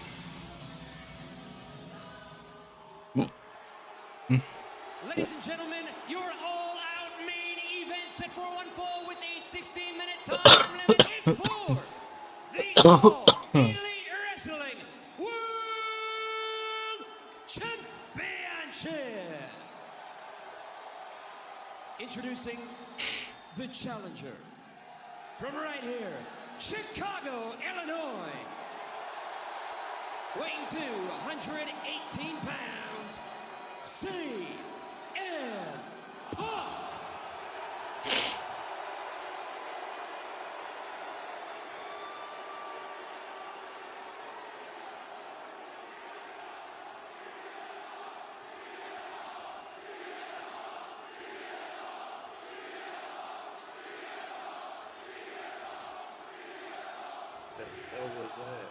And his opponent, accompanied to the ring by William Regal. Don't really know. From Cincinnati, Ohio, weighing 231 pounds, he is the reigning and defending All Elite Wrestling World Champion,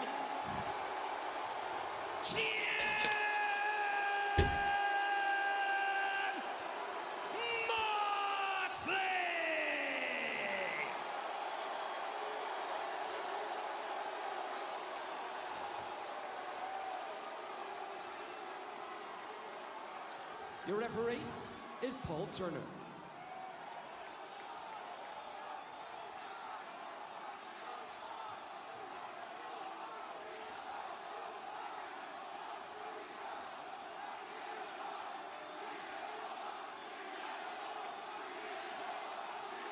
Punk somewhat calm, cool, and collected, at least for now. That was going to be my same observation, JR. Moxley's been pacing. He's been very animated. Punk stoic in the corner. You have to be.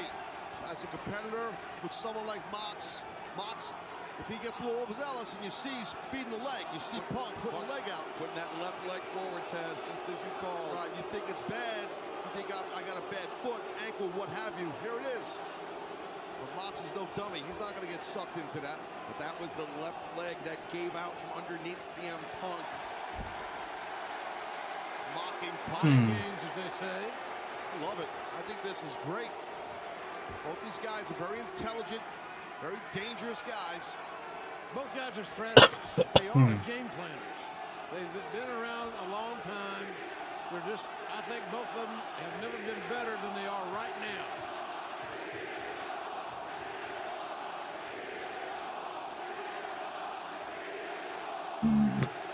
Excuse me. The CM Punk chant completely drowning out the Let's Go Mox chant. Jockeying for position here.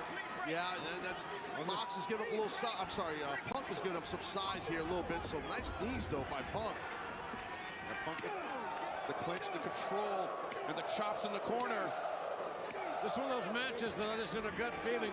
They've been sitting out here so many years. Something's going to implode. I mean, really implode here tonight.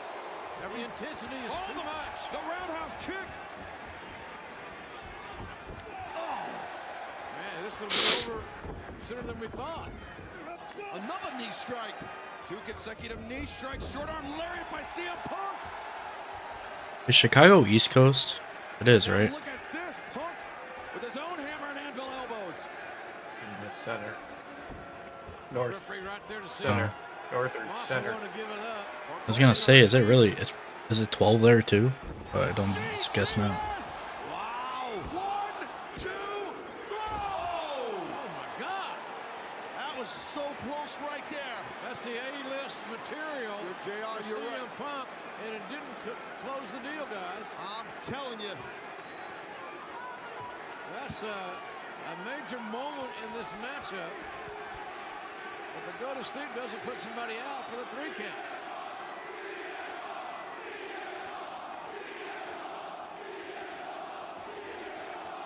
Almost a repeat. Look at Punk. Oh! Tope Suicida Moxley spilled in the crowd. Moxley almost a repeat of what we saw in Cleveland. A lot live crowd here, all sold out audience in Chicago. They are going ape, you know what. They're getting their money's worth here tonight, as they always do, at an AEW event. And they're fixing to get up close and personal with these 2 mega stars here for the AEW World Championship. It'll be another wild and crazy night this Wednesday night in Buffalo. Home of the Bills. Now, Punk and Moxley exchanging shots. Ooh! How about Moxley right on the bridge of the nose? These are clean shots, guys. Stinging shots. Oh, right to the middle guardrail area there. That handle, metal, just face first. Punk has reached back 2 or 3 times to his left elbow. Hopefully it's nothing serious. Well, speaking of elbows, he used his elbow right to the back of the head of Mox. Mox is hurting right now. Moxley covering up as Punk. You don't see that very often, Excalibur. No, not at all. Punk continuing the onslaught and sending Moxley over the barricade. Punk knows he's got to win it in the ring, JR. Yes, sir. You can't let your emotions get the better of you. That's for darn sure. Ooh!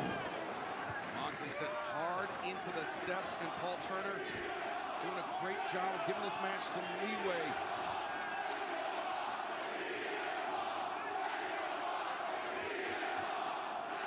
All right, the Moxley partisans getting a little louder here. Yeah. I like it. The fans can cheer who they want. They can boo who they want. This is AEW. Just come enjoy yourself. Pick your horse and ride it. He's acting like his arm is hurt. Right now, it's just been an amazing night. I don't know how this thing's going to end, but from 0 hour through all of these matches on All Out, it's been sick. And Punk sent head first into the ring post. Man, that could be another huge moment in this matchup, because we're going to see if CM Punk can recover from that shot. That simple.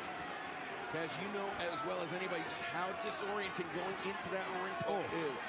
Yeah, no, it really is, Excalibur. You're exactly right. You see Punk is split open now. He's split open. When you get run into a post, it's that squared off ring post that busted him open. Right. CM Punk is busted open. What kind of a going to have on the outcome of this match? I know that one thing, Moxley doesn't want the match to end early. No, I'm not too sure Mox. I think Mox just realized that Punk's bleeding, hence why he's coming out after him. Because that's what you have to do. Mox knows that. You know he's hurt. You got to go get him. John Moxley, the shark, smelling the blood in the water. Yeah, so aggressive. Literally, he is. He's going right for that open wound, wearing out. These people are going nuts. This is the hot. They were going crazy during the World Tag Team title match, but right now they're going even more crazy right now. They're nuts tonight. This is great. Well, live event experience. As we mentioned, the aforementioned of that Buffalo on Wednesday is Oh, that's gross. He actually licked his blood too. Have fun catching stuff. Kicked him right in the face with those big black boots Mox wears. He's going for that open wound. I don't blame him. I mean, it's graphic, it's vicious. People here in Chicago aren't happy about it, but this is what you need to do to retain your title. This is what you got to go through and survive to become the champion. Correct. It's a hell of a journey. Punk knows what the journey's like. But as John Moxley is so fond of saying, it is glorious pro wrestling violence here tonight. Oh, this is the realm that the AEW World Champion John Moxley lives in. He sees there's some blood, no matter if it's his own or his opponent, he loves it. He's bloodthirsty.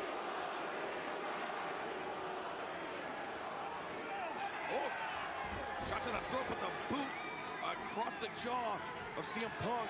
Well, Punk's got a lot of pride. He's going to keep swinging. And Moxley's going to keep the pressure on.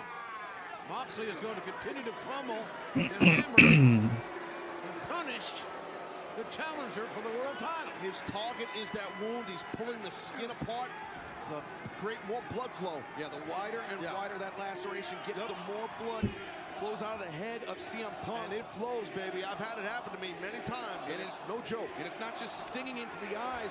That blood loss will affect the equilibrium, the balance. Right. There may not be a lot left in the punches of CM Punk. He had 3 clean shots right there that didn't seem to have any significant effect on John Moxley. When you lose a lot of blood, what happens is you end up getting maybe one more adrenaline rush, and then you're done, because more blood flows through that wound when that happens. And the blood of CM Punk spraying all over the ring here. Reversal into the corner. Punk knee strike. Can he follow up here? That's the key. Bulldog, oh no. Moxley stopped him in his tracks, and knee breaker. The knee breaker. Trip. And that is the surgically repaired leg. And now go right for the foot and the ankle, JR. See that? Yeah, you can hear Punk writhing in pain. The outburst verbally. Yeah, I thought he'd get a heel hook there. Didn't he break his foot, not his ankle? He's got a gable grip on the side of the foot. This is the John Moxley we saw all summer long as the AEW Interim World Champion. Like we said earlier, Excalibur, it's the shark who smells blood in the water. Going for a single crab here, which will definitely screw up that leg and knee more, and the foot even. Yeah, Punk was kicking at the shoulder of John Moxley, but double stomp. That was low, but not low enough for the ref. Yeah, you saw how low it was. Pretty low, all right. That was low, man. Somewhere around the belt line. Yeah. Made even worse by those big, thick boots that John Moxley wears. Again, locking in that single crab. He's got the right grip on.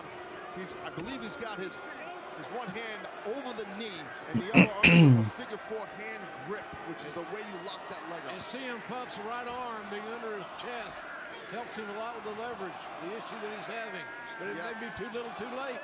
Pulling the jeez, digging the fingernails, and now grinding that wound, grinding the forearm, the wrist of John Moxley into that wound on Punk's head. Indeed. Punk's face and mass, the blood continues to flow. Digging basically the eyes of Moxley. Man, that is why the reason it's illegal is dangerous. It's desperate. Punk's in desperate. Is this a no DQ match? I don't think it was. And I mean, remember years ago, Jericho using that spike to blind Moxley. Oh, I forgot about that, but you're right. Oh, damn, well, that was a haymaker forearm. He's got the leg locked up in the ropes. Drop kick to the knee. So smart, Mox. Surgical precision by Jon Moxley. Super smart, super dangerous. Moxley is an artisan. Dragon screw. The beginning and the end is coming, I think, guys. The challenge is in grave danger in his hometown. Dragon screw used so effectively by Hiroshi Tanahashi, the man that Moxley defeated to win the AEW Interworld Championship. And now the center of the ring, the deep water for CM Punk. And Punk was grabbing at that left elbow. JR pointed out earlier that something went on with that elbow, as if the foot, the head wound, the elbow too. Cover here. Man, Punk in so much pain. Your knees getting ripped up. You're getting flipped off. Then you get your, then the champ gets spat in his face. Jon Moxley not taking too kindly to that. He's trying to go for the head. He's got that power driver. It's over. Quickly executed power driver. He's Punk's out. He's done. No, he's not. Wow. Moxley never got the cover that he really, truly wanted. Listen, he wore down the leg, got that open wound going, got the blood flow going. He's a sitting duck right now, CM Punk. It's a matter of time. He's done, I'm telling you. Jon Moxley targeting the head, the neck, and the surgically repaired foot of CM Punk. But this sellout crowd still firmly behind their hometown guy, CM Punk. And you're right, JR, and that could help. But this power driver, I think he's going to hit on his apron. It's not going to help Punk. Can't get it, though. Moxley trying to hoist Punk up, and just desperation there by Punk. He dropped to the floor, but drove Moxley's shoulder first. That could have been a dislocation. Yeah, that definitely will cool down. He's still feeling his elbow. The intensity continues to ratchet up here. This match deep in the match. Both men have been busted open. Listen to these people, guys. I just thought of something. They love what they're seeing at All Out. And we love that you're watching. Punk pulling himself up with the assistance of the ropes. Moxley charged in, but ate the boot. I won't say it unless it happens. Moxley sends Moxley shoulder first on the post. Put a little swerve Rooney on him there. Changed direction and brought him right back to that post. That's going to be hard to rebound from, I'm telling you. But he's grabbing at that lower leg again, Punk is. Punk's got an opportunity here. He just discovered an opportunity thanks to his tag team partner, the ring post. With his plant foot, it's tough for him to plant. And now he's got a Anaconda Vice. Anaconda Vice, yeah. Anaconda Vice in the center of the ring. Moxley, you can see wincing. He's trying to, if Mox could turn here. Did you see how he pushed out his own legs? Oh my God. What the hell, Mox? Jeez. Barbaric. Moxley, he's going to stomp this man's face. Oh, jeez. And ironically, the flat of the foot and the stomps are legal. Those looked weak as hell. Huh? Oh, yeah. Those stomps. AEW World Heavyweight Champion is just tearing apart the former champ. Moxley went for that King Kong lariat. Punk. So they had Punk lose the title so he could win it back in Chicago. Yeah, but I don't think he's gonna keep it very long. And the neck after the pile driver. After the first fight we've seen that ended quick with the injury with Punk. Now this is like an amazing matchup, an amazing battle, an amazing test of these men's will. And a real test of Punk's gas tank as well, Taz. Good point. You're correct, Excalibur. Can Punk get to the top or whatever he's thinking of doing here? Big risk. Is it so risk reward in favor of the reward? Punk's willing to take this chance. The hell is he talking about? Case covered. I didn't even hear what he said. Punk's taking a big chance. He had a big chance. And the elbow. Oh no! He got Moxley. caught. Oh boy, he's done. Moxley baited him in. He's looking for the bulldog. No, he's got that rear naked. Maybe Punk won't even win. Here comes the bulldog. Now Here he transitions. Once he pivots those hips. And Punk knows it as well as anybody. He cannot survive for long, and that Moxley's arms are so powerful. Arm dragged out of it, able to get out. Now Juji Katami, can he get it? Can he lock out that bicep, that arm? Punk hammering at Jon Moxley. Got it. Breaks the grip. Moxley turns into it. Rolls through, and there's the bulldog. There's the hips are sunk in. And can be near to the face of Punk. His face tells a better story than we could ever tell. He switched grips, felt like he could get a tighter one with the left chin lock. But Taz, the hands of Jon Moxley, slow slick with the blood of CM Punk, could be affecting his grip. Sweat, blood, now he stopped the ankle. He's got an ankle lock on, injured foot. Oh, but Punk trying to crawl for the ropes. Moxley, look at the disgusting angle. Yeah, the angle of the ankle. Man, this thing has gone back and forth so many times. Momentum's changed so many times. Got a canvas like a war zone. And it's all for the richest prize in pro wrestling, the AEW World Title.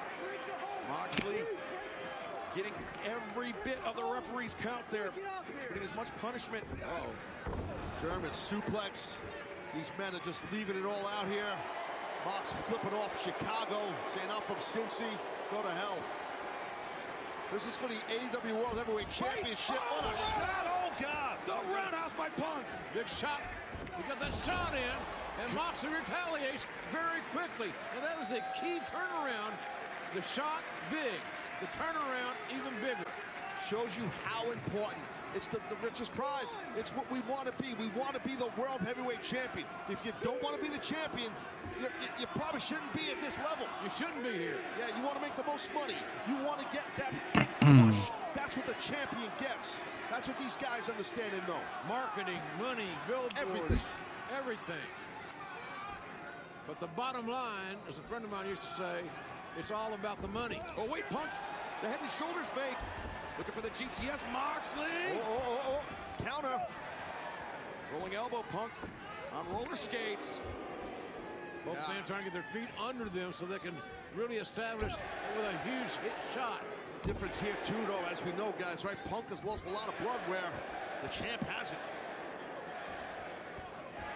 The champ's lost no blood. Moxley catches his hands down to his side. They proved to be fatal for him. He's inviting those shots, and as soon as Punk committed with the right hand, the kick to the leg neck breaker. Nice job. Good quickness by Punk. Uh-oh, look at this. Wait. GT, no! Blocked. Oh, what a kick. Oh, that was nasty. That was really nasty. Oh, death! And this should do it. 1, 2, Oh. Inches away from... I actually thought that was it because he wasn't looking at the ref. And anointing again Moxley as the AEW champion. I mean, it was so close. The hammer and anvil elbows. Rocking Punk's jaw. He's knocking this man out here. The referee can't step in here and regulate this damn thing. The bulldog choke. The bulldog in the center of the ring. Punk. You can see with his shoulder underneath him, Taz. Yeah, he's going to get choked out here, guys. He's trying to get that his hand, Punk's hand, trying to get separation between the hold and his throat. He can't get it in. But Punk, can he get this? Has Moxley up? No way. How's Punk doing this here? Moxley drops to the back. He's breaking the back of the knee. Look at the back of the leg. It's so smart. And now, rolls through. Punk rolls through. Well, that was a big roll for him, let me tell you guys. Moxley up on the shoulder. GTS! He got the GTS in. Did Punk. Mox is out. He's out on top of the back of the challenger. If Punk hadn't dropped to his knees, the path for Punk would be free and clear. It would. Mox is out, guys. He's on the back. I've never seen something like this. What must be going through the mind of CM Punk? Turn him and pin him. Turn him and pin him. Oh, he's going for it again. No way. He's going for it again. Another GTS. Come on. Punk wants to make a certainty of it. Can he do it? Can he do it? He's going to counter it. He got it. Oh, maybe not. Whoa, oh, that's it. 2, 3. It's over. Fucking stupid. Good Lord. It ain't over.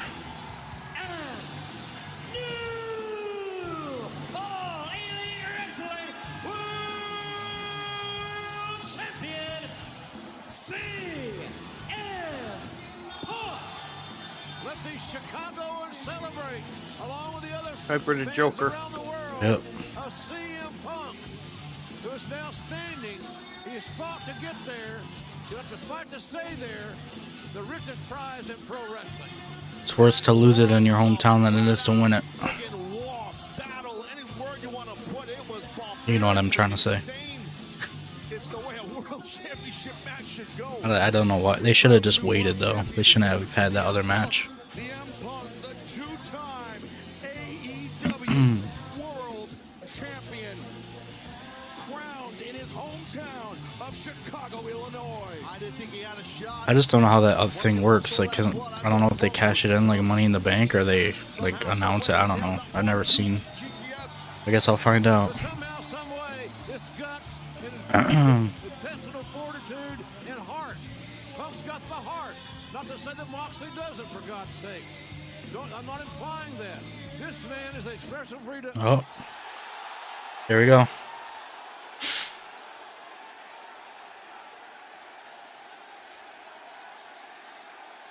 He might just...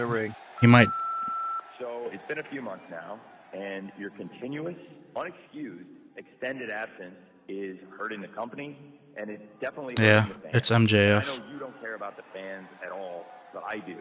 So if you will show up at All Out, I am willing to swallow a very bitter pill for the sake of the fans. I'll put you in the casino ladder match. I won't force you to sign an extension, and I will pay you dollars. But you have to show up at All Out. This is my final offer. You're not going to get a better one. You stupid old man. I'm a snake. The greatest thing the devil ever did was make you people believe he didn't exist. The hell was that?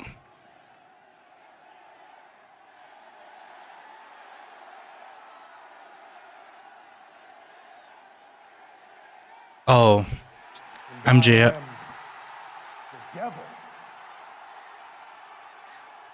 himself.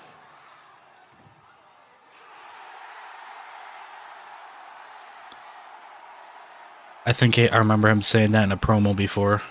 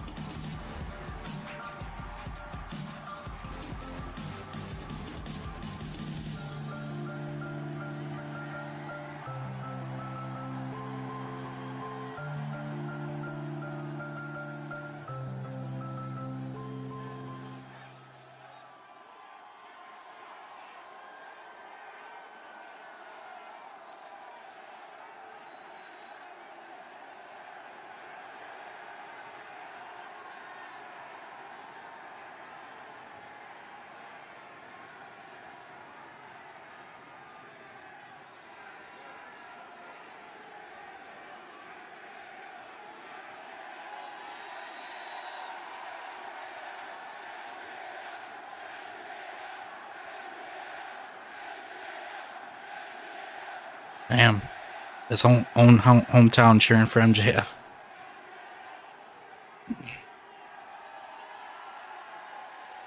Well, the devil is back.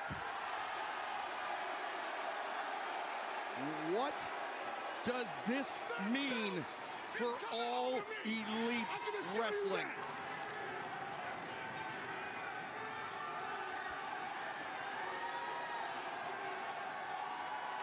Well, I guess he's not taking it tonight. Well, we will find out more Wednesday at Dynamite.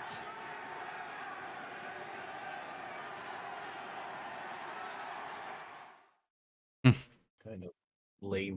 Yeah, I agree. Not the way I would have did it. I thought he was gonna actually like win the title, not just come out and do that. He's still gonna leave once his contract is over, so.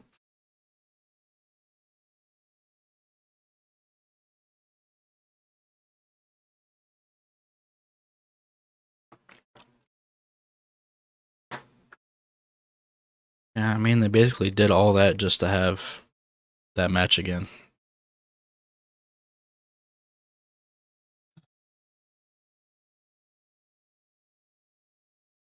Hmm.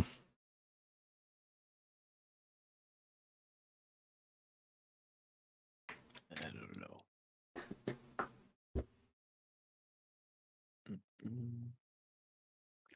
All right. All right. To bed. All right. All right, I'll talk to you later, dude. See ya. Well, there you have it. That was All Out 2022. I mean, it wasn't bad. It's just too many matches. It's too long. I don't really follow AEW weekly. I keep up with it on Twitter or stuff, so I know who everybody is, but I don't follow it weekly. So I don't know, like, the ins and outs, the storylines, really. Like, it's just too long, too many matches, pretty much. That was 4-hour pay-per-view, which isn't terrible, but it's not, like, if when you don't really have investment into it, it's just kind of drags on. But, I don't know. Wasn't bad. Out of 5, rating it out of 5, I'd probably give it a 3. And they didn't really nail the ending for me with MJF. It was kind of stupid. I don't know. They definitely need MJF back though, because from what I've been seeing online, their ratings are going down. Everybody in the back is pissed off. Everybody's fighting each other. So.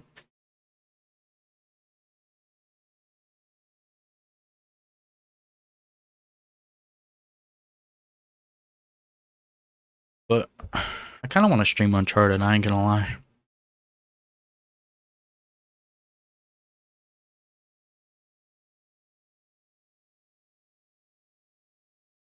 But do I really want to have 3 streams in one day? I don't know. But I think I'm going to end the stream there. That's going to be it, you guys.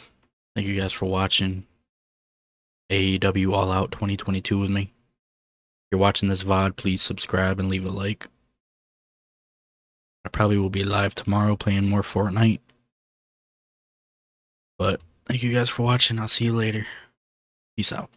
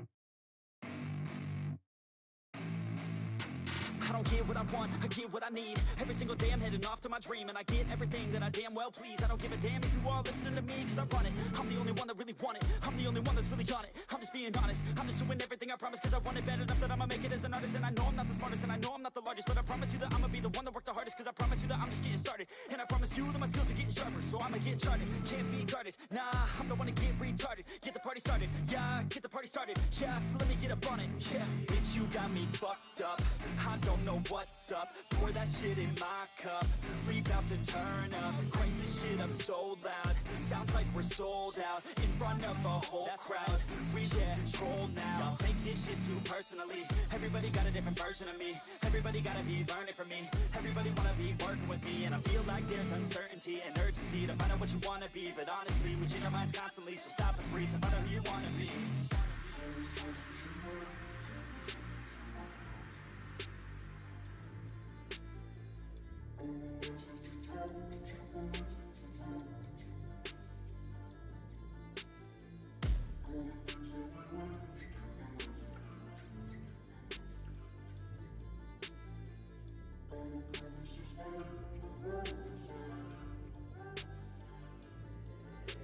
Failure ain't an option, so I'd be cautious. I hope that you're watching. Don't try to stop this, work until I'm nauseous, cause I will not quit. No, because I want this. Don't try to stop me.